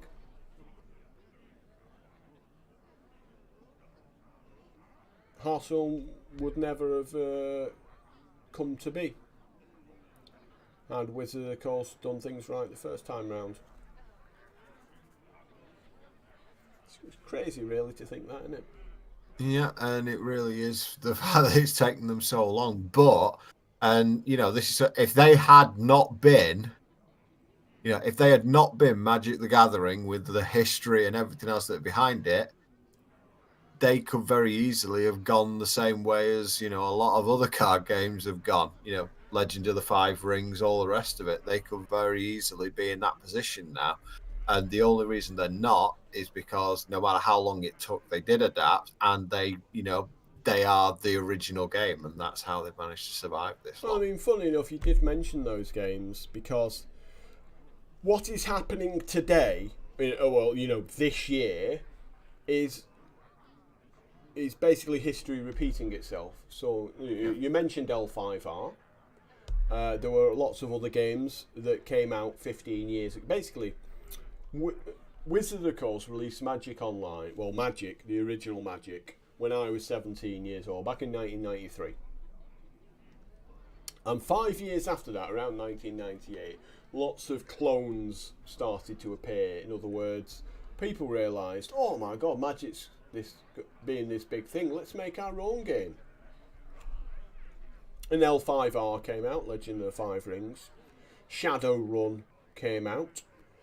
Star Trek TCG. Yeah, the original Decipher game. Yeah, the original Decipher game came out. There was a X-Files card game that came out. I think there was a Star Wars one as well, wasn't there? Was there ever a Star Wars CCG? I'm not sure. Maybe that one slipped me by, but it's certainly possible. Maybe it was a small... Vampire, The Eternal Struggle. Yep, there was Was it Hexatome as well? That was another Hexatome, yeah, that was a few years afterwards. And all these games came out, and all these games faded into obscurity. Only a couple survived. You remember those two, don't you? Pokemon. Pokemon and Yu-Gi-Oh! And Yu-Gi-Oh! Why did they survive? First of all, they were made by huge companies that already had the infrastructure. So the lines of communication were already there because they already know how to make computer games. And TV series and all the rest of it. Yeah. And they simply copied that business plan directly over to making a card game. So when you've already got like the good project managers who can make computer games, it's pretty much identical to make a card game. You know, you've got your testing team, you've got your product team, you've got the design team, you've got your art department, you've got your marketing guys. It's exactly the same thing. Yeah. The product's slightly different, but all the rules and everything is done. So, and because of that, so for example, the first Pokemon set comes out, and they know that customer feedback's very important, and the kids, you know, they're listening to the kids and what they like and what they don't like, and they're you know, and they're adjusting things accordingly, and it's very important, the customer experience. And all of these other games that you never heard of ever again were run by small companies like White Wolf. Mm-hmm. They were run by fanboys. They were run by fans. So, you know, somebody went, let's release a Vampire the Eternal Struggle game, and they went and contacted the company. The company said, $50,000 license, we'll let you have it for 3 years. And that's it, but they didn't know how to make a product. And ultimately they failed because they released a game. There was maybe one or two aspects in the mechanics of the game that were ultimately flawed, and they didn't know soon enough to fix it. So then another 2 sets came out, and by the time the 3rd set came out, people weren't playing it, and they started, why are you not playing this game anymore? Well, it's been fundamentally flawed since the start. But they never had those lines of communication in place to find this information out in time. So then they've invested the rest of the resources into a product that nobody wants anymore. And they vanished into obscurity. And a lot of these games, you know, did like 4 sets and then off they went, never to be seen again. Like the Star Trek card game, like X-Files. But the only ones that have survived were the ones who listened to the customers. So Yu-Gi-Oh, Pokemon. They had really strong IPs, but even with a really strong IP, if the game was garbage, people weren't going to play it. To be fair, there were a lot of kids who just collected the Pokemon cards and didn't actually play the game. I'll give you that one. But for Yu-Gi-Oh, absolutely the play experience was very important. And we're seeing all of that repeated right now. So that whole, it's basically, it's like the Wild West, you know, where everyone sort of gets off the Mayflower and starts to expand over the whole of America, and you have the gold rush. You know, everyone just going, yeehaw, let's release a new game. And it all happened with paper 15, 20 years ago. And it's being repeated now with digital games. And it's the same companies that survived it first time around. In other words, Pokemon, Yu-Gi-Oh, that will survive this time around, that have just the solid core fundamentals all already sorted out, and not just sort of winging it on the fly, which is what we're getting with, you know, the games you're playing, Boomer, like Hex. Mm-hmm. Well, not playing that anymore. Exactly. And that's the issue, because you see, when you release a set, before you can release another set, you need to get the feedback from the players about that first set. And then once you've got all of that feedback, you've got to send that over to the design team. And then the design team have got to give it to the testing team, who then get more feedback, send that all back to the design team, and then you've got that turnaround that takes however long for a full iteration from start to finish. And then that's constantly repeated. And in Hex, they just took too long, or they just ignored it outright, released more cards without fixing the original cards, and that was that. Nice knowing you. Yeah, and to be honest, that was, and again, they had a really good, the idea that they had was really good. You know, without to use the phrase, they were ambitious but rubbish. But, you know, they had the idea they had was fantastic. I just don't think they knew how to implement it. And the issue that they had was that they didn't, and this is one of the biggest no-nos in anything, they basically promised certain things and never delivered them. And it's one of the cardinal rules: always under promise, over deliver, because it makes your customers happy. If they weren't expecting something, then it and what happened? like, what happened was Hex was marketed originally. It was marketed as an MMOTCG, because probably playing off the back of, I'm sure we're all old enough to remember Chandelier. The Magic the Gathering game, where it was basically an RPG built around Magic the Gathering. And a lot of people still harken back to that. And, they came up with this idea of an MMOTCG, and everyone's like, yeah. So the equivalent nowadays would be, imagine playing The Witcher, and all you do in The Witcher is actually just have games of Gwent in the various pubs around the world. Exactly, yes. So Chandelier was fundamentally the same thing. You walked around in a sort of a top-down environment, occasionally fought monsters and played a game of Magic against them, and earned cards for your deck. And it's kind of what The Witcher does with Gwent. Yeah, you'd always go after the Mind Steal.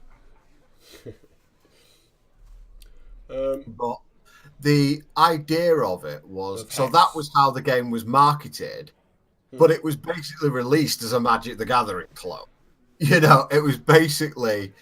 It was just the PvP. Yeah, and Wizard of the Coast lawyers went after them. Yeah, they did. So that obviously tied up a lot of money in the game, made a lot of people uneasy about how it was going. It was all settled eventually, but obviously it cost the company a lot of money, a lot of time. And the other side of it that came out was that but because they offered this MMOTCG, a lot of people were like, well, where's the PvE? Because that's what we're here for. If we wanted a PvP Magic game, we'd just play Magic. It's like, find the clients better than Magic ever was. I mean, God, I think a 10-year-old who was familiar with Unity could write something better than Magic. Magic Online. Yep. So basically, people just started getting more and more, and when they brought PvE out, it was like there was the Frost Ring Arena, which was like 20 random AIs that were various difficulties you played against. And again, the issue that happened with this was that certain PvE cards were extremely difficult to get. You couldn't get them in the campaign. You could only get them by opening packs, which meant that they had ridiculous secondary market value. So they just weren't. All right, so so this was a game where there was trading. Yeah, there was a secondary market. So basically, it was just Magic, but it had a PvE element and had a few elements that were in digital card games that that were digital exclusive, like the ability to change what things said on cards and things like that, which you can't do in a Magic environment. But so they had enough, and the game was actually getting really good. By the time they got to like the 6th or 7th set, they got into their stride with set making. They had some awesome mechanics. One was called Fate Weave. To give you an example of a really good mechanic, it was like a shard had come into play, so say a land come into play, and it said when this comes into play, Fate Weave. And what Fate Weave said was choose either resource or non-resource. And then the game would select a random one of that circumstance and put it on top of your deck. So, for example, if you needed a mana resource, you could select resource and it would put a random resource on top of your deck. So it was like a super, or if you were later in the game, you'd go, well, I want action now. I don't want any resource. So cards with fate, it was just these really well thought of mechanics that you can only have in a digital card space. You can't have that in a live card game. So they'd really got into their stride, but they never delivered on that original promise, which was to create an MMOTCG. And the player base, once they knew it wasn't coming, the player base just drifted away. And, when they made these PvE cards ridiculously hard to get, because you could only get them in packs, because when you open a pack in Hex, you got the cards, but you also got a chest. And in those chests, there was a random chance to get PvE cards in them. And these were only available in like legendary chests. So not only did you have to buy a pack, you also had to, or win a pack in a tournament. You had to buy a pack. You then had to use the in-game currency, and a lot of it in order to open this chest and then hope that you got this thing in. So like there were certain PvE cards, like the Mythic PvE cards were going for about $50. You know, it's like, I mean, it's like people aren't going to spend that. You know, people Not are just anymore. simply no. Because people are not. Here's the thing about all of these games. The thing that a lot of these games struggle to understand is that entertainment is what it's about. And entertainment these days, I mean, everyone still has. It's like entertainment these days is cheaper than it has ever been. I mean, it's free if you want it to be. If you want it to be, yeah. Like for example, I mean, I have literally been, for the last 3 to 6 months, I've been doing an experiment where I pretty much play a lot of games on the free-to-play model. Yeah. So, Hearthstone, obviously, Magic Arena, Elder Scrolls Legends, and there's other card games I've tried out along the way. Mm-hmm. And if you play multiple games, you enjoy those games on the free-to-play experience. If you just play one game and only one game, it becomes a grind. You get frustrated because basically you can't build all the decks. Like, for example, I can build... In the last 2 months, remember, I've got all this gold saved up on Magic Arena. I've got 75,000 gold, which I could have used to open over 100 packs and to draft with those packs, yeah? Yeah. But I haven't done that. So just from every week getting 3 free packs to open, I have 2 competitive decks. Yeah. And don't that's have a sideboard for them, but that's different. That's different, yeah. So I can play those 2 decks. Yeah. Now, and there's 7 decks I want to play, but I can't. But I can play 2, and that's enough. And I can do the same in all of the other games as well that I play for free. Yeah. And that's the other thing that comes in. I mean, you would, again, we'll remember these sort of things. It's like people say, you know, even now, it's like a AAA game will cost you, what, $60, something like that? Oh, yeah. So the latest, the most extreme example of that is the latest Call of Duty, isn't it? Isn't that like $130 for the collector's edition or something? Here we go. Call of Duty Black Ops 4. If I wish to purchase that in the UK, I think it's 80 quid, which is like about $140. Yeah. So. The standard edition is £50. Well, not today it's not, but you know, we'll leave that. Standard edition is £50. Yeah. The digital deluxe is £80, and the digital deluxe enhanced edition is £100. Basically, there's in-game currency that lets you buy classes and stuff like that. So the standard edition comes with nothing, and you've got to unlock it all. It'll take you about 200 hours of gameplay to unlock some of the things that you will get for free with the digital deluxe. So if you want to pay an extra 30 quid, you get that stuff for free. But even then, cast your mind back to probably when Magic came out, 1993 or 94, when the Super Nintendo was released, and Street Fighter 2 was £70, and we're talking 1993 pounds at this point. Double that now, yeah. So the Nintendo 64 was ridiculous as well. Like if you ever imported a Nintendo 64 game, you were done. Yeah, it was pure money. Yeah, but you had free alternative forms of entertainment. You could just play Monopoly or play cards with your friends. Well, it was Monopoly if you wanted a punch up, you know. Nowadays we've got better board games than that. But you know, there's always been different options for price model against entertainment, and in the past, the more money you spent, the more entertaining something was. That's how it was 20 years ago. If you spent more money, you know, if you could afford to go paintballing or go-karting, you would have more fun. That's why things were more expensive, because they were more fun. Yeah. But nowadays, that line between what something costs and how entertaining it is very small, the difference between the two. It is, and what you've also got to, you know, there's also that equation, and I always say, you know, you get people very far on the play side, you get people who are very far on the other side.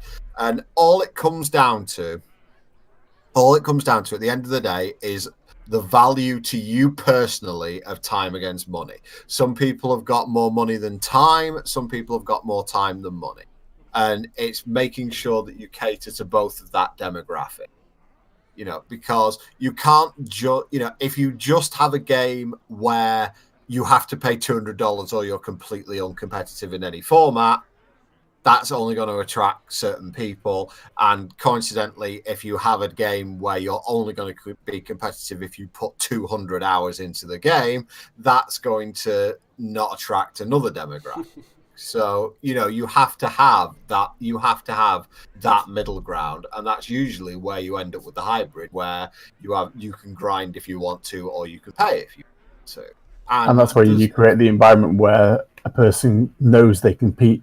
A person with time knows they can compete with a person with money, and that's what it is. It's that bit of competition in the middle where you can stand around and go, look at my shiny cards, or look at my shiny armor. I got this. Paying 200 hours, and the same other person can go, hey, I can get that same EPing through money. Exactly. And that's what it is.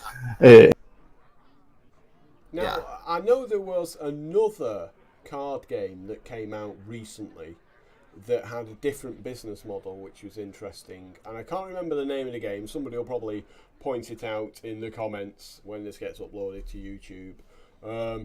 But basically, the game was completely free. Completely free. You got every card that they'll ever make, and new sets will come out, and you'll get all the cards instantly. But you can pay for cosmetics. Yeah. So if you want the shiny cards or whatever, the holographic cards or the animated cards or the cards that sort of play sounds when they come into play, then you can pay for that.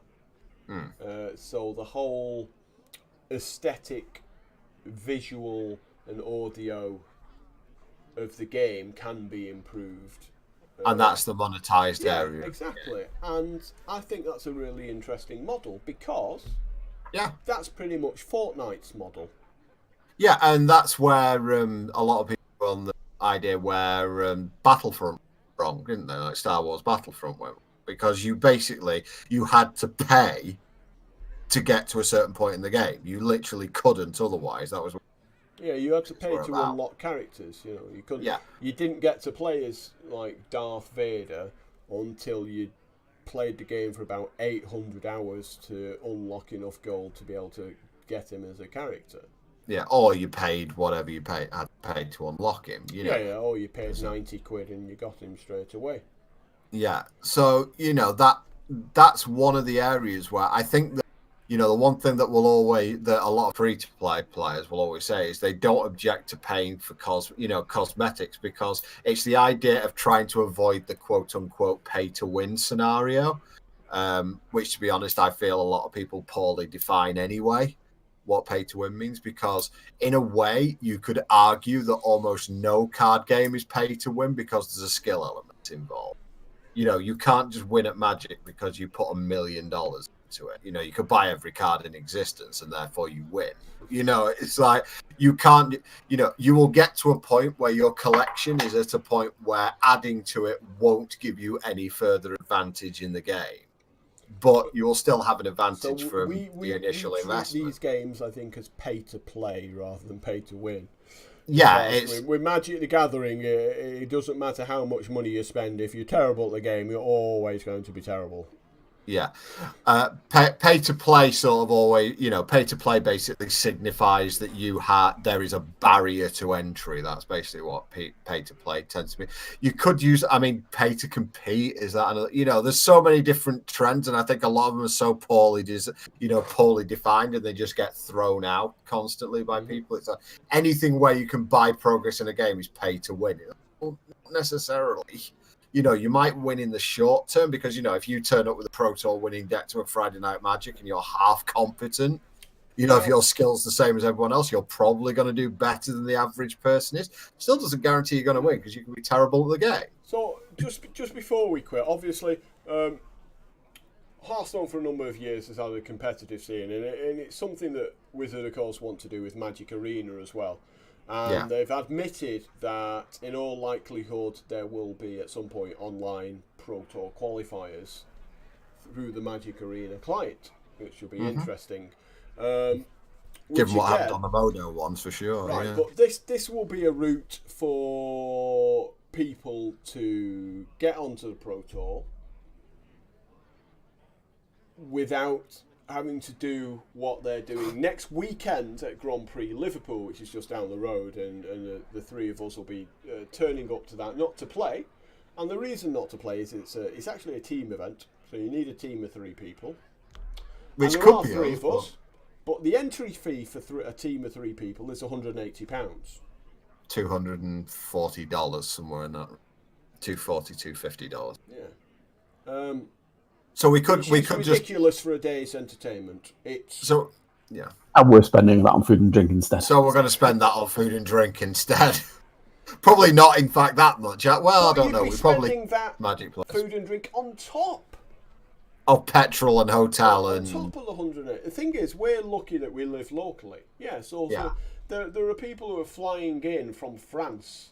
I mean, like Eduardo Sajlik. He's teaming up with, I think, a guy from Belgium and maybe a Frenchie as well.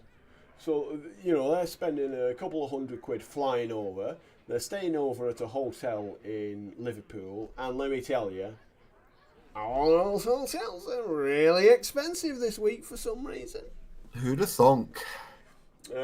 Actually, it's not too bad because neither Liverpool or Everton have a home game over France. Well, So yeah, Everton are playing on the Monday at home, and Liverpool are away to like Burnley or somebody like that. There was a reason that I booked my hotel in London, the London Marathon, like 7 months in advance. Exactly. Yeah, In fact, there's a lot of people who do stuff like that. The London Marathon finishes and they book it for the next year right there and then. About to leave the hotel. So we've got people who are quite happy to spend £400 or £500 at a chance to qualify for the Pro Tour. So in a Grand Prix, like the top 4 or the top 8 will automatically qualify. It's a bit different for team events because every team is 3 people, and they generally only give away sort of like 4 or 8 slots, so it may only be like 2 teams that qualify. But there's a bit of trickle down, so if anyone is already qualified for a Pro Tour, it sort of drops down a position. But basically, it's the best way of qualifying for the Pro Tour compared to the alternatives that there are. So they're very popular, and this Grand Prix in Liverpool, which is next weekend, is completely sold out. You can't get into the main event, you can't even get into the side events, and it's being held in a huge convention centre, like a ridiculously large convention centre that Channel Fireball are running, and they basically probably got the price points wrong because they've sold out completely a week in advance. So they probably should have charged even more money. Well, they should have charged £240 a team. Yeah, exactly, because that's your business, is to make money. It's not to be nice to the customers. But anyway, so the Magic Arena client is going to provide ways for people to qualify for the Pro Tour that won't involve them spending $600 a week doing so. It's going to provide that for almost nothing at all.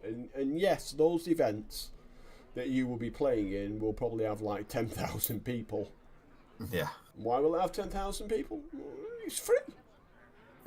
And everyone can do it from their house with no so pants. when you're not charging £180, and when there's no limit on the space that you're playing in, it's like imagine having a convention centre. Oh, my game's closed.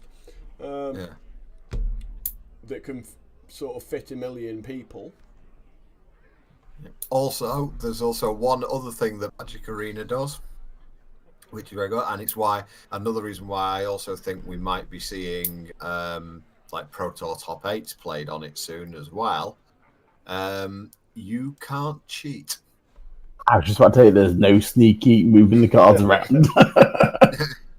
And as much as they've tried to stamp it out, cheating, angle shooting, whatever you want to go, it exists in Magic. And whenever there's money involved, there will always be people trying to game the system. And having it on Magic Arena does remove that opportunity. And in fact, when they released Magic Online, that was big things they promoted about it was the fact it was basically like having a level 5 judge watching your game constantly. And it was just really the case that Magic Online was a horrible piece of software and impossible to watch, that they decided to not roll it out in that manner. But I think that with Arena, you may very well start seeing high-level tournaments having their finals played on it, because it just removes that element of risk and protects the tournament. Well, we already see that with Hearthstone. There's a lot of sort of big Hearthstone tournaments, like Theiss won one in China 2 months ago, where Boomer, you'll particularly like this one. So first place was either something like $50,000 or $60,000, something like that, or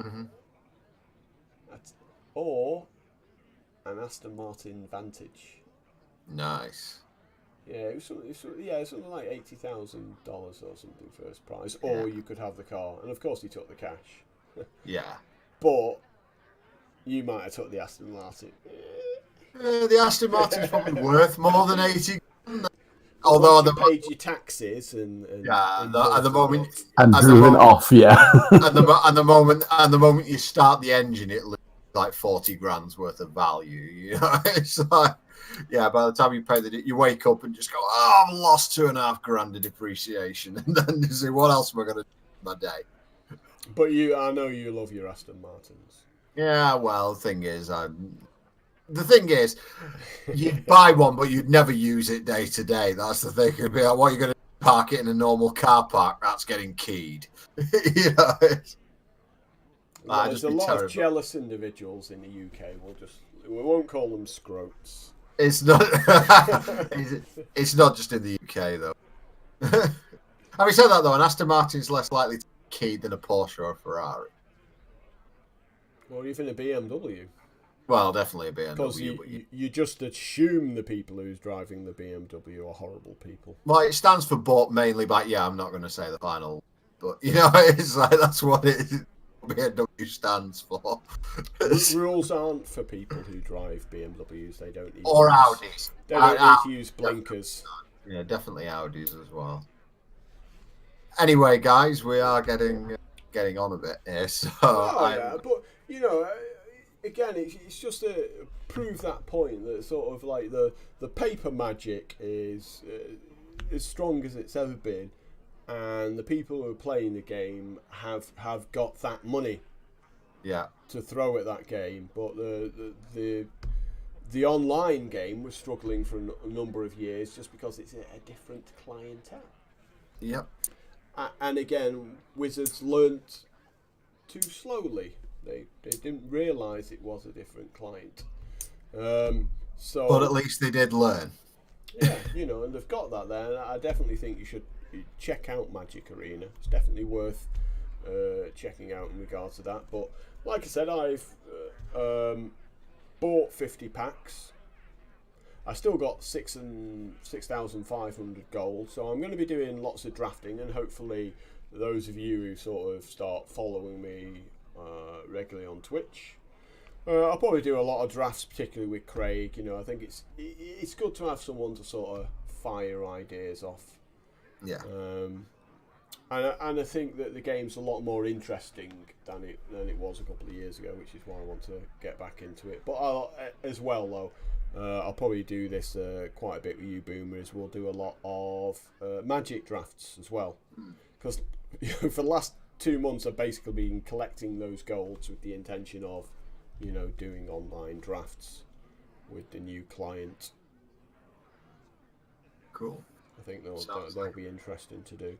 But yeah, we've been going at this for 4 hours, so it seems like a good a time as any. And sort of on the next time, I'll certainly be on Twitch. You'll be doing some drafts on Hearthstone and maybe taking a quick look at the constructed scene a bit closer.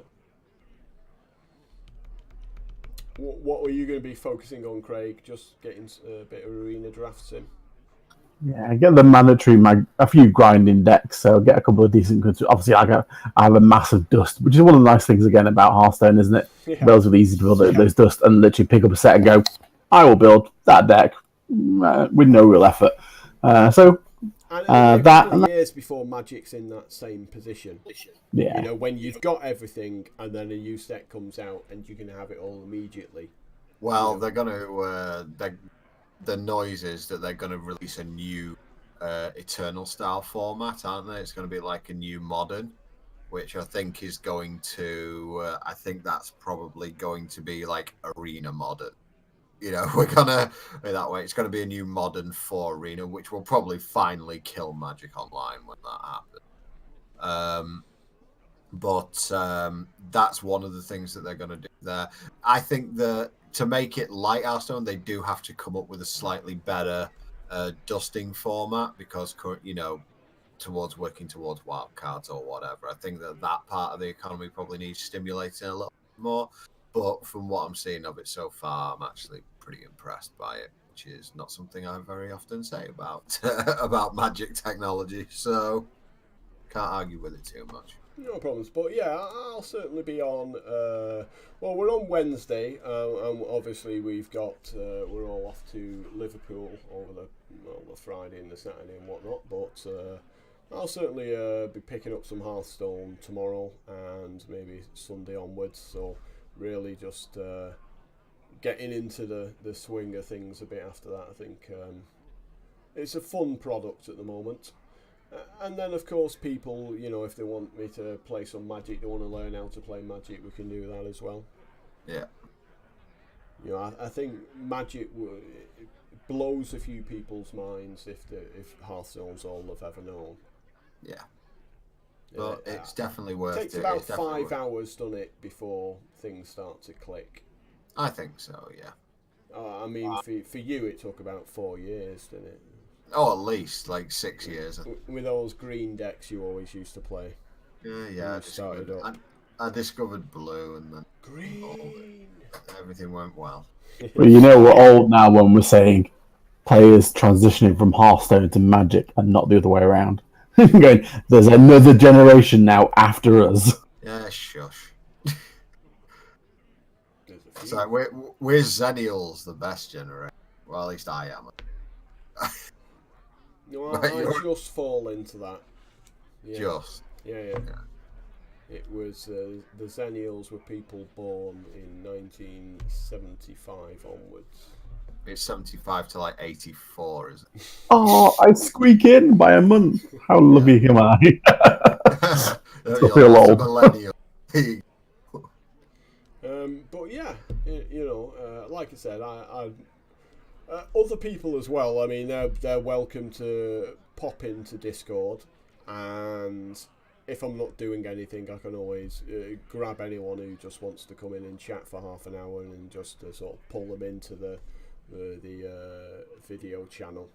The user experience. Yeah, well, I think that's important. Yeah. You know, like you look at a lot of the streamers, and they're very much all about sort of me.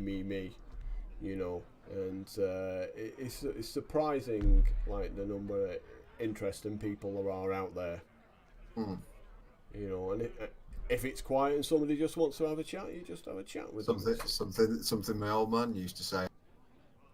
I think it's just from where we are. Like, if you live in the north of England, it's just there's not much here. There's not much here. You've got to talk to people. Well, yeah, you just talk to people. It's just how it is. If you're down in London, you won't even... Oh yeah, it's head down. Head down, because if you look at somebody the wrong way, they stab you. You know, it's just how it is when you're on the tube. Anyone you look at could be a nutter. Yeah. Well, the thing is, I actually remember, and this is probably a good thing to actually fish on a little bit of an anecdote. I mean, especially with a game called Hearthstone as well. Hearthstone. Hearthstone. Well, we were one thing I was watching the other day was an interview with Stephen Fry, who I know we're both sort of pretty big fans of, like one of the world's most intelligent guys. And he was saying that he thinks that one of the things that's been lost in recent generations is what he describes as the hearth. You know, because for years, humanity as a whole was built on fire. You know, basically sitting around a fire or sitting around a heat source, whatever, because you were too cold, and up north was still too cold. You know, you'd sit around a heat source and you'd tell stories, and you know, you do the same around the dining table, and it's something that really is now disappearing. You know, you're not seeing it as much now. I said that's a detriment to society, and the same sort of way, you know, talking to people, inviting them on, etc. It just adds a little bit of something unique and something that I think that would help. I think a lot of people, and you know, it's just getting everyone that we can into the experience. Yeah. But yeah, it seems like a good a place as any to wrap it up for the day. And let's take a look here. Just get back onto my dashboard. So we've done well. We've had between 5 and 8 people watching for the hours we've been on. But of course, nobody knows that we did this. No, it's all secret. Once I upload this to YouTube, where there's like 5,000 subscribers, 3.5. and they go, "Hey, it was 5,000 in its peak, damn it!" Just because it was way. Yeah, that's true. I think we'll get them back. Don't you worry. Oh, don't you worry. Yeah, we know more than you. Sort of, maybe. And what we'll do is we're going to migrate people away from YouTube because there's no money to be made on YouTube. Adpocalypse Central. Yeah, I mean, you know, I've had videos that have had 5,000 views with an average view time of like 23 minutes. So 5,000 people have been entertained for 20 minutes, and it's made $1. Yeah. And you're going, why? Why would you still be on YouTube? Oh God, you've made me look for something now. I'm just looking on one of mine. I'm gonna try and get the because I think we both on, like, I mean, obviously with Carabao Gaming, my individual channel, I think I've got a couple of videos with like 70 odd, 80 odd thousand views. Yeah. And I'm pretty sure that they've got, like, you know, something in the region of, like, you know, it's made like $4 or something. You know, it's made like literally nothing. Yeah, I mean, I've been graced with some very sort of kind and generous people in the past who would donate like $30 a month, like via PayPal, Patreon, or whatever. Yeah. You know, and because they sure as hell weren't making it off adverts. Yeah. You know, you could not survive. You needed like a million. Oh, that's it. I mean, like, you need like 1 million views to make $2,000 on YouTube. Oh yeah, like most. Yeah, there we go. I've got it there. There we go. This was actually from the days before I had when YouTube was 10-minute videos. That tells you how long I've been doing videos on YouTube. Video with 52,000 views. For average engagement was 33%, so that's pretty decent for the video. Average engagement of 33%, and the total revenue $35 for like 51,000 views. Yeah, so it's like, yeah, that's not great. So that's less than $1 per 1,000 people. It's about 70 cents. It's like 70 cents per 1,000 people. Yeah, watching this video. So each person is worth less than a cent. So 100 people are paying 7 cents between them. Yeah. So every 10 people is paying a cent. So just think about that. 10 people. Imagine 10 people going to watch a football match. They're paying a bit more than a cent. Walk through the turnstiles and between them pay 1 cent for the privilege. I don't think many football stadiums would last for very long, would they? You know, this is why Twitch is such a fantastic platform in regards to that.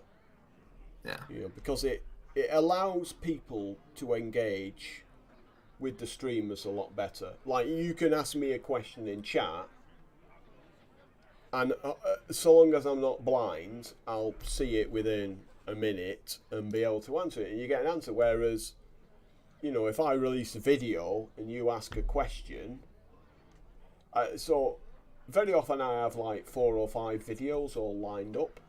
So okay, I've got 5 videos, we'll release one every day. So if you ask a question on the first video, it's going to be about 7 videos later that I'll give an answer. It's like, what's that about? Yeah. You know, 2 weeks later you get a reply. Well, that was useful. So, you know, Twitch is clearly the future for how you release videos. And then you just upload it to YouTube afterwards anyway, so who cares? Yeah, you use it as kind of an archive, yeah. And, you know, I think that's the way it is. And you see it a lot with many content producers. They are diversifying. Diversifying their portfolio. Hey, I have to use this language now. I work in the finance industry. You know, we have to use this sort of language. You know, things are challenges, not ball aches. You know, that's what we've got to work with these days.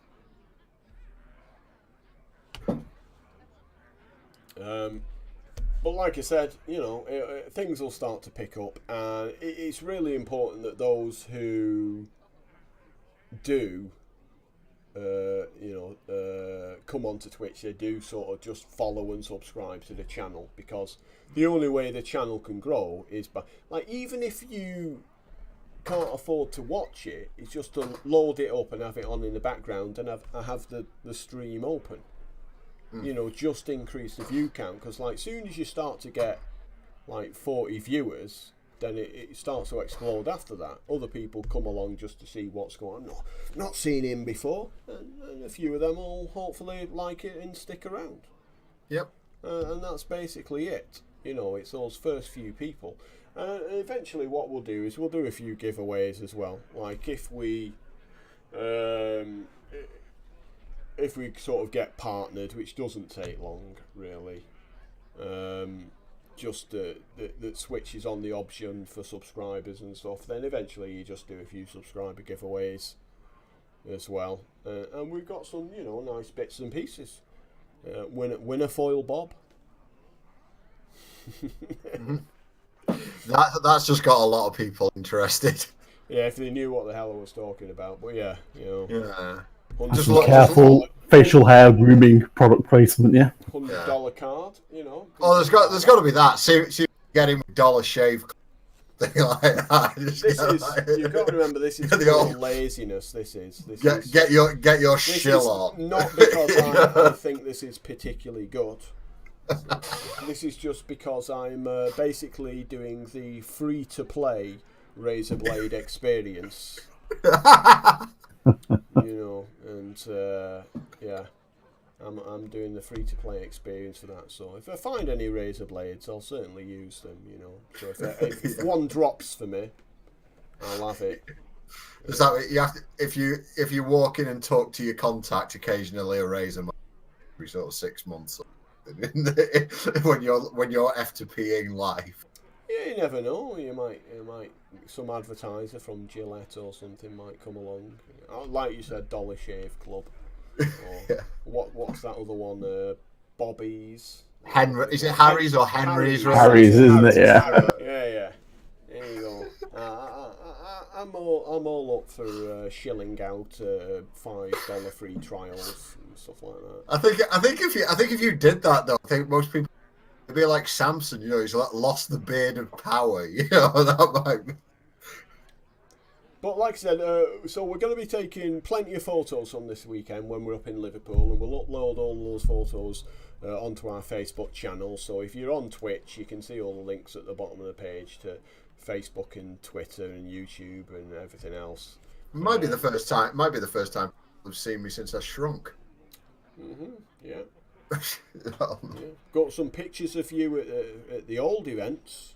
oh God, no. Looking jolly. Shall we say jolly? Jolly's a good word. It's jolly a good word. I'd say pound. But I always, Yeah. as Jolly's more festive. Yeah. I remember, you know, you used to... someone would say to you, do you want to get in shape there, Boomer? And you'd be like, I am in shape. round is a shape. Yeah, round is a shape. No. But now what are you doing? London Marathon, 6 months? London Marathon in 5 months. Yeah. 5 months. So let's see, that'll be 21 weeks. April. That's going to be chucking it down in April. The last couple of years, it's been baking hot. That's actually. Oh yeah, global warming. Forgot about that. It's the only good thing. Us Brits, we love global warming because our country's cold and wet. So, hey, if we can grow bananas in the UK in 50 Bring it years, on. Yeah. We're all up for that. Yeah, but the issue that you have for London, especially, is that you train all winter. So you're training in the freezing cold and in the dark, and then you get to the day, and you're like, "Yeah, I'm ready for this," and it's 25 degrees C, and you're sweating everything out after about 4 miles, and you're like, "Yeah, I've got 22 to go." This is apparently last year they bought 9,000 liters of water, Wow, and it wasn't enough. They ran out. So I know you will be raising money for Diabetes UK. That's correct. Yeah. So you'll be hoping, that this company will be helping lots of other people get diabetes. No. Yeah. Well, we can't have loads of people get diabetes. We're going to be one united country with diabetes. No, to be fair, Diabetes UK do a whole lot of really good. Sponsored a lot of interesting research that's on there. I actually will be launching I actually have a site that I will be launching soon that will document my journey through that. Yeah, and a book deal in a few years, you hope. Well, I'm hoping to. I'll probably wait until after I've done the marathon for that. But it's, yeah, because that's the thing, you know, like if you have this sort of fantastic story of losing all this weight, and then sort of the last 10 minutes of the film is you doing a marathon, and he gave up after 3 miles. It's not that's not for a good end, is it? It's not going to make for a good end. That. Well, I've already Picture registered. Boomer throwing up in the gutter. Yeah, I've already registered the domain and everything else. And I've called the whole thing from 26 to 26 because I used to weigh 26 stone. Mm-hmm. So, for people who don't know what 26 stone means, because we in the stupid units, for the Americans it's 360 pounds. For the Europeans it's about 160 kilograms, maybe. So that's what I used to weigh. So I've gone from that 26 stone. I'm going to 26 miles. So that's why I've gone from that area. But yeah. And so what I'll be doing on that site, I'll obviously be sharing like my journey, what I did, my training regime that I'm doing as well. I'll also be providing updates on what Diabetes UK have been doing. Been some incredible research they're doing. They're actually looking into. You're gonna live stream the marathon. You're gonna strap a GoPro to your head. I won't live stream the marathon. I will live stream from races. So it's like from like the start of a race and things like that. So people that are there and things like that. And I will be live streaming the morning of the marathon. It will be from my phone, so it'll be a bit getter. Yeah. But you know, it will like bandwidth. Yeah. Well, no, it's in London, so your bandwidth's fine. You know, it's the only place in 4G plus, but it's you know, it's an incredible challenge that I'm going to be doing, but I'm really looking to it. And, you know, there'll be links to everything, as I say, on the page and Facebook that we'll do, including donation links, etc. So that's basically my spiel on that for the moment, and expect more coming out in the next 5 months. That's good stuff. And I know, Craig. You've had a few years off looking after the kids, but you're thinking about getting back into the old workplace as well. Yeah, time to return back to the private sector and banking and finance. I think I've had my time. Yeah, and I miss money. I'm currently in that banking industry, mate. You know. Yeah, it comes with a nice suit, and I like entertaining. So I miss my expenses card. So we need to be reunited. Yeah. But yeah, it's been a fun day. Hopefully we'll get some nice feedback, even though they didn't really get to watch any Hearthstone today. But that's the thing. I don't think you have to be watching it. The kind of sort of thing that Twitch is you just have it on in the background, so it's just something you can listen to. Yeah, I mean there are some channels on Twitch which I think are nearly pure conversation channels.